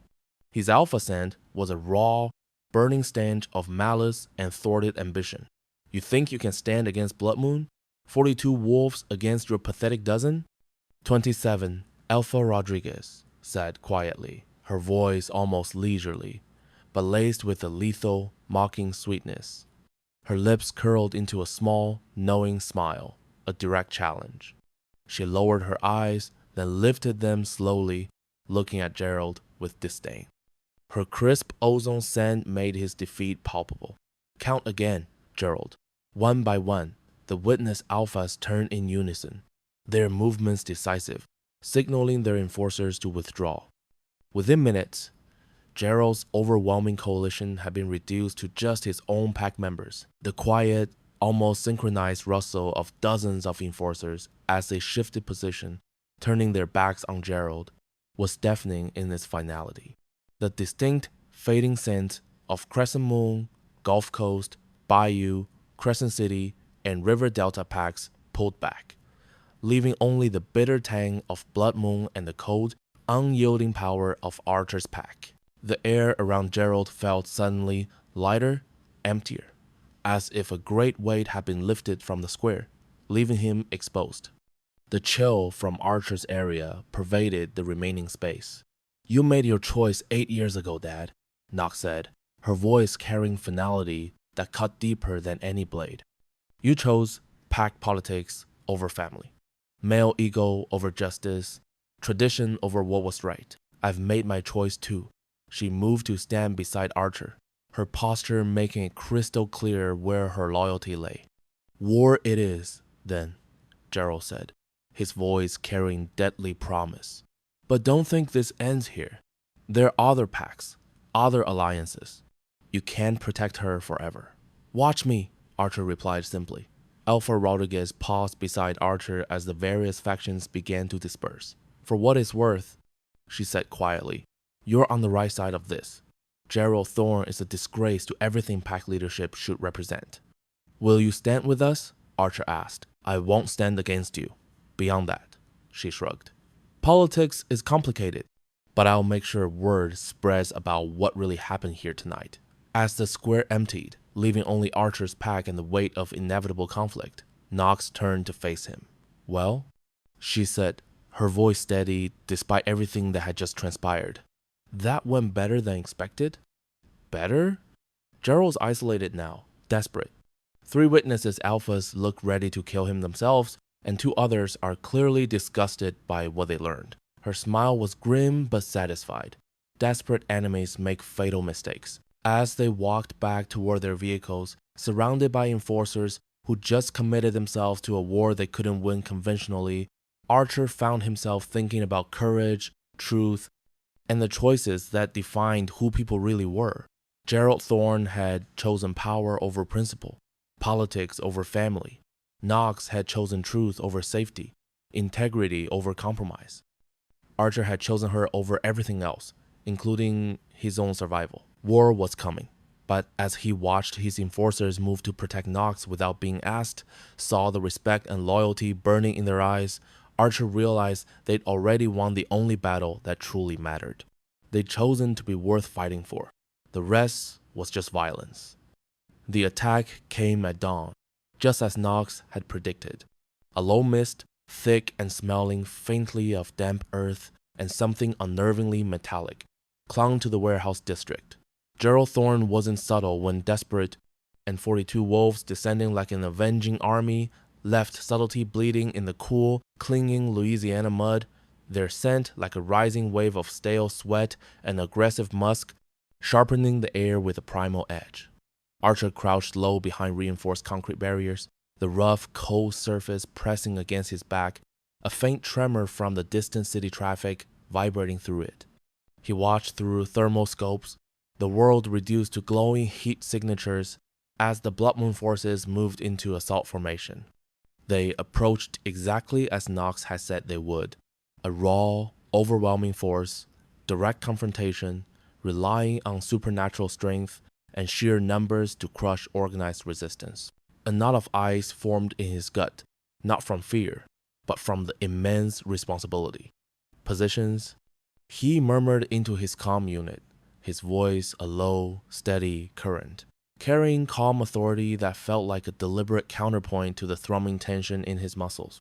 His gaze swept across the battlefield, his vision enhanced by the scope, noting each strategic point. His 12 enforcers had deployed according to the tactical plan they'd spent 2 days perfecting.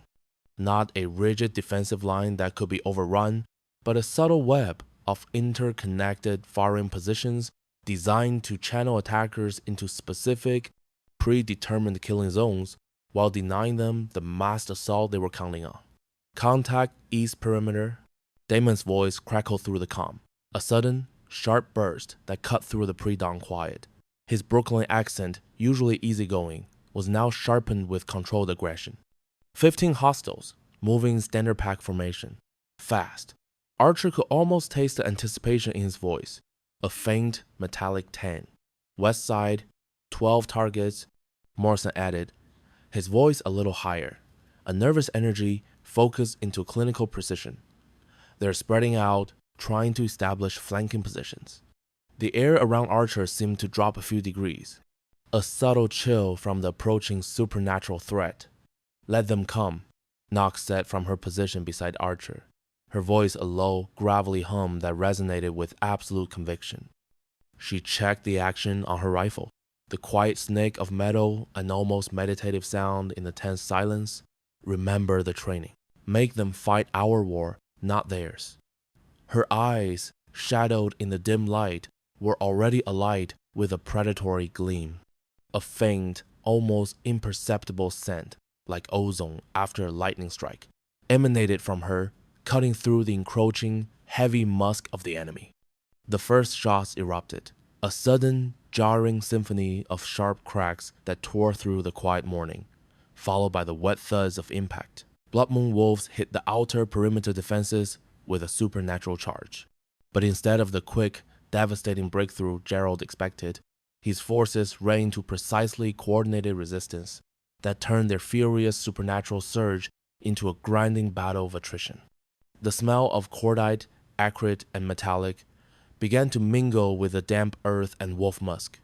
Reed, Torres, execute flanking maneuver Alpha. Archer commanded, watching through his scope as 2 of his enforcers moved with fluid, almost silent precision, slipping through cover to positions that would catch the attackers in devastating crossfire. The concrete beneath his hands felt colder, grittier with each passing second. The training Nox had beaten into them showed immediately. Without pack bonds to rely on, his enforcers had developed communication systems and tactical coordination that made them deadlier than their supernatural advantages alone. They fought like components of a single, highly efficient weapon, each man anticipating his teammates' needs while maintaining fire discipline that turned ammunition into surgical strikes. Beautiful. Brennan's voice carried admiration over the comm, a breathy reverence in the midst of the chaos as he watched Blood Moon wolves struggle against tactics they never encountered. They have no fucking idea how to handle coordinated resistance. A low, satisfied hum vibrated in his tone. Stay focused, Nox warned sharply, her voice cutting through the comm like a whip crack. Her head barely moved, but her eyes narrowed, scanning the moving thermal signatures. Gerald's got 30 plus wolves out there. This is just the opening move. Archer felt a prickle of unease at her words, a premonition that the fight was far from decided. As if summoned by her words, the main assault began. The ground vibrated faintly under Archer's feet. The air grew thick with a sudden oppressive pressure. Gerald had learned from the initial contact, pulling his forces back to regroup before launching a coordinated attack from 4 directions simultaneously. The air pulsed with a heavier, more aggressive werewolf scent, like spilled blood in stale meat. Here they come. Jasper called out from his overwatch position, his voice tight with urgency, a metallic rasp. Multiple contacts, all vectors. They're committing everything. What followed was 20 minutes of the most intense combat any of them had experienced. The sound was deafening. Gunfire, snapping snarls, the guttural roars of enraged wolves, and the occasional sickening thud of a body hitting concrete. Blood Moon wolves advanced with supernatural speed and ferocity, their forms blurring in the thermoscopes, but Archer's enforcers met them with precision fire and tactical positioning that turned superior numbers into a liability. The smell of gunpowder was now suffocating, mixing with sweat, ozone, and the thin, coppery scent of fresh blood. The temperature around them seemed to rise by several degrees, a radiating heat from the sheer intensity of the conflict. And in the center of it all, Nox moved like death incarnate. Her proximity intensified that strange ozone-like scent around her, a sharp, clean smell that unnervingly contrasted with the raw, earthy musk of the attacking wolves. Her immunity to werewolf abilities made her a nightmare opponent for supernatural enemies. When Blood Moon enforcers tried intimidation techniques, the low, growling hum designed to freeze a human with primal fear, she simply smiled. A thin, humorless curl of her lips as she put 3 rounds center mass with chilling efficiency. The snap of a bone, the wet thwack of a bullet, followed by a choked, surprised gurgle. When they attempted supernatural grappling that relied on enhanced strength, she used leverage and technique to break bones with clinical efficiency, the sickening crack echoing surprisingly loud in the momentary lulls. The scent of fear, thick and acrid, spiked from the wolf she engaged, a stark contrast to her own neutral, almost sterile aura. Fuck me, she's magnificent. Kane breathed over the comm, his voice a low, awed whisper as they watched her systematically dismantle opponents who should have overpowered her easily. He swore he could feel the cold precision of her strikes just by watching. Focus on your own targets, Archer snapped, his voice sharp with a renewed edge of command, though he understood the sentiment. His gaze was momentarily caught by the sight of Nox, a blur of deadly motion. Watching Nox fight was like watching art, violent, efficient, absolutely mesmerizing in its brutal grace. The tide began turning when Gerald committed his reserves, pushing forward with overwhelming force that threatened to break their defensive positions through sheer weight of numbers. The concrete Archer leaned against now seemed to vibrate constantly under the pressure. Getting pushed back on the west flank, Morrison reported, strain clearly evident in his voice. Each word a grunt. Can't hold position much longer. Archer could hear the frantic reloading, the heavy breaths. East side's holding, but barely. Torres added, his voice raspy with exertion, a hint of desperation creeping in. They're adapting faster than expected. Sweat cold despite the heat of battle trickled down Archer's spine. He could feel the fine dust of pulverized concrete settling on his exposed skin, a gritty reminder of the pounding they were taking. Archer felt the familiar, crashing weight of command, the burden of decisions that could save or doom everyone under his authority. They were outnumbered, outgunned, facing enemies willing to take casualties that would break normal human resolve. A chill settled deep in his bones, despite the ambient heat. That's when salvation arrived in the form of 12 black SUVs, tires screeching as they skidded to a halt on the periphery. The roar of powerful engines momentarily drowned out the gunfire. "Contact! North perimeter!" Reed called out, his voice tight with uncertainty, a fresh wave of tension evident in his tone. Multiple vehicles, unknown affiliation, moving fast. Archer's stomach dropped, a cold, sickening lurch. If another pack had decided to support Gerald, this fight was truly over. But instead of additional enemies, 12 werewolves in Crescent City tactical gear emerged from the vehicles. Their collective scent a new, sharp, almost floral musk that cut through the heavier, cloying Blood Moon odor. They immediately began engaging Blood Moon forces from behind, forming a fresh wave of assault. "Alpha Rodriguez," Knox said, her voice a low murmur of recognition, devoid of surprise, as she identified the distinctive black and silver gear of Elena's pack. She must have decided Gerald needed permanent removal. A faint, almost imperceptible shift in her stance indicated a flicker of approval. The arrival of fresh forces at exactly the right moment turned the battle into a rout. Caught between Archer's defensive positions and Rodriguez's sudden, brutal assault from the rear, Blood Moon forces found themselves trapped in a killing zone with nowhere to retreat. The smells of blood and fear intensified, mixing with the sharp, clean scent of the Crescent City wolves. "Ceasefire! Ceasefire!" Gerald's voice carried across the battlefield, raw with frustration and the desperate authority that still managed to cut through the chaos like a jagged blade. "We withdraw."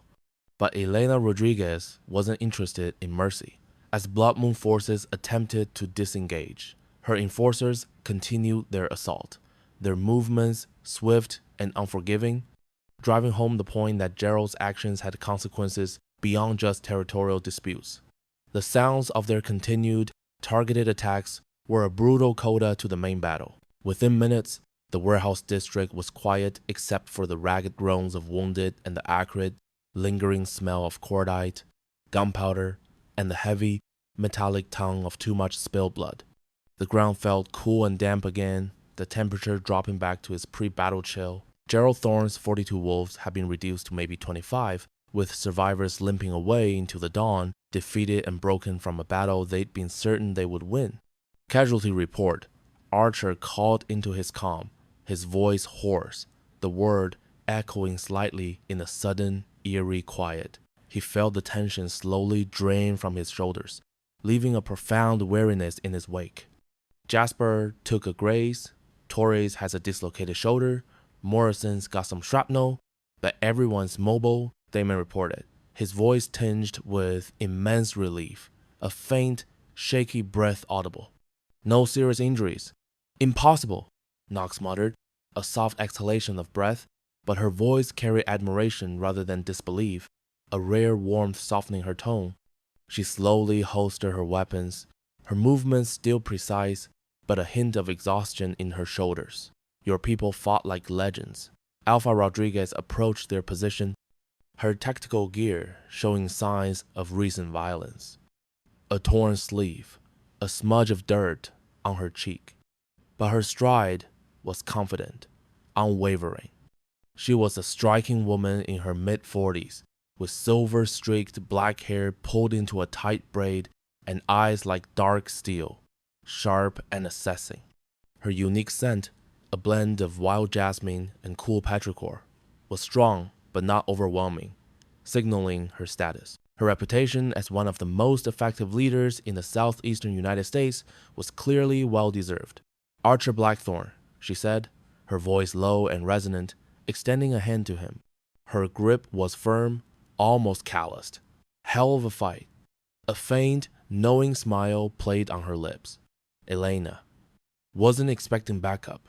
Archer took her hand, his thumb brushing against the rough skin of her palm, studying her expression for clues about her motivations, the reasons behind her unexpected intervention.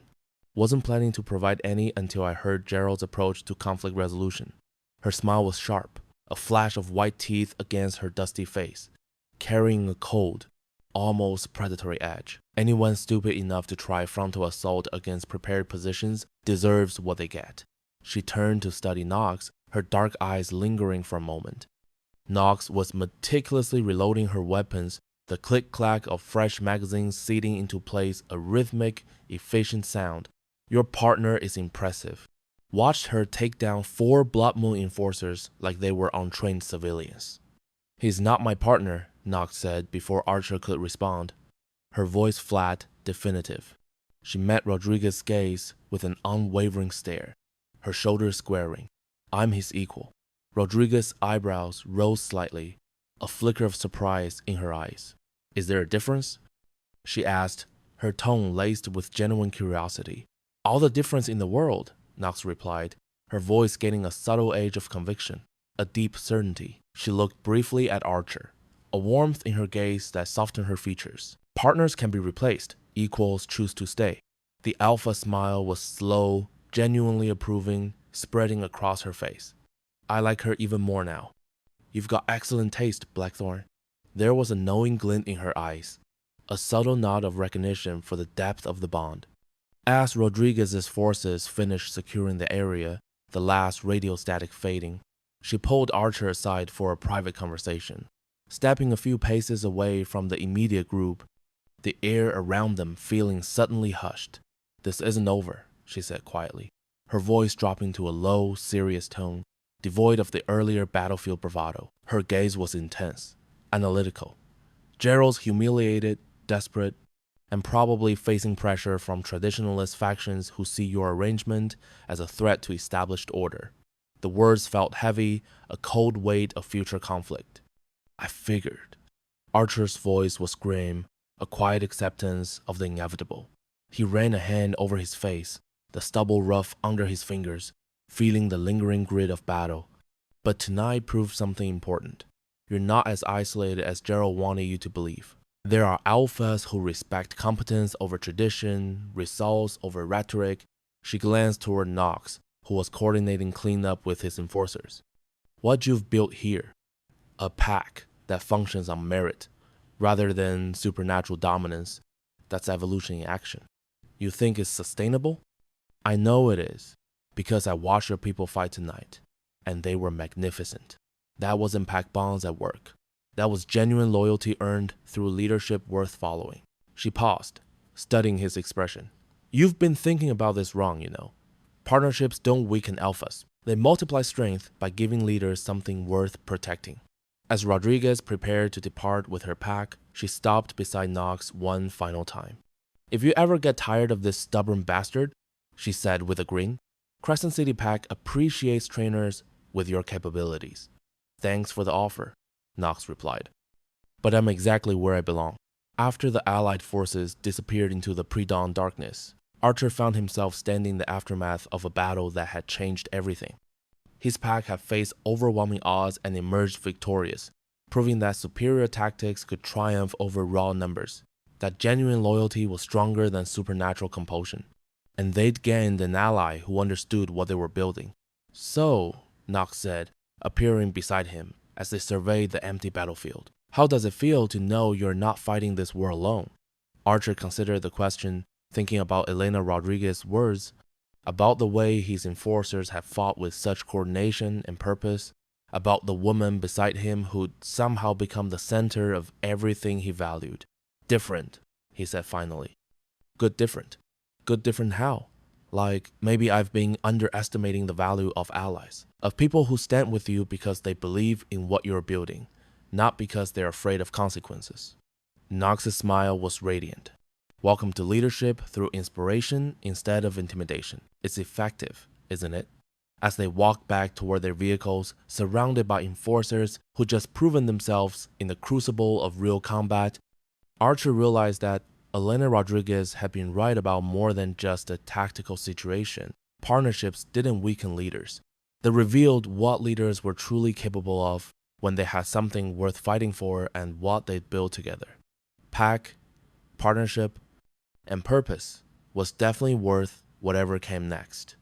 The Blackthorn compound buzzed with a particular energy that follows surviving impossible odds, a live wire humming beneath the very floorboards, the sharp, acrid scent of celebratory whiskey, mingled with the lingering, almost sweet metallic tang of cordite, a ghost of the violence that had just passed, and a primal, triumphant musk that clung to every man. Archer's enforcers filled the main room, their voices carrying the specific, almost guttural satisfaction of professionals who'd proven their worth under fire. The buzz of their shared adrenaline a palpable force. Man, did you see Knox take down that massive enforcer with nothing but a combat knife? Torres exclaimed. His usually reserved demeanor cracked wide open by adrenaline and wide-eyed admiration. His voice was a raw, excited whisper, his hands gesticulating wildly, almost spilling his drink. Guy had to outweigh her by 100 pounds, and she just disappeared him. Like a magic trick, he laughed, a short, breathless sound. Technique over strength, Morrison replied, his voice a low, knowing rumble, punctuated by the clink of ice in his glass. He nursed the beer, the cold condensation clinging to his fingers as his laptop, balanced on the scarred tabletop, displayed the tactical footage from their helmet cams, small, flickering squares of chaos. She's been trying to teach us that for weeks, hasn't she? Tonight, we finally got to see why it matters, why she insisted. His gaze, though fixed on the screen, held a profound respect. Archer watched from his position near the windows, the cool glass a faint press against his fingertips. He studied his pack with a new, almost disorienting understanding. They weren't just celebrating victory. They were celebrating transformation.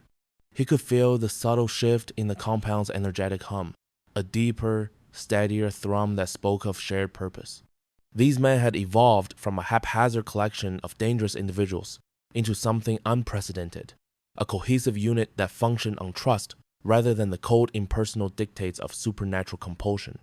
The air, thick with the scent of their collective triumph and lingering danger, subtly shifted, laced with a faint, clean note of newfound unity. And at the center of it all was Knox. She moved through the room with the effortless grace of a predator in its natural habitat, accepting congratulations with a genuine warmth that seemed to radiate from her, softening the sharp edges of her warrior presence. Her voice, clear and steady, carried over the din as she offered tactical critiques that his enforcers absorbed like gospel. When Reed, his face still smudged with grime and awe, asked about a particular maneuver she'd executed during the battle, she grabbed an empty bottle to demonstrate leverage principles, gently but firmly redirecting Kane, who volunteered with a grin, his large frame swaying easily under her precise touch. See, the key is redirecting force rather than meeting it head-on, she explained, her fingers pressing into Kane's shoulder, guiding his posture. Her voice was calm, instructive, infused with an almost academic authority that was wildly compelling. Bigger predators expect resistance. Give them redirection instead, a point of least resistance, and they defeat themselves. Kane grunted as she seamlessly flipped the bottle, demonstrating how a smaller frame could use an opponent's momentum against them. He felt the subtle pressure points, the unexpected shift in his own balance, and nodded, impressed. Damon nodded thoughtfully, his scarred face animated with dawning understanding. Same principle applies to pack tactics, right, Knox? Let the enemy commit to their strategy, really sink into it, then hit them where they're not prepared, where they're most vulnerable. His voice was gravelly, eager. Exactly, Knox affirmed, her voice crisp, delivering the word with a decisive snap.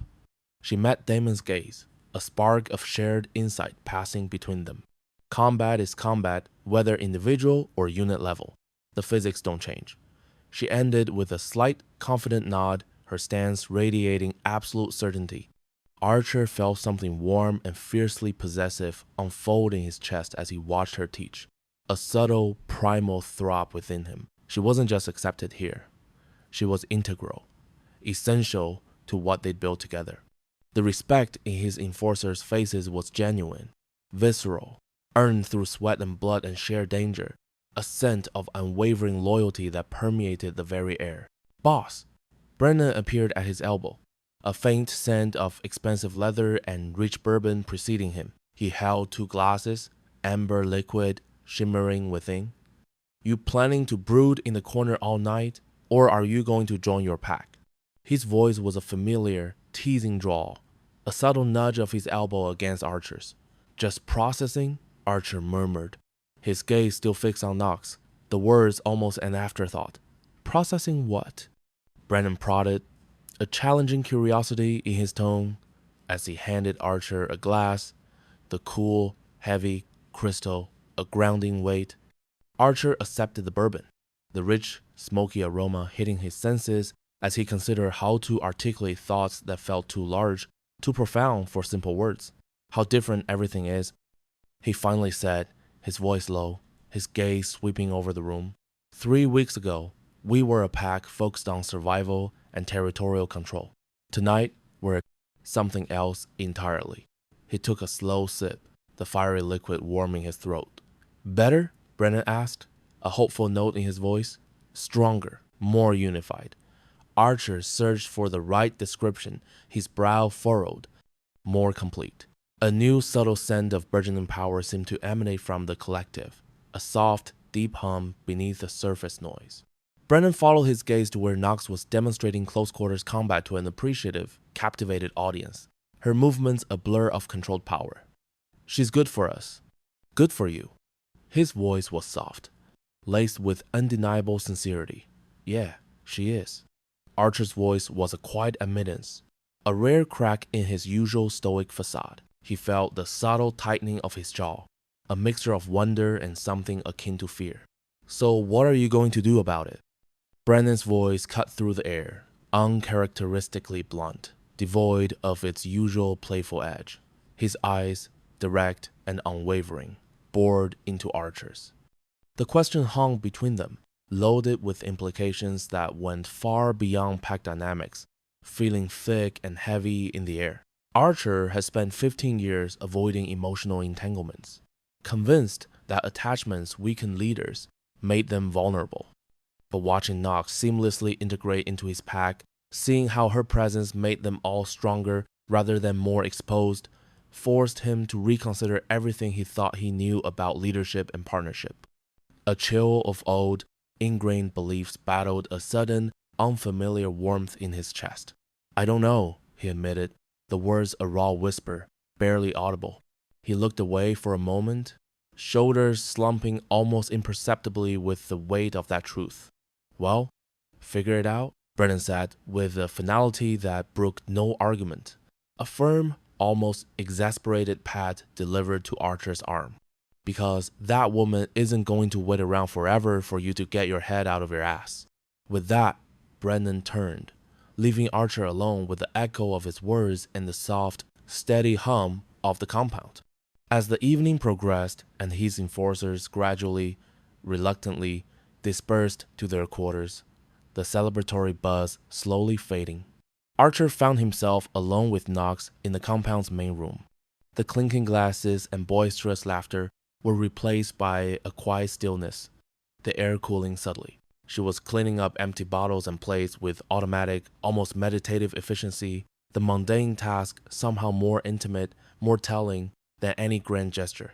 The faint, clean scent of her sweat and the last whispers of cordite mingled with the rich, earthy scent of her own unique energy, creating an intoxicating blend.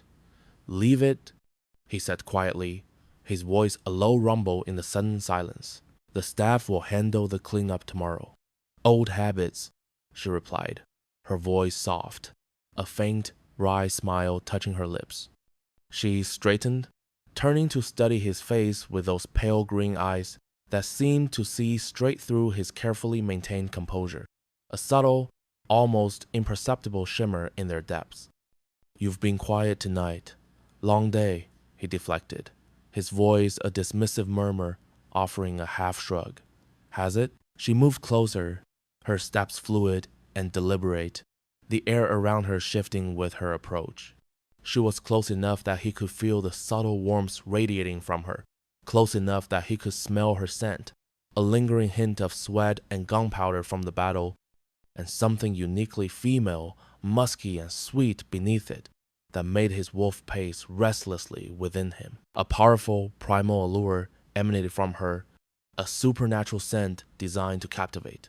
Or are you processing what we accomplished out there? Her voice was soft, but carried a gentle challenge, a knowing undertone. What do you mean? He asked, his voice rougher now, a tremor of anticipation running through him. His jaw tightened, eyes searching hers. You had allies show up when you needed them. Your pack fought like legends against impossible odds. You proved that everything you've built here is worth protecting. Her voice was soft, but certain, infused with empathy. She tilted her head slightly, her gaze steady, unwavering. That's a lot for someone who's been fighting alone for 15 years. The air between them felt thick, charged. Rodriguez called you my partner, he said quietly, testing the words, a private memory shared between them. His gaze dropped, then rose again, seeking her reaction. I corrected her, Knox replied, her chin lifting slightly, a confident, almost defiant stance. Her voice was firm, imbued with a quiet pride. Told her I wasn't your partner, I was your equal. A faint, sharp scent like iron and pure willpower seemed to emanate from her. Partners can be replaced, equals choose to stay. Archer repeated her words from that day, his voice a low, reverent whisper, the truth of them settling deep within him, understanding them more deeply now than he ever had. A subtle tremor ran through him. Exactly. Knox moved, closing the last few inches to stand directly in front of him. Her expression was serious but warm, her eyes like molten emeralds. And I'm choosing to stay. Not just as pack member, not just as tactical advisor, but as your equal in everything we're building. Her voice was strong, unwavering, a promise that resonated deep in his bones. The radiating heat from her body intensified, wrapped around them, and her unique scent, now layered with something softer, deeper, like ancient earth after a rain, pulsed with a supernatural belonging. I want you to stay, he said finally, the words a raw admission, almost a plea. He reached out, his hand hovering, not quite touching her. I'm already staying. The trial period proved what we both knew. This works. We work. She stepped closer still, the barest brush of her body against his, a jolt of heat and awareness where they touched. A faint sizzle of static electricity seemed to crackle between them. But that's not what you mean, is it? Her voice was a gentle tease, knowing, encouraging. No, it's not. His voice was rough, almost a growl. His gaze locked on her lips, a deep breath filling his lungs. Then say what you mean, Archer. After everything we've been through, everything we've built together, you can be honest with me. Her voice was soft, yet firm, an unwavering invitation, a challenge. She tilted her head slightly, eyes warm but demanding. He met her gaze steadily, letting her see the truth he'd been fighting for weeks. His shoulders relaxed almost imperceptibly, his own powerful scent now tinged with yearning and deep emotion, washing over her. I want you, not just as a pack member, not just as a tactical advisor. I want you as... He struggled for words that could encompass what she'd become to him, his voice rasping. As everything. Everything? She breathed, a soft gasp, her eyes widening, a subtle sway in her posture. Her scent subtly shifted, blooming with a sweet, rich note of acceptance. Partner. Equal. The person I trust to watch my back and call me on my bullshit. The woman who makes me want to be better than I am. His voice grew stronger, each word a deliberate, weighty statement of truth, full of unwavering commitment and profound adoration. His hand reached out, this time without hesitation, to cup her jaw, his thumb stroking her skin, the warmth of his touch a balm. A powerful, steady pulse of energy emanated from him, a supernatural sense of devotion and belonging. Something shifted in her expression. surprise melting into something that might have been profound satisfaction mixed with undeniable desire. A sudden heat flushed her cheeks. "That's quite a declaration, Archer Blackthorne," she murmured, her voice husky, a playful challenge but brimming with warmth. "Is it enough?" he asked, his voice low, laced with a raw vulnerability he rarely showed, a silent plea hanging in the air. Instead of answering with words, she reached up, her fingers tangling in his hair, a gentle, possessive tug as she pulled his head down to hers, capturing his mouth in a kiss. It tasted like bourbon and promise and coming home, fierce and demanding. It was a kind of kiss exchanged between equals who recognized something worthy, something vital in each other, a merging of their individualized sense, a potent, complex fragrance of union and power. A sudden spike of heat erupted between them, radiating outward. When they broke apart, both breathing hard, their ragged breaths filling the sudden quiet, Knox's eyes held something that made his chest tight with breathtaking possibility, a shimmering depth that promised all he'd ever craved. "More than enough," she whispered, her voice breathless, steeped in profound satisfaction and reciprocated desire, her lips brushing his. What followed felt inevitable. The culmination of weeks of unspoken tension, shared challenge, and growing connection. Archer led her to his quarters, a quiet journey through the hushed compound, the air thrumming with anticipation.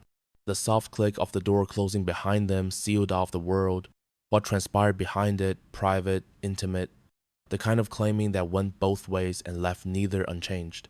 A powerful, primal scent seeping into the very fabric of the room. Later, as dawnlight, cool and gentle, filtered through the windows, painting the room in soft grays and nascent golds, they lay tangled together in the aftermath. Knox traced patterns on his chest with gentle fingers, the smooth glide of her touch a comforting anchor. "So, what now?"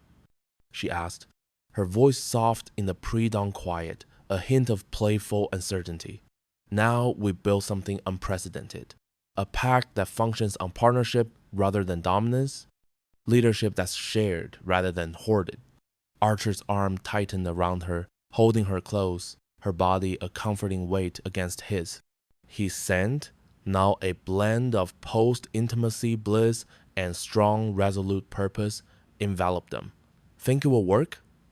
His voice was deep, resolute, yet held a subtle note of shared vulnerability in the question, "With you?" Her voice was firm, confident, a reciprocal promise. She shifted, pressing closer, her breath warm against his skin. "I think we can change everything."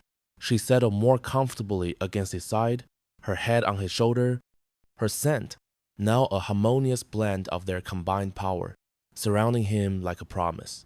"We're going to shake up the entire supernatural power structure, aren't we?" Her voice held a playful challenge, a confident assertion. "Probably," he rumbled, a low chuckle vibrating in his chest. "Good, it needs shaking." Her laugh was soft, satisfied, echoing in the quiet room.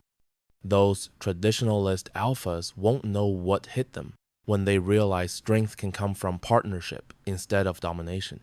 The warmth of her body against him, the clean scent of the growing dawn through the window, filled him with a profound sense of rightness. As morning light grew stronger, painting the room in shades of gold and possibility, Archer found himself thinking about the future. Not just survival and territorial control, but actual growth and evolution. With Knox beside him, her physical presence, a powerful, comforting weight, he could envision possibilities that had never occurred to him when he'd been fighting alone. The room felt imbued with their shared resolve, and a faint, sweet, metallic scent of new beginnings and intertwined destinies filled the air.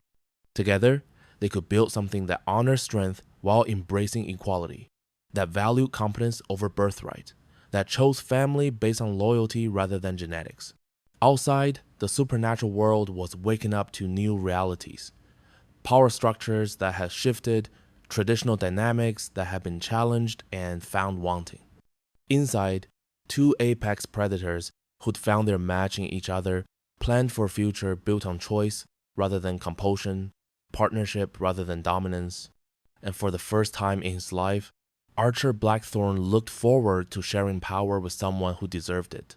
It was exactly what both of them had been searching for without knowing it, and it was only the beginning. 3 days after their victory, Archer's secure phone, a slab of cold, precisely machined metal, buzzed against the polished wood of his nightstand.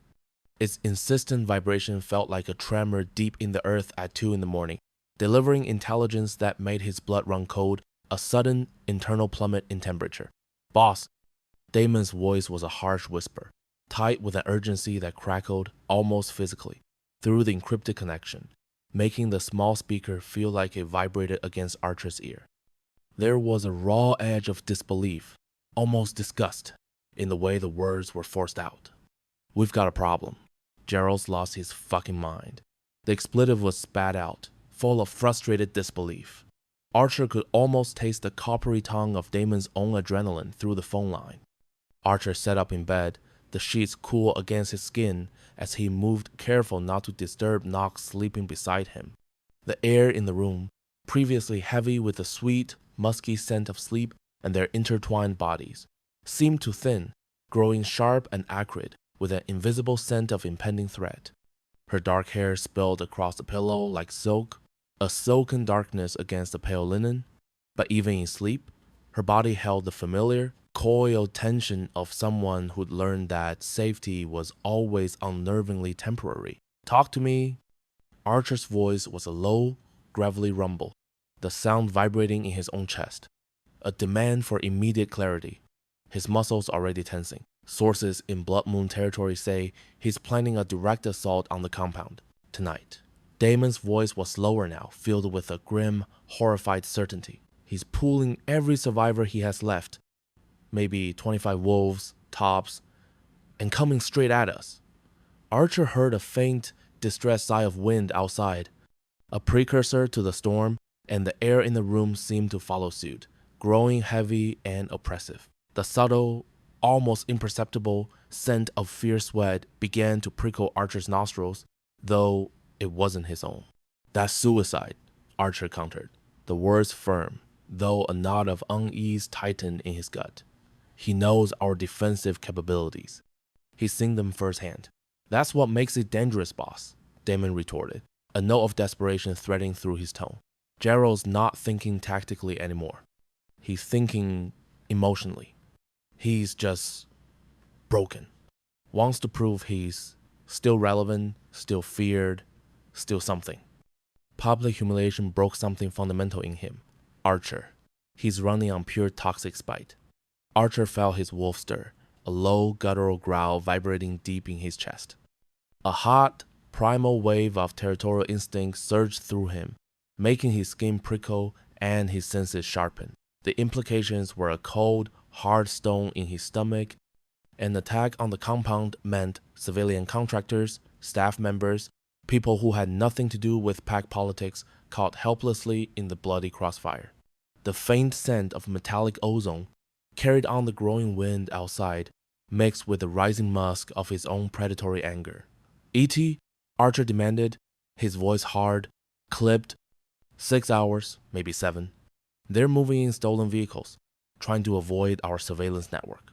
They think they're being clever, but they're just desperate. Evacuate non-essential personnel, full defensive protocols, and get Elena Rodriguez on the line." Archer's voice hardened into steel, a palpable shift in the air pressure around him. "If Gerald wants a war on our territory, tonight, he's going to face more than just us." As Archer ended the call, the phone felt cold and suddenly heavy in his hand. He felt Knox stir beside him, a soft rustle of sheets and the subtle shift of her weight. Her hand found his shoulder, fingers tracing the tension there with an intimate familiarity that spoke to countless nights spent learning each other's bodies, each other's tells, the subtle rigidness that meant stress, the faint tremors of worry. Her scent, usually a warm blend of vanilla and wild honeysuckle, now had a sharp, uncertain edge to it. "Bad news?" she asked, her voice a low murmur, thick with sleep but quickly clearing, though her tone suggested she already knew the answer, felt the shift in the room's energy as sharply as he did.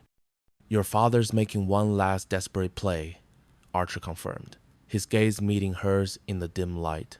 The words felt heavy on his tongue, a bitter taste. Direct assault on the compound in 6 hours. Nyx was fully awake instantly, her body tensing, the warmth of her hand tightening on his shoulder.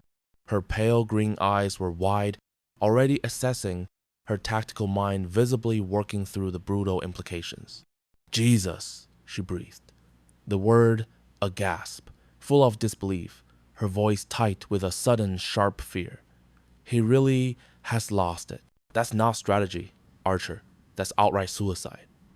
Unless he knows something we don't, Archer murmured, a cold prickle of foreboding running down his spine. Before Nyx could respond, Archer's phone rang again, a jarring jolt in the sudden quiet. The caller ID showed a number he didn't recognize. International, a European prefix. A deep unease settled in his stomach, cold and heavy. Blackthorn, he answered, his voice carrying the controlled menace of an alpha already facing threats from multiple directions, a low growl barely contained beneath the words. Alpha Blackthorn. The voice was heavily accented, cultured, smooth as polished obsidian, yet carrying the kind of ancient, intrinsic authority that made lesser predators submit before conscious thought engaged. It was a voice that tasted of old stone and cold power, and it sent a shiver down Archer's spine. My name is Wilhelm Draco. I believe we need to discuss a matter of mutual concern. Ice formed in Archer's veins, a sudden, visceral chill that penetrated to his very bones, making the fine hairs on his arms stand on end. Every supernatural creature in the world knew that name.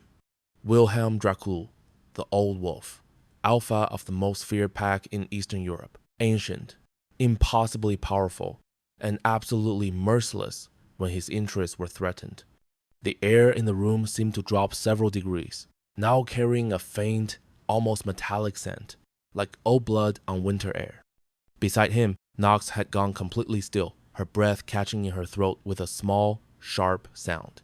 Her enhanced hearing was picking up enough of the conversation to recognize the name being discussed, and her scent, previously edged with uncertainty, now shifted dramatically to something sharp, acrid, with barely controlled panic, like scorched earth and sudden fear. Mr. Draco. Archer kept his voice neutral, carefully masking the adrenaline flooding his system, the sudden tightening of his muscles. What can I do for you tonight? It concerns the young woman currently sharing your bed, the one calling herself Nyx Thorn. There was a subtle, almost imperceptible amusement in Wilhelm's tone, a chilling observation. The words hit like a physical blow. Archer felt Nyx's hand find his arm again, her grip so tight that her nails subtly dug into his skin, leaving phantom marks as she processed the impossible implications of Wilhelm Draco calling about her specifically. Her breath hitched, catching faintly in the sudden, echoing silence. What about her? Archer asked carefully, his tone a low warning, a barely contained growl. Gerald Thorne has been spreading fascinating rumors about her bloodline, her capabilities, her unique immunities. Most of these rumors are quite accurate. From what I understand, wouldn't you agree? Wilhelm's voice was silken, a predator enjoying a meticulous hunt. Thunder rolled closer now, a low, distant grumble that vibrated through the floorboards. Lightning illuminated the bedroom in stark, fleeting relief, casting their faces in a momentary, ghostly white. Nyx's pale green eyes were wide with something that looked like dawning horror, a terrible, emerging understanding. Her lips were parted slightly, a ragged breath escaping them. She's under my pack's protection, Archer said firmly, the words a low, dangerous rumble coming from deep in his chest, an instinctive, primal defiance. Yes, so I've heard. Admirable, truly. But there are aspects of her heritage that you may not fully understand. Aspects that Gerald certainly doesn't comprehend, despite having lived with the truth for 30 years. Poor misguided fool. There was a hint of dismissive contempt in Wilhelm's voice, a casual cruelty that made Archer's hackles rise. I don't understand, Archer admitted, his brow furrowing, the pieces of an unknown puzzle beginning to clatter confusingly in his mind. The pause that followed was heavy, thick with implications that could reshape everything Archer thought he knew. When Wilhelm spoke again, his voice carried the quiet, devastating weight of revelation, like a stone dropping into a still, deep well. Gerald Thorne is not her biological father. The words detonated in the silence like explosive charges, echoing in the suddenly cold room. Knox's grip on his arm tightened until her nails actually drew blood, tiny pinpricks of pain that Archer barely registered. Her breathing became shallow and rapid, each gasp a desperate attempt to catch air as impossible pieces of a puzzle she'd never known existed began falling, terrifyingly, into place. Her scent was a chaotic storm, sharp denial, quickly followed by the bitter tongue of betrayal and a rising tide of utter bewilderment. 30 years ago I had business in Montana, Wilhelm continued. His tone eerily conversational despite dropping bombs that could destroy lives, shatter entire worlds. A brief liaison with a local pack female named Sarah Thorne. She was already mated when I arrived, though the child she carried when I left was most certainly mine, Archer. Quite the memorable encounter, if I do say so myself. Knox was sitting up now, bolt upright, her face pale in the dim light, almost translucent. Her scent was a kaleidoscope of emotional chaos, shifting through shock, then a wave of icy denial, before finally settling on the suffocating weight of dawning, terrible understanding. Her eyes, fixed on Archer, were wide, brimming with a desperate plea for clarification, for it to not be true. You are saying, Archer began, his voice rough, incredulous. I'm saying that the woman beside you, Alpha Blackthorn, is my daughter, my blood, direct descendant of the oldest and most powerful werewolf bloodline in existence. Wilhelm's voice carried an amusement that held no warmth, only a chilling pride, a predatory satisfaction. The very air around them felt charged, heavy, almost vibrating with the sheer force of his declaration. Tell me, child, for I know you can hear me. Your hearing is quite exquisite, isn't it? Have you ever wondered why your immunity is so complete? Why you're stronger, faster, more durable than other humans? My blood, precisely. The questions hung in the storm-charged air like accusations, heavy and unavoidable. Knox was staring at Archer with eyes that held too much knowledge, too much terrible, shattering understanding, a raw, exposed agony, a single tear, cold and silent, tracked down her pale cheek. Gerald knows, she whispered, her voice barely audible, a fragile thread over the approaching thunder. It was a broken whisper, laced with a fresh layer of profound betrayal. He's always known. That's why he treated me differently. Why he was so quick to believe the worst.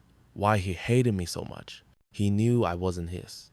The realization hit her with a sickening force. The full weight of 30 years of emotional abuse suddenly reframed, explained. Indeed, Wilhelm confirmed, his enhanced hearing easily picking up her soft, shattered words. Sarah told him the truth shortly before her death. It explains his particular animosity toward you, his willingness to sacrifice your welfare for pack politics. A petty man, your adoptive father. Wouldn't you agree? Lightning split the sky again, closer now, illuminating the room in a dazzling, blinding flash, followed by a deafening crack of thunder. The scent of ozone, sharp and electrical, mixed with Knox's fierce sweat, now tinged with a bitter tang of rage, creating an atmosphere of impending, unavoidable disaster. Why are you telling us this now? Archer demanded, his voice a low, furious snarl, his protective instincts flaring with dangerous intensity. Because Gerald's desperation has made him dangerous in ways you cannot anticipate. He's reached out to certain traditionalist factions in Europe, suggested that my bloodline, her bloodline, represents a threat to established pack hierarchies worldwide. An inconvenient truth, perhaps, for them. Wilhelm's words were laced with a chilling, casual threat. The implication was clear and terrifying. Gerald wasn't just planning a physical assault. He was trying to make Knox's very existence an international political problem, one that would attract the attention of the most dangerous, ancient supernatural powers in the world. He was throwing her to the wolves, literally. What do you want? Archer asked, though he dreaded the answer, felt a cold dread wrapping around his heart. I want to meet my daughter, to assess whether she's worthy of the heritage she carries, to ensure she understands her place in the world. Wilhelm's voice turned deadly serious, the amusement gone, replaced by an iron will. And I want Gerald Thorne to understand the consequences of threatening what belongs to me. A very painful, very public correction. She doesn't belong to anyone, Archer said firmly, his voice vibrating with raw, protective fury, despite facing an opponent who could undoubtedly destroy him without effort. He squeezed Knox's hand, a silent promise. No, Wilhelm agreed, and to Archer's surprise, there was a fleeting hint of approval in his tone, a recognition of strength. She belongs to herself, but she carries my blood, my legacy, my lineage. That makes any threat against her a personal insult that requires correction. A rather severe and absolute one, I assure you. Rain began pattering against the windows, a slow, deliberate cadence at first, then quickly escalating into a violent downpour. The storm, mirroring the conversation, had finally arrived. The temperature in the room felt strangely cold, yet charged with a volatile energy, like the calm before a devastating impact. I'll arrive in New Orleans tomorrow evening, Wilhelm continued, his tone now firm, a directive rather than a suggestion. We'll speak then, the three of us, about what comes next, and what must be done to Gerald. Consider this a courtesy call, Alpha Blackthorn. The line went dead, leaving Archer and Knox staring at each other in the lightning-illuminated darkness. The only sounds were the furious drumming of rain against the glass, the distant, rumbling thunder, and Knox's ragged, shallow breathing. The air smelled of rain, ozone, and a potent, complex mix of fear, shock, and rising fury. My father, Knox said finally, her voice hollow with shock, barely a whisper yet resonating with an unearthly chill. She repeated the words as if testing them, tasting their impossible truth. My real father is Wilhelm fucking Draco, the boogeyman that other alphas tell horror stories about at night, the one whose name is a curse. How do you feel about that? Archer asked, his own voice low, careful, his thumb stroking her arm gently, trying to offer what comfort he could. The question hung in the charged air, heavy and profound. She was quiet for a long moment, the sounds of the storm filling the silence as she processed revelations that rewrote everything she thought she knew about herself, her family, her tragic, complicated place in the supernatural hierarchy. Her scent swirled, a maelstrom of emotion. Angry, she said finally, her voice gaining strength. Steel replacing the initial fragility as emotion replaced the suffocating shock. Her eyes, though still wide, now held a dangerous spark. Furious, angry that Gerald knew the truth and used it to justify treating me like absolute shit my entire life. Angry that he kept it from me. Angry that he used it to manipulate me, to hurt me. Angry that he's still trying to use it. Her voice was no longer a whisper. It was a low, simmering growl, a promise of retribution. Angry that my real father has been alive all this time and never bothered to contact me. Angry that I'm finding this out because of pack politics rather than family bonds. And terrified. Her voice was small, vulnerable, in a way he never heard before. Because if I'm really Wilhelm Dracula's daughter, then I'm not just some unique anomaly. I'm a political weapon that every pack in the world is going to want to control or eliminate.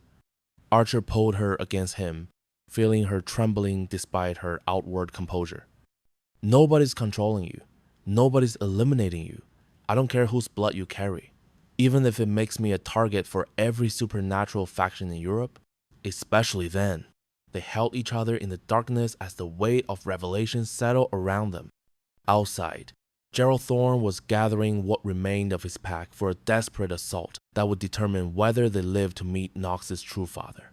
But inside, two people who'd chosen each other despite impossible odds clung to the certainty that some bonds were stronger than blood, politics, or the machinations of powerful men who thought they could control destiny.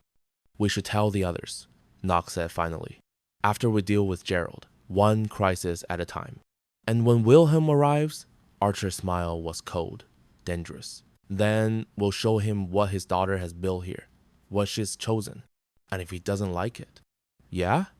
Then the old wolf can get in line behind everyone else who thinks they know what's best for you. As dawn approached and the compound prepared for siege, Archer found himself thinking about bloodlines, heritage, and the ways that family could be chosen rather than inherited. Nox might carry Wilhelm Draco's genetics, but she'd chosen to become part of something greater. A pack built on merit rather than birthright, loyalty rather than compulsion. And that choice, Archer realized, made her more dangerous to the traditional supernatural order than any bloodline ever could. Gerald Thorne's final assault came like a hurricane of teeth and claws just before dawn. 25 werewolves in human form screaming across the Louisiana bayou, with the desperate guttural fury of predators who knew they were already dead. The air, thick with the humid pre-dawn chill, filled with their ragged, despairing howls, carrying a sour, fetid scent of fear and impending death that scraped at the back of Archer's throat. Archer crouched low behind massive, reinforced barriers, the cold, rough concrete pressing against his cheek. Through the grainy, green-tinted haze of his night vision goggles, he watched as Blood Moon survivors charged his compound. Their formation was less a strategy and more collapsed into madness, a frantic, suicidal dash. They moved like broken animals, stumbling over roots and each other, all coordination abandoned in favor of raw, unthinking aggression. The frantic pulse of their desperation was a tangible wave in the heavy, damp air. Contact all perimeters. Damon's voice crackled through Archer's comm, the static a faint buzz against his ear, his Brooklyn accent sharp with a tightly reined violence. They're not even trying to be tactical. This is fucking kamikaze. Archer could almost see the grim set of Damon's jaw, the slight tremor in his hand that only he would recognize as barely suppressed fury. Hold positions. Archer commanded, his own voice a low, guttural rumble, steady as bedrock, despite the primal stirrings within him. His enhanced senses cataloged the desperation scent rolling off the attackers now, a sickeningly sweet mix of adrenaline, sweat, and something acrid, metallic, like old blood. Let them commit fully before we engage. The cold morning air felt charged with their frantic intent. Beside him, Nox checked her weapons with mechanical precision, the soft click hiss of a safety catch and the quiet rasp of metal on leather unnervingly calm in the rising chaos. Her pale green eyes, catching the faint glint of distant lights, reflected not just predatory satisfaction, but a chilling, almost bored anticipation. Gerald's lost it completely, she murmured, her voice a low, dry whisper that somehow carried over the distant shouts. This isn't war-dotted suicide with extra steps. The compound's defensive systems erupted in a deafening symphony of controlled destruction. The ground thrummed under Archer's feet with the concussive force of claymore mines shredding the first wave of attackers, sending plumes of mud and gore into the humid air. Overlapping fields of automatic fire stitched across the bayou approach, turning the fog-shrouded ground into a killing zone that painted Spanish moss with arterial spray, a vibrant crimson against the gray-green landscape. The acrid scent of cordite burned the nostrils, mingling with the fresh, coppery tang of spilled blood. But Gerald's wolves kept coming, stumbling over the mangled bodies of their kin, driven by alpha commands that completely overrode self-preservation. They leaped over their own dead, using corpses as gory, temporary cover, pressing forward with a supernatural speed that made human reflexes look glacial. The thud of their landing, the wet squelch of flesh underfoot, was sickeningly clear. They're breaking through the east perimeter.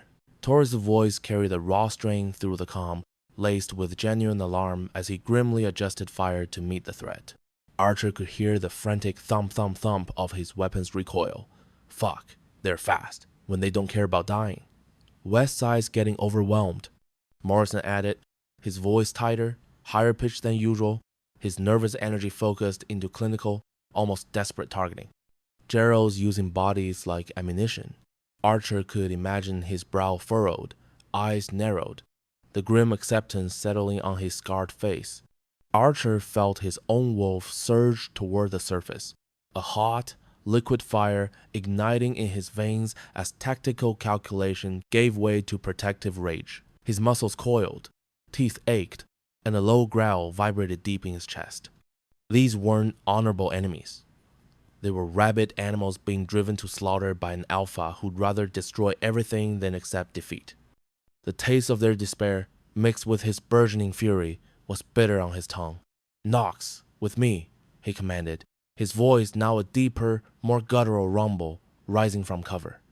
The sound of his shirt tearing slightly at the shoulders, the snick of sharpened claws extending from his fingertips, was almost drowned out by the rising crescendo of battle. "We end this now." Nyx, without a word, was already moving, flowing from cover like smoke. What followed was violence distilled to its purest, most brutal form. Archer moved through Blood Moon survivors like death incarnate, a blur of muscle and claw. The wet, tearing sound of his attacks was punctuated by choked gurgles as his claws opened throats. His enforcers laid down a blistering, coordinated covering fire that turned any thought of retreat into impossibility. Warm blood sprayed, turning the humid pre-dawn air metallic, and screams, sharp and desperate, echoed across the bayou. The acrid scent of cordite mixed with the heavy, musky odor of dying wolves, a cloying perfume of carnage. But it was Nyx who became the angel of destruction. She moved like liquid lightning through the chaos, her immunity to werewolf abilities making her a terrifyingly effective opponent for the supernatural predators. When Blood Moon enforcers tried intimidation techniques, low growls, baring teeth, a sudden lunge, she merely smiled, a cold, almost delighted baring of her own teeth, and drove combat knives into vital organs with surgical precision and sickening thuds. When they attempted supernatural grappling, relying on their brute strength, she used physics and leverage to twist and shatter, breaking bones like kindling with sickening, wet snaps that carried clearly over the din. The scent of her opponent's fear was sharp and raw, unmasked by confusion or anger. "Beautiful," Reed breathed over the calm, his voice hushed, almost reverent, a tremor of awe running through it as he watched her systematically dismantle opponents who should have torn her apart. "She's fucking magnificent."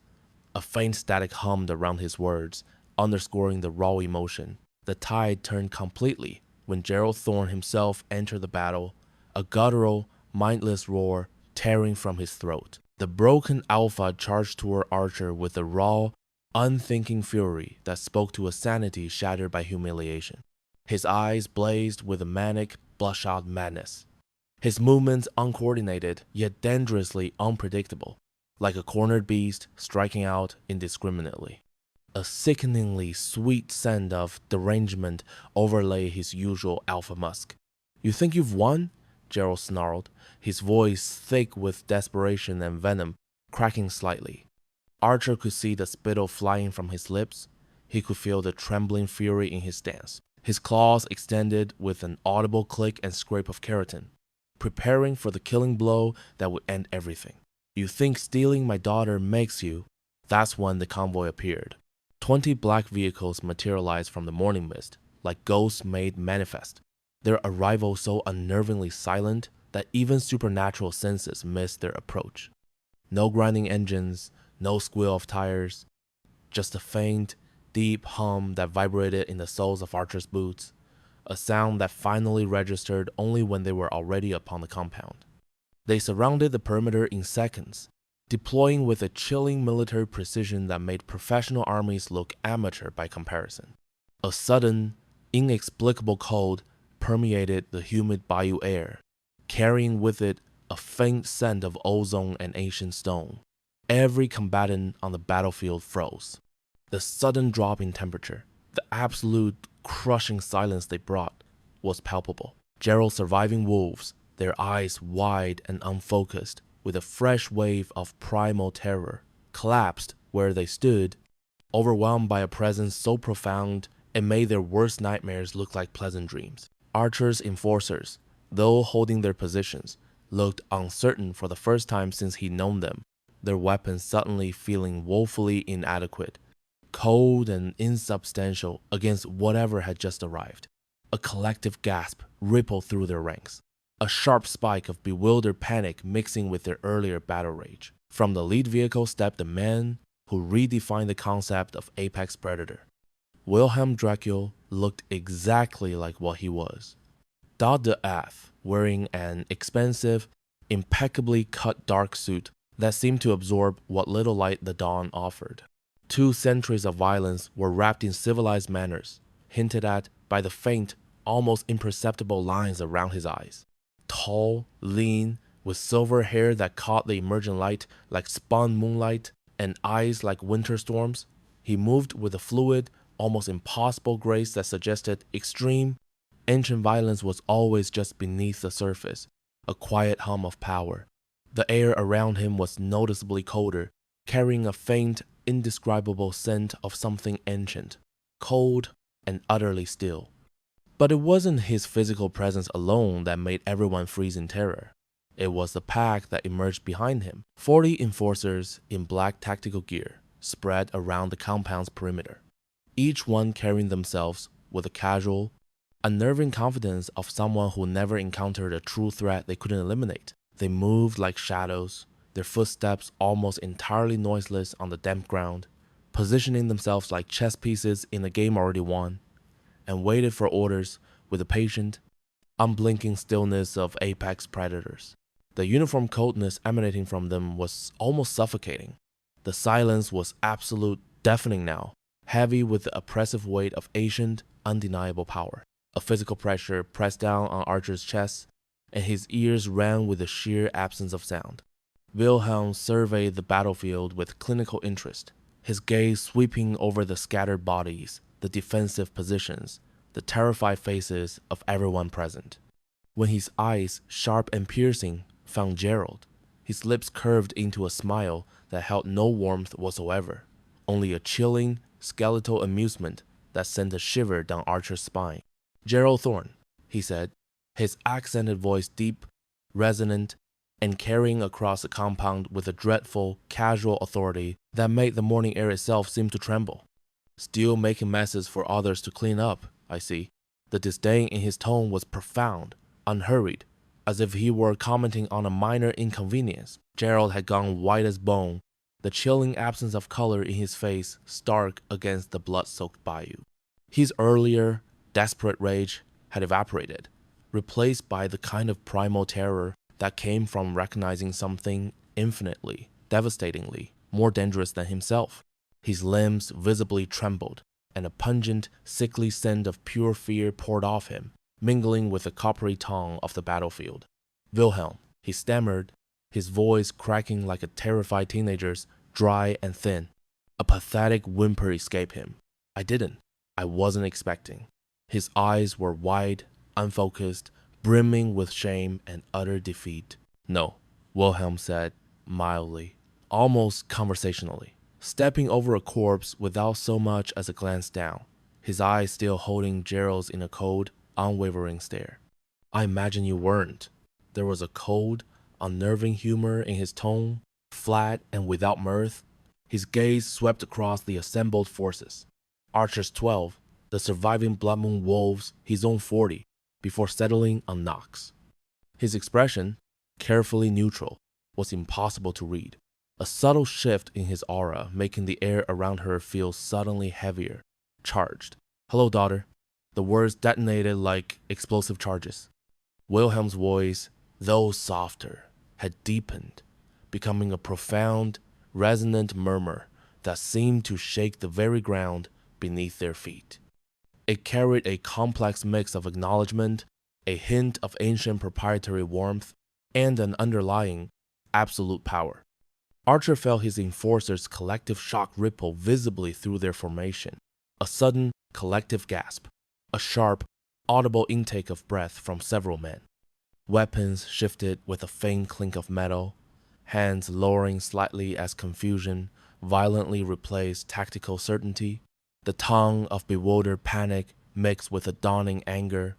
Knox herself stiffened, a subtle tremor running through her frame. "Daughter?" Damon's voice cracked with utter disbelief, higher than usual, his jaw hanging. His eyes were wide, fixed on Knox, as he ran a hand perplexedly through his hair. Holy shit, Torres breathed, his voice a hushed whisper, laden now with awe and a fresh, primal fear. His gaze glued to Knox. Knox's, the old wolf's kid. Morrison finished for him, his voice quiet, flat with stunned realization. His scarred face cycled through shock, grim understanding, and finally, a dawning terror that tightened the skin around his eyes. A cold knot of dread formed in his gut. But it was Gerald's reaction that drew everyone's attention. The broken alpha was staring at Wilhelm with something beyond mere fear. It was abject, gut-wrenching horror, mixed with the chilling understanding that he made the gravest mistake of his miserable life. He slumped, his shoulders dropping, his eyes wide and unfocused, fixed on Wilhelm. The overwhelming, chilling scent of absolute despair poured off him. You knew, Wilhelm said conversationally, his voice still calm, but now with a sharp, incisive edge. He leaned forward slightly, studying Gerald with the detached intensity of a scientist examining an interesting specimen, his eyes piercing. You've always known whose blood she carries. The cold judgment in his tone was almost academic in its cruelty. Yes, but Gerald's voice broke completely, a pathetic gasp, a raw, exposed sound of absolute defeat that ended in a barely audible whimper. His head hung, shoulders bowed. And yet you treated her as you did, cast her out, sided with. Wilhelm's gaze swept across the battlefield, slow and deliberate, cataloging faces with predatory precision, each glance feeling like a physical prod. He paused, his gaze hardening further. Where is he? The demand was cold, absolute, making the temperature in the clearing drop another degree. Where's who? Gerald asked weakly, his voice barely a whisper, his body shivering uncontrollably. The beta son, the one whose attempted rape you used to justify exiling my daughter. Wilhelm's voice was now colder than ice, each word dropping into the sudden, suffocating silence like a stone into deep water. A collective gasp rippled through Archer's men, followed by a sudden spike of anger scent, a palpable shift in the emotional temperature from shock to murderous understanding. The words fell into the silence, creating an absolute vacuum of sound. Archer's enforcers went completely still, their expressions shifting from horrified shock to a cold, murderous understanding as the full implications sank in. A low, dangerous growl rumbled deep in Archer's own chest, a raw, protective fury replacing his earlier confusion. The air thrummed with a fresh, righteous bloodlust. There, Knox said suddenly, her voice cutting through the tension like a blade, sharp, clear, and utterly devoid of emotion, sending a shiver down the spines of those who heard it. Her pale green eyes, narrowed to pinpoints, were fixed with cold, focused intent.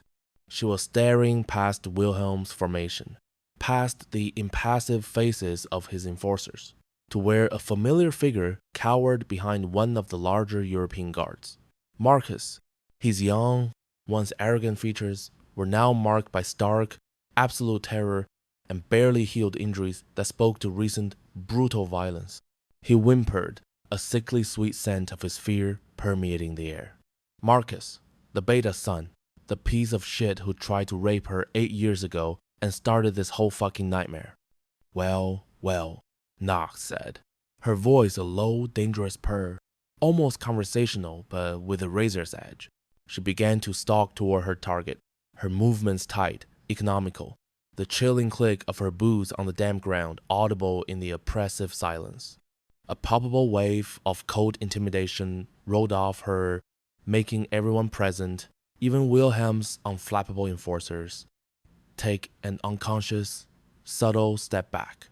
The air around her now carried the sharp tang of pure, focused vengeance. If it isn't the little rapist who ruined my life, move, she snapped at the enforcer providing cover, her voice sharp and imperious. The man looked confused, his eyes darting to Wilhelm, but he reluctantly scraped his boots and stepped aside when Wilhelm gave a slight, almost imperceptible nod. Marcus tried to back away, his feet scrambling uselessly on the damp earth. but there was nowhere to go. The compound was surrounded. Every exit blocked by the most dangerous pack in the supernatural world. A cold, unyielding wall of power. A faint, sickening scent indicated his bowels were loosening. 8 years, Nox said slowly, her voice, usually a low, steady hum, now held a sharp, resonant edge that cut through the chilly air, carrying to the very bones of every person present. A faint, almost imperceptible scent of ozone and bitter herbs, like a storm brewing, seemed to emanate from her. 8 years, she repeated, her gaze like a physical blow on Marcus. I've been in exile because of this thing. She spat the word, a low growl rumbling deep in her chest. This piece of garbage couldn't keep his filthy hands to himself. Nox, please, Marcus whimpered, his voice thin and reedy, cracking under the sudden, suffocating pressure of her presence. His earlier arrogance had entirely evaporated, replaced by a sheen of cold sweat on his forehead. He instinctively tried to take a step back, but his feet felt rooted to the cold, damp earth. I was young, I made a mistake, he stammered, his eyes darting frantically around, begging for an ally. The metallic tang of his fierce sweat was sharp, a sickly sweet undertone to the air. A mistake? Her laugh, when it came, was a brittle, ice-cold sound, sharp enough to flay skin, to draw blood from the silent air itself. Her lips barely moved, a tight, merciless line. You didn't make a mistake, Marcus. You cornered me. During a pack celebration, no less, she scoffed, a soft tremor of profound disgust running through her. Her eyes, usually a warm hazel, were now chips of flint. You told me, quite explicitly, that it was time I learned my place. Then you tried to force yourself on me. While the rest of the pack was laughing, celebrating, oblivious to the terror you were inflicting just outside the door. A faint, acrid smell, like burnt sugar, seemed to cling to her words. A memory of a sweet moment turned foul. The absolute silence that followed was not just quiet. It was a physical weight, pressing down on eardrums, deafening in its intensity. The only sound was the faint, rapid throbbing of Marcus's own heart, suddenly audible in the suffocating stillness. The temperature in the clearing seemed to plummet, a sudden, sharp, cold seeping into bones. Every enforcer present, archers, Wilhelms, even the surviving Blood Moon wolves who had just escaped their own harrowing ordeal, stared at Marcus. Their collective gaze, heavy and palpable, was a mix of visceral disgust, cold fury, and a simmering, homicidal rage that made the air crackle with unspoken threats. A faint, primal scent of predatory anger, sharp and musky, began to permeate the atmosphere. Marcus instinctively shivered, his teeth starting to chatter almost imperceptibly. And when I defended myself, Nox continued, her voice gaining momentum, a low, dangerous rumble that vibrated in the chest, rising steadily now with the full, unbridled force of 8 years of suppressed fury. When I finally broke your fucking nose and ribs, shattered them, just to make you stop, what happened next, Marcus? Her gaze bored into him, demanding an answer he couldn't give. Her hands clenched, knuckles white, a slight tremor running through her frame as the memory ignited a fresh spark of rage. The scent of ozone intensified, sharp and stinging. All eyes, heavy with accusation and anticipation, turned slowly, inexorably, to Gerald. He stood rigid, shoulders hunched, his face pale and drawn, looking utterly bereft, as if the cold earth beneath his feet might offer a merciful crack to swallow him whole. A faint, sickly sweet scent of shame and despair clung to him, barely detectable beneath the sharp, predatory odors.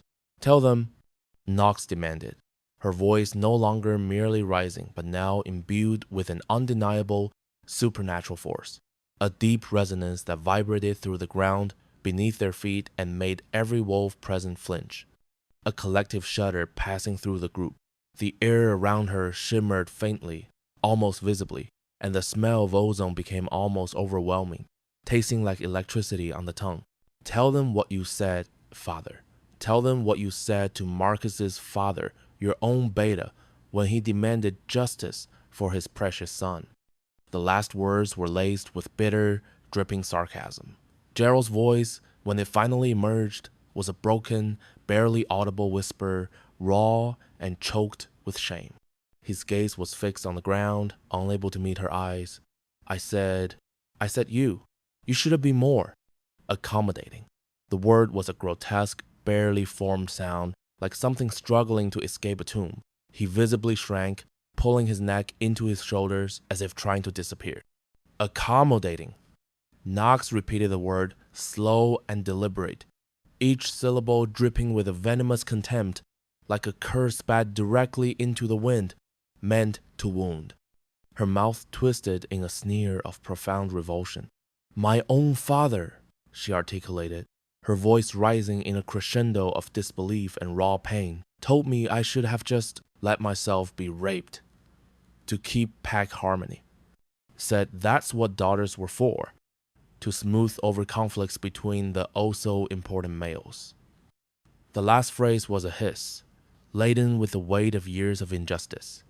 The scent of her raw, burning anger, a sharp metallic note like blood, filled the space. Wilhelm's expression had gone utterly glacial, his craggy features hardening into a mask of stone.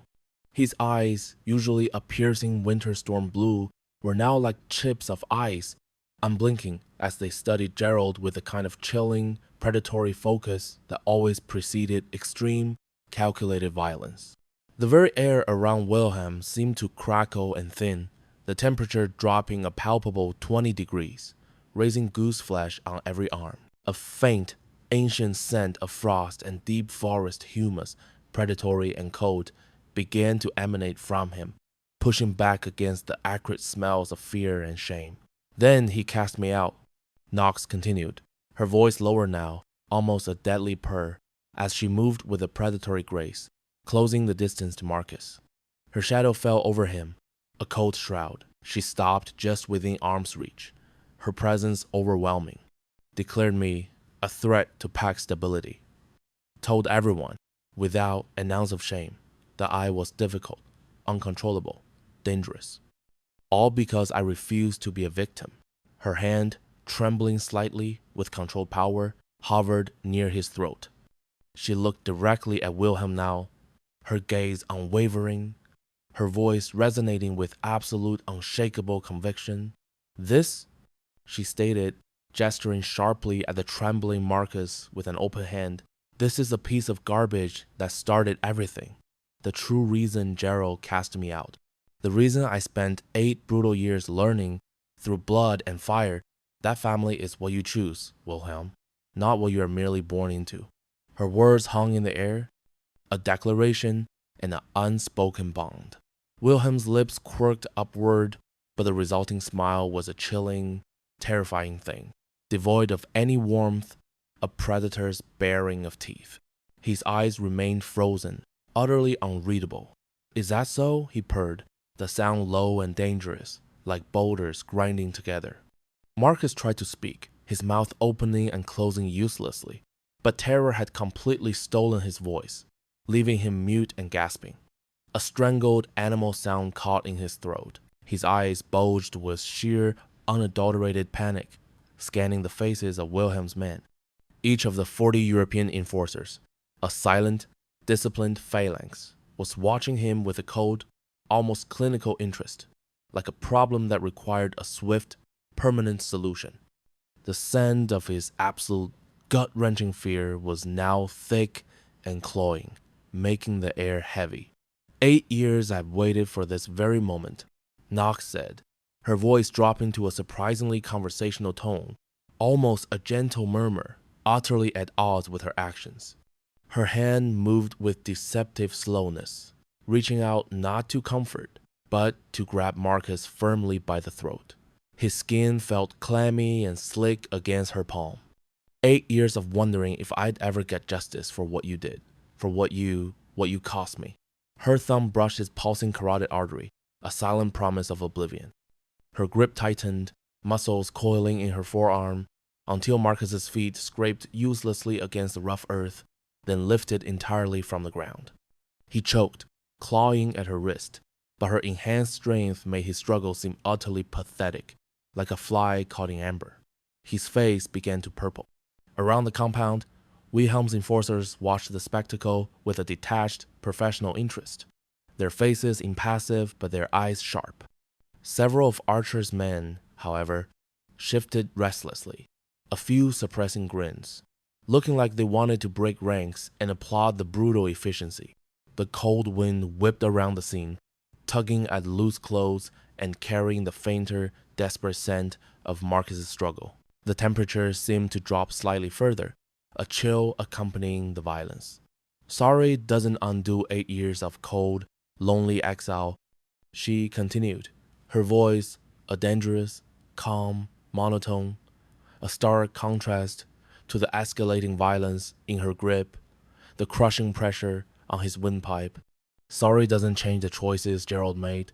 Sorry doesn't give me back the family I lost because you couldn't take no for an answer, could you? Her eyes were utterly devoid of pity, reflecting the terror in his own.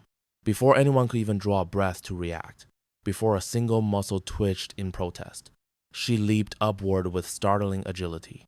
Using Marcus's struggling body as leverage, she wrapped her powerful legs tightly around his shoulders, her grip on his throat remaining absolute, unwavering. There was one sharp, sickening crack, one precise application of pressure, and the wet, brutal sound of breaking vertebrae echoed across the compound like a sudden, sharp gunshot in the stillness. A faint, almost bitter metallic taste filled the air, the scent of fresh, violent rupture. Marcus dropped like a discarded, broken doll, his limbs suddenly slack, his neck twisted at an impossible, grotesque angle. His eyes, wide and vacant, stared at nothing. He was utterly dead, a lifeless weight before his body even hit the cold, unforgiving ground with a dull thud, raising a puff of dry dust. Knox landed lightly, gracefully, her boots making barely a sound on the earth. She took a moment, with an almost fastidious calm, to straighten the front of her shirt, brushing an imperceptible speck of dust from her shoulder. Then, as if she'd done nothing more interesting than swat a particularly annoying mosquito, she turned and walked back toward the group, her movements fluid and unhurried. The lingering scent of ozone and bitter herbs softened, replacing the shock of violence with a cool, collected air. Problem solved, she stated, her voice returning to its usual low, steady tone, calm and utterly devoid of remorse, as if stating a simple fact of the day. The silence that followed was absolute, deeper and heavier than before, a shroud thrown over the violent tableau. The scent of fresh death, a sharp, coppery tongue, began to replace the fear. Gerald, his face a sickly pale green, looked like he might double over and vomit at any second, his stomach heaving silently. Archer's enforcers, a hardened lot, stared at Knox with expressions ranging from grudging admiration to outright awe, a few nodding almost imperceptibly. Wilhelm's pack, however, remained utterly impassive, not a single muscle twitching, not a breath hitched. They had never witnessed their alpha's daughter in action before, and completely approved of the swift, decisive display. The air around them grew even colder, a crisp, winter chill suggesting the stark, unyielding nature of their justice. Wilhelm himself, standing a few paces back, had an almost imperceptible shift in his posture, a slight relaxation of his shoulders. He looked pleased. A faint, almost possessive warmth, transient and unexpected, seemed to flicker in his winter storm eyes. Efficient, Wilhelm said mildly, his voice a low, gravelly rumble, utterly calm as he stepped forward to study the corpse with a detached, clinical interest, almost like an anatomist. He circled the fallen body slowly, his gaze tracing the impossibly twisted neck. Clean technique, no wasted motion. An entirely appropriate response to the threat level. He spoke as if reviewing a report, utterly undisturbed by the recent brutality. His gaze, cold and discerning, shifted from the dead man to find Knox's face. For the first time since his arrival, the hard planes of his expression softened almost imperceptibly, and his winter storm eyes held something in their depths that might, just might, have been pride. A flicker of warmth in the glacial blue. "I'm impressed, daughter," he added, the softened tone a rare deviation, a gruff acknowledgement. He turned, his movement fluid and deliberate, swinging his gaze to Gerald. The beta's terror, already a palpable stench of sweat and acid, had now reached new, suffocating heights after witnessing firsthand the chilling, decisive capability of Wilhelm's daughter. Gerald's breathing was shallow and ragged, his eyes wide, bloodshot, and fixed on the old wolf as if mesmerized by a coming doom. "You cast out my bloodline," Wilhelm began, his voice dropping to a terrifyingly soft register, barely above a whisper. Yet, it carried with an unnatural resonance, each syllable a hammer blow that seemed to hit every hidden corner of the compound, vibrating in the very foundations. The air grew heavy, thick with a sense of impending judgment, carrying the ancient, cold scent of deep magic. "You exiled the heir to the oldest werewolf dynasty in existence. You sided with a rapist over your own family, your own flesh and blood. You lied to other alphas, to me, to everyone, to justify your petty cowardice." Each word, uttered with chilling precision, fell like a series of heavy hammer blows, crushing what remained of Gerald's composure. He tried desperately to speak, his mouth working, but only strangled, gurgling sounds emerged, thick with mucus and fear, his throat constricting tighter and tighter. He stumbled back a step, almost losing his balance. But more than that, Wilhelm continued, his voice hardening, each word now infused with a colder, more demanding authority as he moved closer. He stopped just within arm's reach of the utterly broken alpha, his shadow falling over Gerald like a gravestone. "You wasted 8 crucial years of her development. 8 years when she should have been learning her heritage, understanding the true vastness of her power, preparing to take her rightful place in the supernatural hierarchy." His words were a physical weight. The old wolf's smile, when it materialized, was a terrifying vision. Winter moonlight on fresh snow, beautiful in its darkness, utterly cold, and absolutely lethal. A faint, almost imperceptible sheen of frost seemed to gather in the air around him. "That," he said, his voice returning to a deceptively conversational tone, as if discussing the weather, "was a mistake of truly historic proportions, Gerald. One that will not be easily forgiven nor forgotten." A chilling finality settled on the last words. Wilhelm gestured toward the compound's main house with a casual, almost dismissive flick of his wrist, imbued with an unshakable, ancient authority.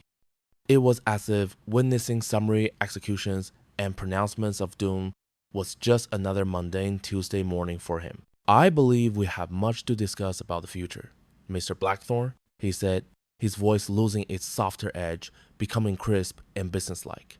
"Starting with how my daughter, my true daughter, managed to integrate so seamlessly into this operation in mere weeks, transforming what was already an impressive endeavor into something truly revolutionary."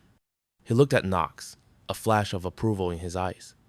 As they began to walk toward the main building, their boots crunching lightly on the gravel, stepping casually over the rigid bodies of the fallen, and wading through the lingering, acrid scent of violence and fresh death, Archer realized with a profound, almost bone-deep certainty that everything had irrevocably changed.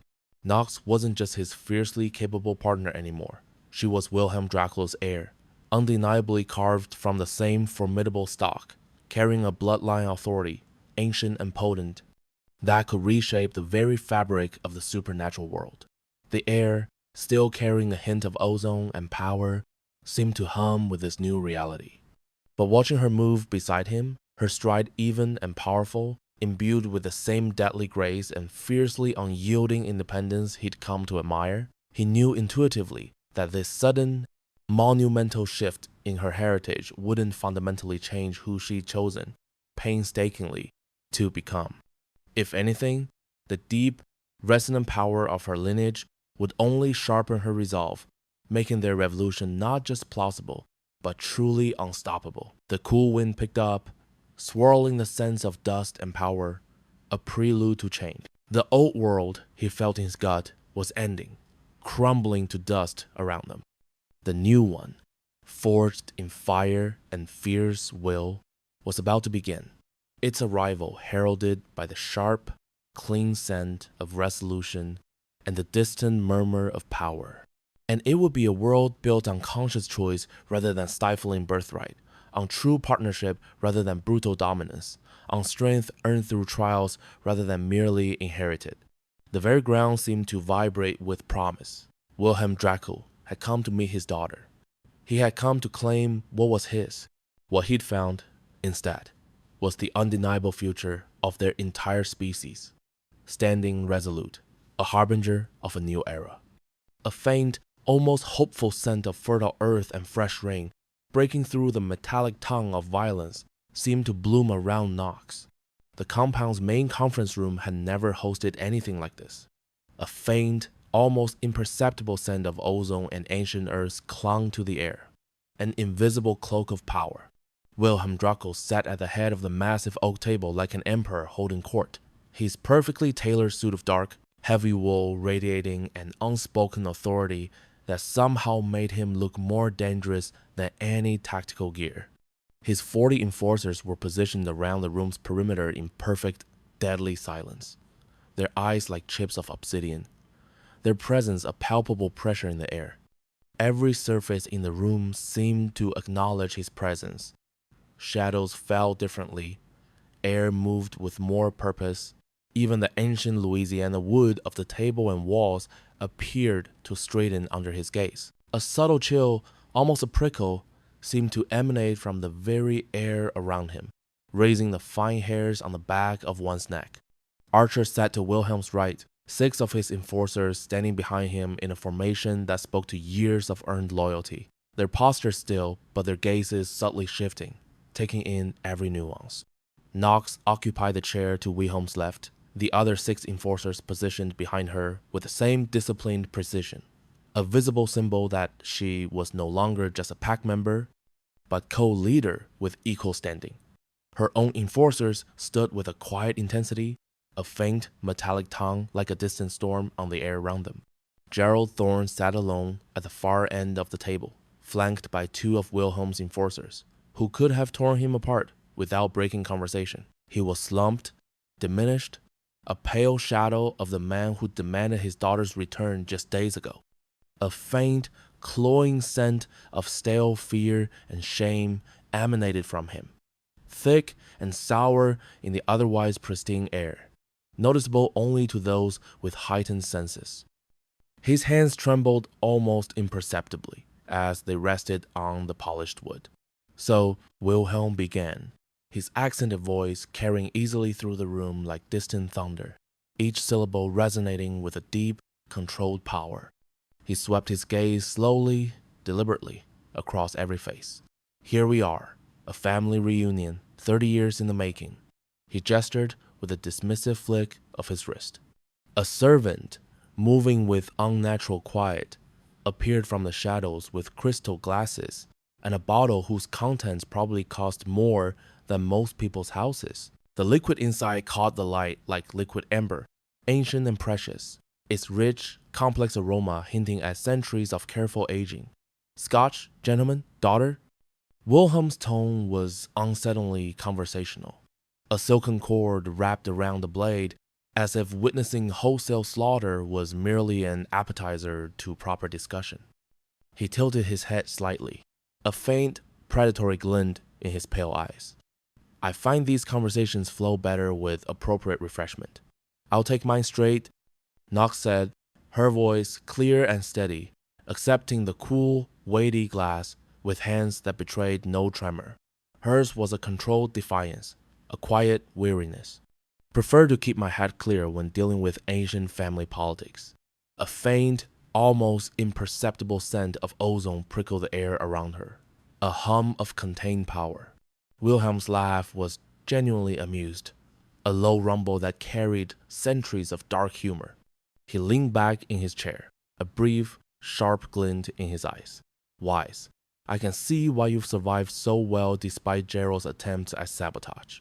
He poured himself a generous measure, the rich scent of the scotch blossoming in the air, then studied the amber liquid for a moment that stretched like eternity before he fixed Gerald with a stare that could have frozen molten steel. The temperature in the room seemed to drop another 20 degrees, and the sharp, metallic tang of fear intensified around Gerald. Gerald Thorne, we've known each other for 37 years now, haven't we? His voice was deliberate, almost too calm, dripping with controlled menace. 38, Gerald replied, his voice barely above a whisper, his shoulders hunching further, eyes fixed on the tabletop as if it held all the world's secrets. 38 years. Wilhelm took a slow sip of his scotch, the ice clinking softly, then set the glass down with an almost imperceptible click. His lips curled with a faint sneer. And in all that time, I consider you adequate. His tone made adequate sound like the deepest, most contemptuous insult in any language. A dismissive wave of his hand accompanying the word. Not brilliant, certainly not visionary, but adequate for managing a small territorial pack in the American wilderness. Thunder rumbled outside, a visceral vibration through the polished floor, as if nature itself was responding to Wilhelm's presence. He took another sip of his scotch, savoring it while Gerald squirmed under scrutiny that had broken stronger men. The sharp, earthy scent of rain beginning to fall outside subtly mingled with the stale fear and rich scotch inside. I discovered the truth when Sarah died, Wilhelm continued, his voice now a deep, resonant thrum of barely contained rage, carrying the weight of old grief mixed with controlled fury. His knuckles whitened as he tightened his grip on the glass. She sent me a letter before her death, confessing everything. The pregnancy, your parentage, Gerald's knowledge, and his treatment of you. 30 years of silence, and I only learned I had a daughter through a deathbed confession. A faint, metallic tongue, like old blood, subtly shifted in the air around him, a supernatural emanation of his seething anger.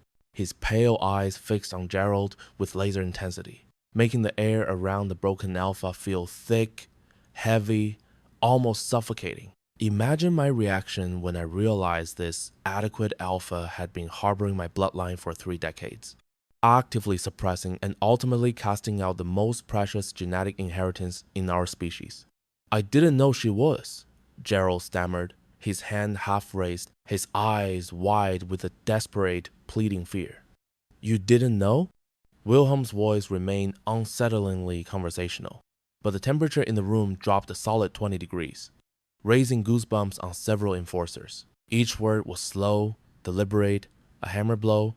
Your maid comes to you pregnant with another man's child, tells you the father was Wilhelm Dracul, and you didn't think this information warranted sharing? His eyes narrowed to slits as he leaned slowly forward. Gerald's mouth opened and closed soundlessly, like a fish drowning in air, his throat feeling dry and constricted, his fingers clawing uselessly at his tight collar. But ignorance, while inexcusable, is not the truly offensive part. Wilhelm stood, the rustle of his expensive suit fabric filling the sudden silence, and moved to the window that overlooked the compound's grounds where the aftermath of battle was still being cleaned up. His gaze swept over the still disturbed earth, picking up the faint, lingering scent of spent adrenaline and raw fear from the recent conflict, now tainted by the heavy, cloying despair of Gerald inside. The offensive part is what you did with that knowledge. His reflection in the cold glass looked like death-wearing designer clothing, elegant, refined, absolutely lethal. You used my daughter's heritage to justify 30 years of psychological abuse, made her believe she was defective, uncontrollable, dangerous. Wilhelm turned sharply from the window, his pale eyes holding winter storms that had witnessed centuries of violence, radiating pure menace. A subtle shift in the room's pressure made ears pop. The scent of old parchment and the metallic tang of ancient blood seemed to intensify around him, a signature of his lineage and power. You took the heir to the oldest werewolf dynasty in existence and convinced her she was worthless. She was difficult. The word died in Gerald's throat, a pathetic gasp, as Wilhelm's presence filled the room like a physical force. Every enforcer present, European, American, even the broken Blood Moon survivors, felt the weight of an alpha who drew through competence so absolute that challenge was unthinkable. A low, resonant hum vibrated through the floor and up through the soles of their shoes. The air felt thick, heavy, hard to breathe, carrying a faint, primal scent of predatory dominance, like a wild, ancient forest floor, eclipsing all other smells. She was magnificent, Wilhelm corrected, his voice carrying a deep, resonating finality that ended any debate. His chin tilted slightly, eyes blazing with newfound pride for Knox. Strong enough to resist a rapist, brave enough to defend herself when her family failed her.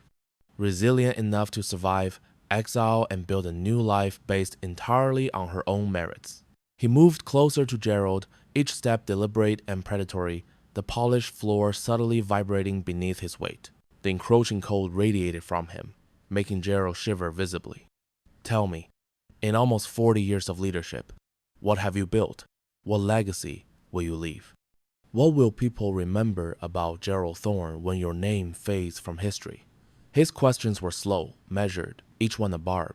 The questions hung in the air like execution orders. Gerald tried to answer, but only strangled. Gasping sounds emerged, his hands clawing at his throat. I'll tell you what they'll remember. Wilhelm continued conversationally, but his tone was laced with poison, a quiet, deadly pronouncement. He shook his head slowly, dismissively. They'll remember the alpha who was so threatened by his daughter's strength that he chose a rapist over family, who was so insecure about his own competence that he sabotaged the most valuable asset his pack ever possessed. Wilhelm's smile was winter moonlight on fresh snow, beautiful, cold, absolutely merciless, sending a chill that crawled into the bones. But that's not your decision to make anymore. He turned his attention to Knox, his expression softening almost imperceptibly, the harsh lines around his eyes easing just a fraction. The intense, predatory scent around Wilhelm receded slightly, replaced by a deep, earthy scent of ancient protectiveness, almost like damp soil and old growth. The question of Gerald Thorne's fate belongs to the person he wronged most grievously. His large hand rested briefly, gently, on the back of her chair. All eyes turned to Knox, who'd been listening to this exchange with the focused intensity of someone processing 30 years of abuse through the lens of new understanding. Her posture, previously composed, now showed a subtle tension, a readiness, and her gaze, previously controlled, now burned with a quiet, fierce fire. A faint crackle in the air around her, a scent of fresh rain and newly turned earth, hinted at impending growth and burgeoning power. The room's temperature, previously frigid, now felt neutral, almost restorative, around Knox. You want me to decide his punishment? She asked, her voice slow, measured, carrying a hint of awe and the heavy gravity of the responsibility. Her eyes, previously fixed on Gerald, now lifted to meet Wilhelm's, a silent question passing between them. I want you to claim what's yours by right. Justice, closure, the authority to determine what becomes of those who've wronged you. Wilhelm's voice carried absolute conviction, a deep, resonating declaration. He gave a subtle bow of his head, a gesture of respect and empowerment. You are my daughter, heir to a bloodline that predates every other werewolf dynasty on this continent. Gerald Thorne exists at your sufferance now. The weight of that authority settled over Knox like a crown she'd never asked for but had always been meant to wear. The air around her seemed to hum, and the faint scent of rain and earth intensified, now with an added note of quiet, ancient power, like granite warmed by the Sunday. When she spoke, her voice carried a new resonance, not just her own strength, but the backing of centuries of accumulated power. Exile, she said, simply, her back straightening, shoulders squared, her gaze locking onto Gerald's with an unblinking intensity that left no room for doubt or appeal. Her fingers tapped a slow, rhythmic beat on the polished table. Permanent exile from supernatural society. Let him live as I was forced to live. Alone, without pack support, making his way in the world through his own efforts. Her tone was clear, strong, unwavering, but devoid of overt vengeance. Instead, carrying a cold, calculated justice born of personal experience. She paused, studying Gerald with eyes that held mercy tempered by justice. A long, assessing look, devoid of overt anger but full of a weary, resigned judgment. Gerald visibly flinched under her gaze, as if physically struck. The difference is, I had the strength to thrive in exile. Let's see how he manages without pack bonds, without authority, without anyone to enable his failures. Her voice took on a dry, almost clinical tone, with an edge of quiet triumph. A subtle, almost imperceptible curl of her lip, a flicker of something ancient and unyielding in her eyes. Knox turned her attention to Wilhelm, her posture confident and authoritative, her voice taking on the measured tone of someone thinking beyond personal vengeance to broader consequences. The air around her continued to hum, now with a note of strategic thought. Like the crisp scent of autumn approaching. What remains of Blood Moon Pack should be absorbed into other packs. Those members had no choice in Gerald's failures and shouldn't suffer for his mistakes. And his territory.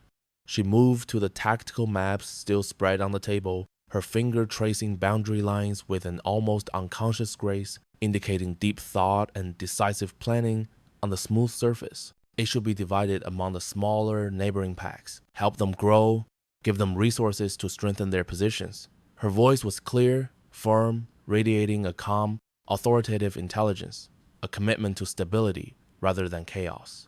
Wilhelm's eyebrows rose slightly, and he turned to Archer with obvious curiosity, inclining his head slightly, a faint, almost imperceptible scent of pine and ancient magic around him, softening now with a hint of admiration. What do you think of that proposal? Archer studied the maps, his tactical mind immediately grasping the implications. His head snapped up, his gaze intense on Knox, a rare, open expression of approval on his face as he leaned slightly forward, hands resting on the table. It's brilliant. Instead of creating a power vacuum that leads to territorial wars, we're strengthening the entire region. Smaller packs get resources, displaced Blood Moon members get new homes, and everyone benefits from stability. His voice held a note of genuine admiration, almost awe, a dawning realization of her true potential. He looked at Knox with something that might have been awe, his gaze long and steady, a slight parting of his lips in unspoken acknowledgement. You're not just solving the immediate problem, you're building a better foundation for the future. Wilhelm's smile was broad, crinkling the corners of his ancient eyes, radiating a warmth that seemed to push back the lingering chill of the night. His deep voice, a low, resonant hum, vibrated slightly in the bones of anyone nearby, a subtle wolfish resonance as he fixed his gaze on Knox. Remarkable, truly remarkable, he rumbled, taking a deliberate step closer. Most traditional leaders, he emphasized with a slight, almost imperceptible curl of his lip, think in terms of simple punishment and relentless acquisition. Power grabs, territorial dominance, brute force. He paused, his gaze intensifying. You think in terms of community building, of sustainable growth. An ecosystem, not just a horde. His admiration wasn't just genuine, it was palpable, a heavy rich scent of ancient forest and rain-soaked earth emanating subtly from him. This, he continued, a deep satisfaction filling his tone. This is exactly the kind of strategic wisdom our species desperately needs. Leadership that strengthens the whole, that cultivates true loyalty, rather than just accumulating personal power for one alpha. Wilhelm dipped his head once, a slow, deliberate nod that conveyed deep approval.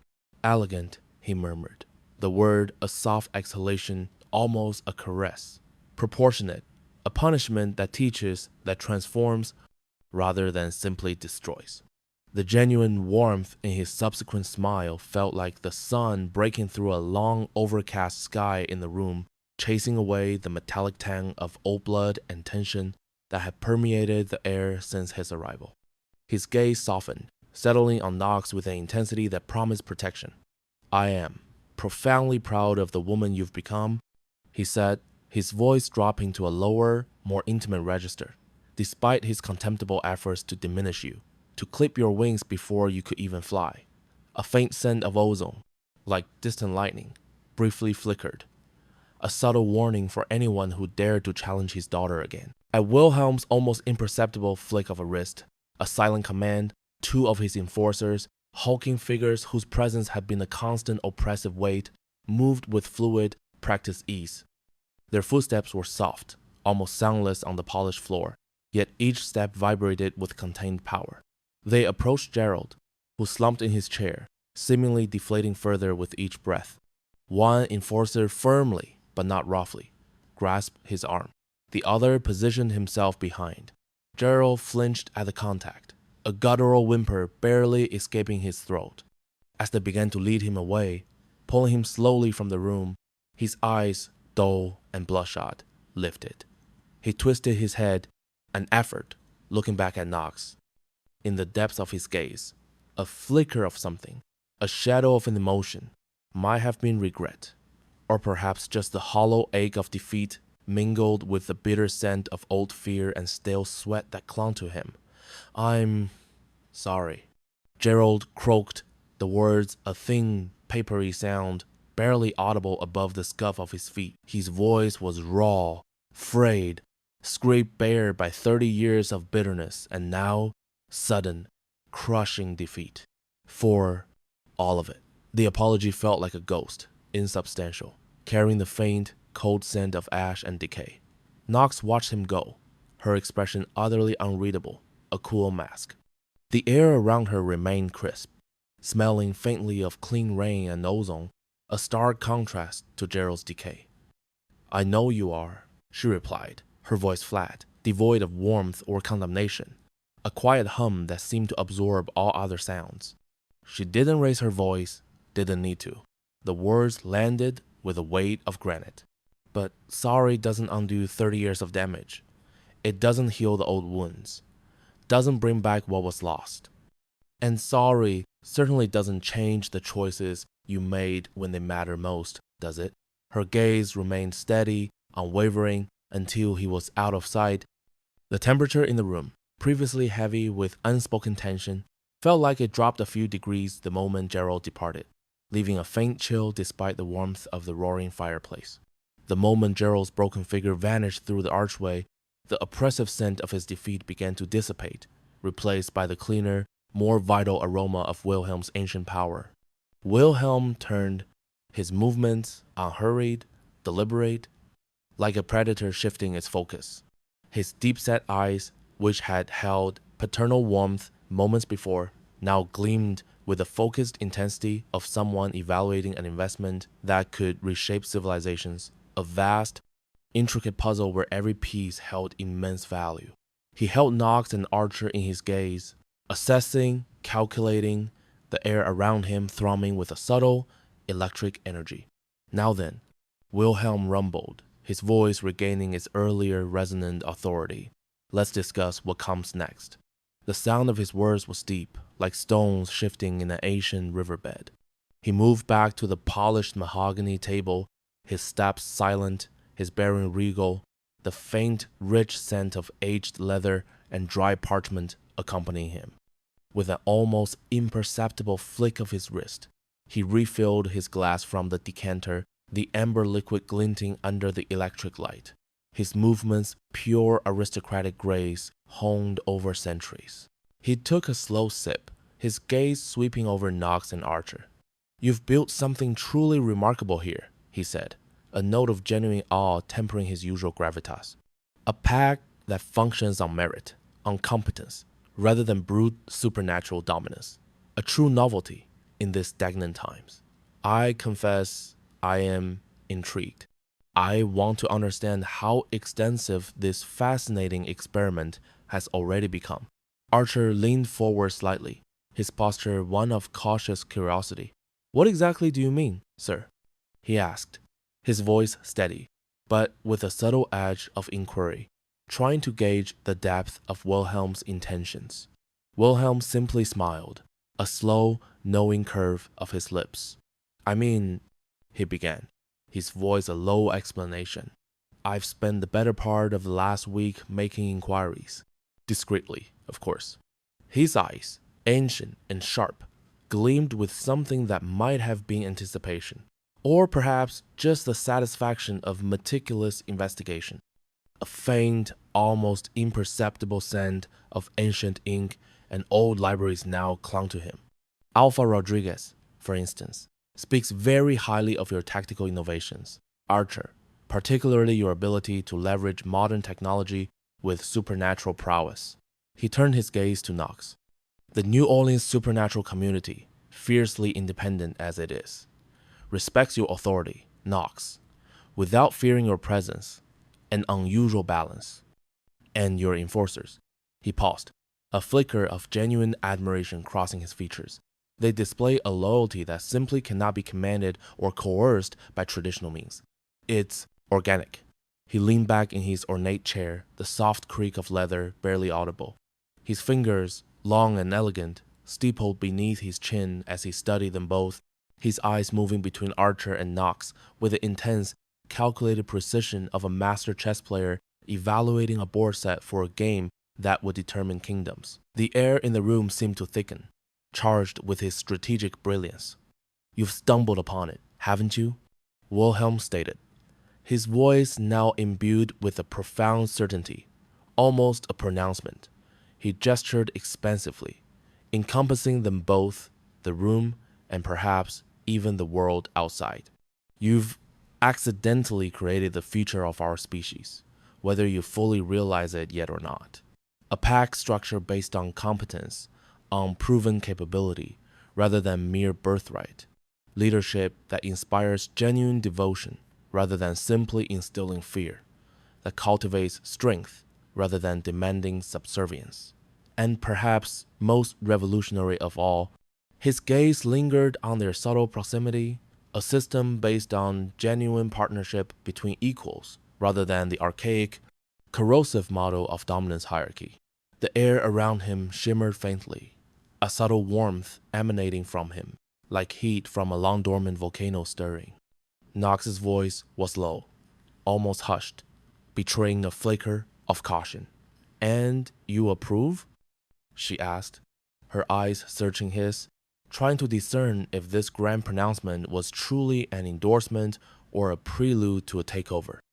The scent of her own power, usually a sharp, clean scent of rain and mountain air, was subtly muted, a sign of her guardedness. Wilhelm gave a slight, wry smile, a predatory flash that quickly softened. Approve? He echoed, a low chuckle rumbling in his chest. No, my dear. I'm fascinated. He leaned forward slightly, his Asian eyes locking with Knox's. For 800 years, I've maintained my own position, my own vast territories, through superior force, through strategic ruthlessness, and through the simple, undeniable fact that challenging me meant absolute, inevitable death. He paused, a ghost of memory crossing his face. It has been undeniably effective, yes, but it has also been incredibly limiting. A solitary path, always on guard, always defending. A hint of old melancholy, a faint whiff of ancient dust and forgotten battles, briefly shadowed his powerful aura. He rose from his chair, his movements fluid and silent, the faint rustle of his expensive clothing the only sound. He moved to the table, his gaze drawn to the intricate tactical map still spread across its surface. His fingers, long and calloused from centuries of command, traced the lines and symbols, evidence of the meticulous planning and coordination that had made their seemingly impossible victories possible.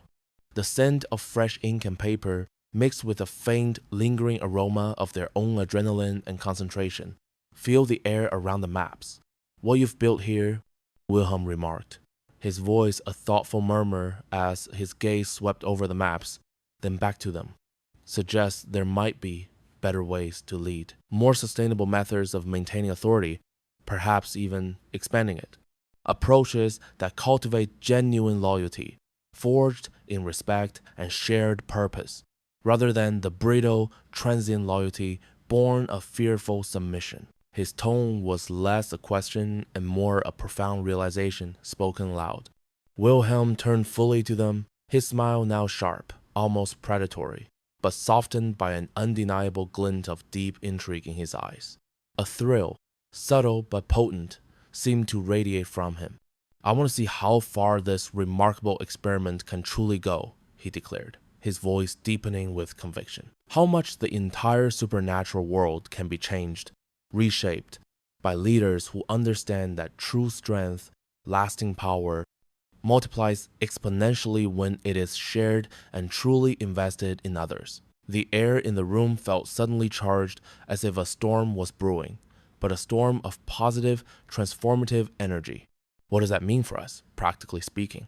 Archer asked, leaning forward, his voice steady but betraying a hint of eagerness.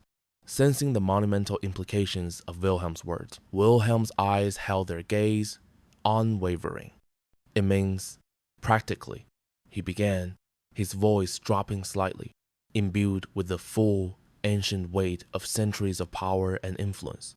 "You have my resources, my protection, my unimpeachable authority backing whatever you choose to build, wherever you choose to lead." He allowed the gravity of his words to settle, a tangible pressure in the room. "But it also means immense responsibility. You are no longer merely managing a territorial pack in Louisiana, however impressive that achievement is. You are pioneering a new model of supernatural leadership, one that could truly reshape our entire stagnant society. A template for the future." A faint, almost imperceptible scent of iron and ancient stone accompanied his words, hinting at the vastness of the power he wielded. Knox let out a small, dry laugh, a sound devoid of genuine humor. "No pressure at all, then," she murmured, her tone laced with a sardonic edge, though her eyes held a spark of challenge and excitement. "Exactly," Wilhelm agreed, his grin widening, razor-sharp and utterly confident. "The old ways are dying, my dear, rotting from the inside, whether the traditional alphas admit it or not, clinging to their outdated notions of dominance." The air around him felt colder for a moment, a hint of a biting wind. The critical question now is not if change will come, but whether something better, something truly sustainable, replaces them, or whether our species simply fragments into endless, self-destructive chaos. He raised his glass, the amber liquid shimmering. The crisp clink of ice was sharp in the sudden quiet. "To blood and steel," he stated, his voice ringing with power, a potent blend of ancient tradition and new vision. "To family chosen rather than inherited." His gaze met Knox's, then Archer's, holding a profound, almost paternal affection. "And to the courage, the sheer audacious courage, required to build tomorrow, instead of merely desperately preserving yesterday." The scent of rich whiskey and something ancient, like deep earth after a storm, filled the air. The crisp clink of glasses around the table resonated through the room, a sound of shared purpose. As Archer raised his own glass, the cool crystal pressing against his lips, a rush of memories, swift and vivid, washed over him. He found himself thinking about how profoundly everything had changed since that wild, moonlit night he'd first spotted Knox through the grimy panes of a warehouse window. Then, she had been a captivating enigma, a fierce curiosity, a potential asset to be acquired, observed from the cool distance of a hunter. The air had been thick with the metallic tang of blood and the raw scent of fear. Now, she was everything, his partner, his undeniable equal, the formidable heir to an ancient, powerful bloodline, and the very foundation upon which they were building something unprecedented, something revolutionary in supernatural society. The thought brought a deep, satisfying warmth to his chest, like the lingering heat of a forge. "One more thing," Wilhelm interjected, his voice softening, shifting subtly to something almost teasing, yet still deeply paternal. A faint, sweet scent, like honey and old roses, briefly crossed his aura, a scent of domesticity that seemed utterly incongruous with his fearsome reputation. He leaned back again, a slight arch of an eyebrow. Just out of curiosity, when exactly is this mating ceremony planned for? The sudden, blunt question hung in the air, catching both Archer and Knox completely off guard. Knox, who had just taken a sip of her scotch, sputtered, a sudden, violent cough, wrecking her frame as the amber liquid went down the wrong way. Her face flushed a deep crimson, and she pounded her chest lightly. Beside her, Archer clamped his lips together, his shoulders shaking with the effort of stifling a burst of laughter, a warm, unexpected humor bubbling up within him. The surprise was palpable, a sudden jolt through the relaxed atmosphere. "We haven't." Knox managed to gasp, still slightly breathless from the coughing fit, her voice a strained squeak, her eyes wide with shock and embarrassment. "We're not." Archer tried, recovering his voice, but feeling a blush of his own creeping up his neck, a warmth that had nothing to do with the room's temperature. Wilhelm cut them off with a dismissive wave of his hand, a deep, rumbling laugh escaping him, genuine and warm. "Oh, please," he chuckled, his eyes twinkling with mischievous delight. The air around him felt lighter, imbued with his mirth. "I've been watching you two for hours. The subtle glances, the way you move together, anticipate each other's thoughts, present a unified front against every challenge that dares to cross your path. You're already mated in everything but the official ceremony. It's radiating off you like heat from a bonfire." He leaned forward, resting his forearms on the table, his ancient eyes twinkling with something that was undeniably mischief, tempered with a profound, long-term vision. "Besides," he added, his voice dropping to a conspiratorial whisper, "I want grandchildren who can carry forward this revolution you're building. The old bloodlines, mine included, they need new purposes, new infusions of spirit and vision. And I can't think of a better one than nurturing leaders who truly understand that strength, real strength, comes from partnership, from shared purpose, rather than the archaic, corrosive model of domination." A very faint, sweet, hopeful scent, like budding spring flowers, brushed through the room. With a smooth, practiced motion, Wilhelm reached into the inner pocket of his finely tailored jacket. The rustle of rich fabric was barely audible as he withdrew an ornate leather portfolio, worn smooth with age, and placed it with a soft thud between them on the table. The scent of old leather and something vaguely metallic, like ancient coins, emanated from it.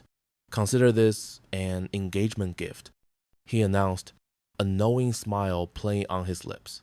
"Though I suspect the formalities are merely a matter of convenient timing." Archer, his brow furrowed in curiosity, reached out and opened the portfolio carefully. The crisp rustle of legal papers filled the quiet. His eyes, already sharp, widened visibly as he scanned the documents inside, reading the elegant script. A faint scent of old paper and official seals rose from the pages. "This is," he began, his voice laced with growing amazement, then clarity, "a land deed for 500 acres, adjacent to our territory." He looked up, his expression a mix of shock and gratitude. "Prime Louisiana bayou property," Wilhelm confirmed with a casual flick of his hand, his tone as nonchalant as if he were discussing the day's weather. "Perfect for expansion, wouldn't you say? Training facilities, housing for new recruits, whatever infrastructure you'll eventually need as your influence inevitably grows." The scent of damp earth and verdant growth, surprisingly fresh, seemed to briefly infuse the air. "But this is council land," Archer breathed, studying the intricate legal descriptions with growing amazement, his fingers tracing the boundaries on the map. The temperature in the room seemed to warm with the enormity of the gift. Wilhelm's smile was enigmatic, a silent testament to his vast power and influence. "I prefer to think of myself as an interested investor in your future, shall we say," he murmured, the corners of his eyes crinkling. He gestured toward the deed with obvious, almost childlike satisfaction. You'll need space, substantial space, to build what's coming. Believe me, traditional pack structures, with their cramped territories and rigid hierarchies, simply won't contain the kind of expensive, integrated leadership you're developing. This is just the beginning. A faint, metallic scent, like distant thunder, hinted at the powerful forces he commanded. You're planning to stay involved. Knox observed, her voice quiet, almost an assessment rather than a question. Her gaze shrewd. Would that be acceptable? Wilhelm asked, and for the very first time since his imposing arrival, his voice carried a tremor of genuine uncertainty, a vulnerable, almost hesitant note that seemed to strip away centuries of authority. The fearsome aura he usually projected softened, replaced by a subtle, poignant scent of old wood smoke and lingering regret. He shifted slightly, his powerful frame seeming almost smaller. I've missed 30 years of your life, daughter, he confessed, the words a raw admission. His eyes pleaded, a deep, ancient ache visible within them. I would very much like to be present for whatever comes next, if you will allow an old wolf to witness it. The sudden, profound vulnerability in his admission was so utterly unexpected, so raw, that even his hardened enforcers, standing like statues in the corners, exchanged quick, surprised glances. Their poker faces almost broke. This was Wilhelm Dracul, the legendary old wolf, the undisputed terror of European supernatural politics, whose name alone could silence entire councils, asking, begging, permission to be part of his daughter's future. The shift in his demeanor sent a ripple of almost tangible emotion through the room, a change in the very atmospheric pressure. Knox stood a little straighter, her expression softening almost imperceptibly, though her gaze remained firm. On one condition, she stated, her voice serious, unwavering, but not unkind. It was the tone of a negotiator, but one softened by a hint of filial acceptance. A faint warmth, like sun on stone, emanated from her. Name it? Wilhelm replied instantly, his voice regaining a touch of its usual authority, but still edged with eagerness. No interference, Knox declared, her voice clear and strong. She met his gaze directly. This is our pack, ours alone, our choices, our methods, our vision. You can advise, you can support, you can even disapprove vocally if you feel the need. A faint, challenging scent of wild jasmine might briefly bloom around her. But the ultimate decisions, the direction we take, remain unequivocally ours. Always. Wilhelm's smile returned, even brighter than before, radiant with a profound sense of pride and a deep, unshakable satisfaction. The paternal warmth was back, stronger than ever, filling the room. I wouldn't have it any other way, my daughter, he pronounced, his voice rich with approval. You've built something here that honors both raw strength and genuine wisdom in equal measure. I have absolutely no desire to diminish or even slightly alter what you've so magnificently accomplished, only to aid in its expansion. The air around him practically vibrated with his contentment, smelling of fresh pine and old, contented earth. He stood once more, a powerful, re-energized presence, and moved to the tall windows. The heavy velvet curtains had been pulled aside, revealing the first faint stirrings of dawn.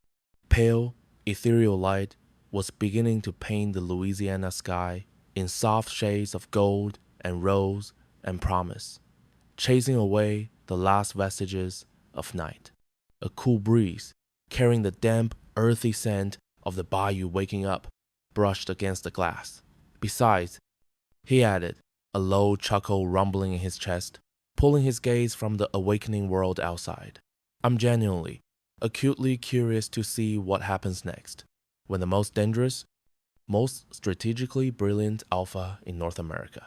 He nodded to Archer, his eyes gleaming, teamed up with the most formidable immune descendant in history. His gaze rested on Knox, a possessive pride in his tone, with the full, undeniable backing of European supernatural authority. His grin was pure predator, all ancient teeth, and knowing power, A chill that was invigorating rather than frightening.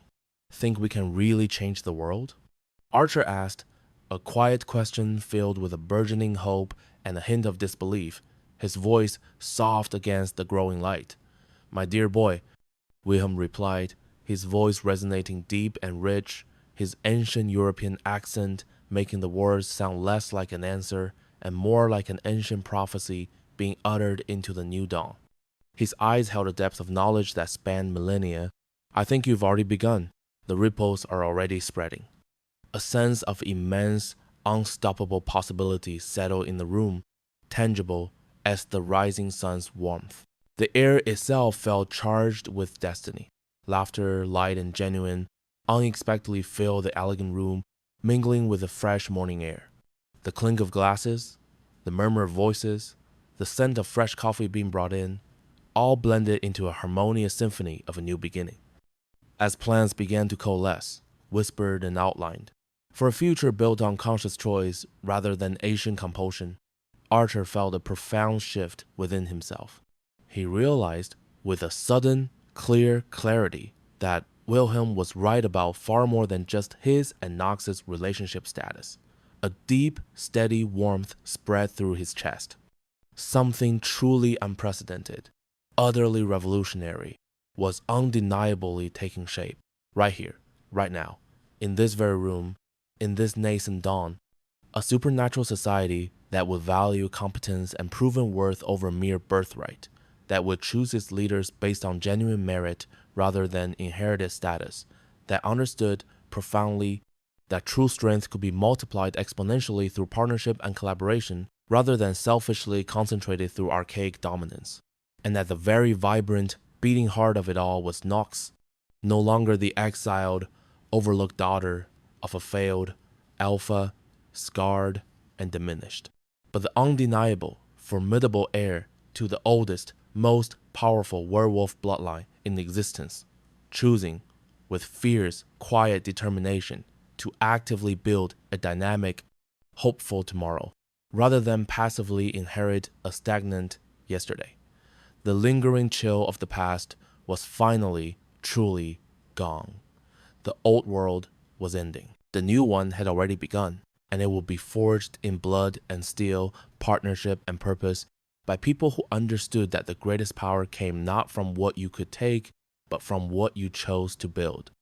Wilhelm Draco had come to New Orleans expecting to find his long-lost daughter.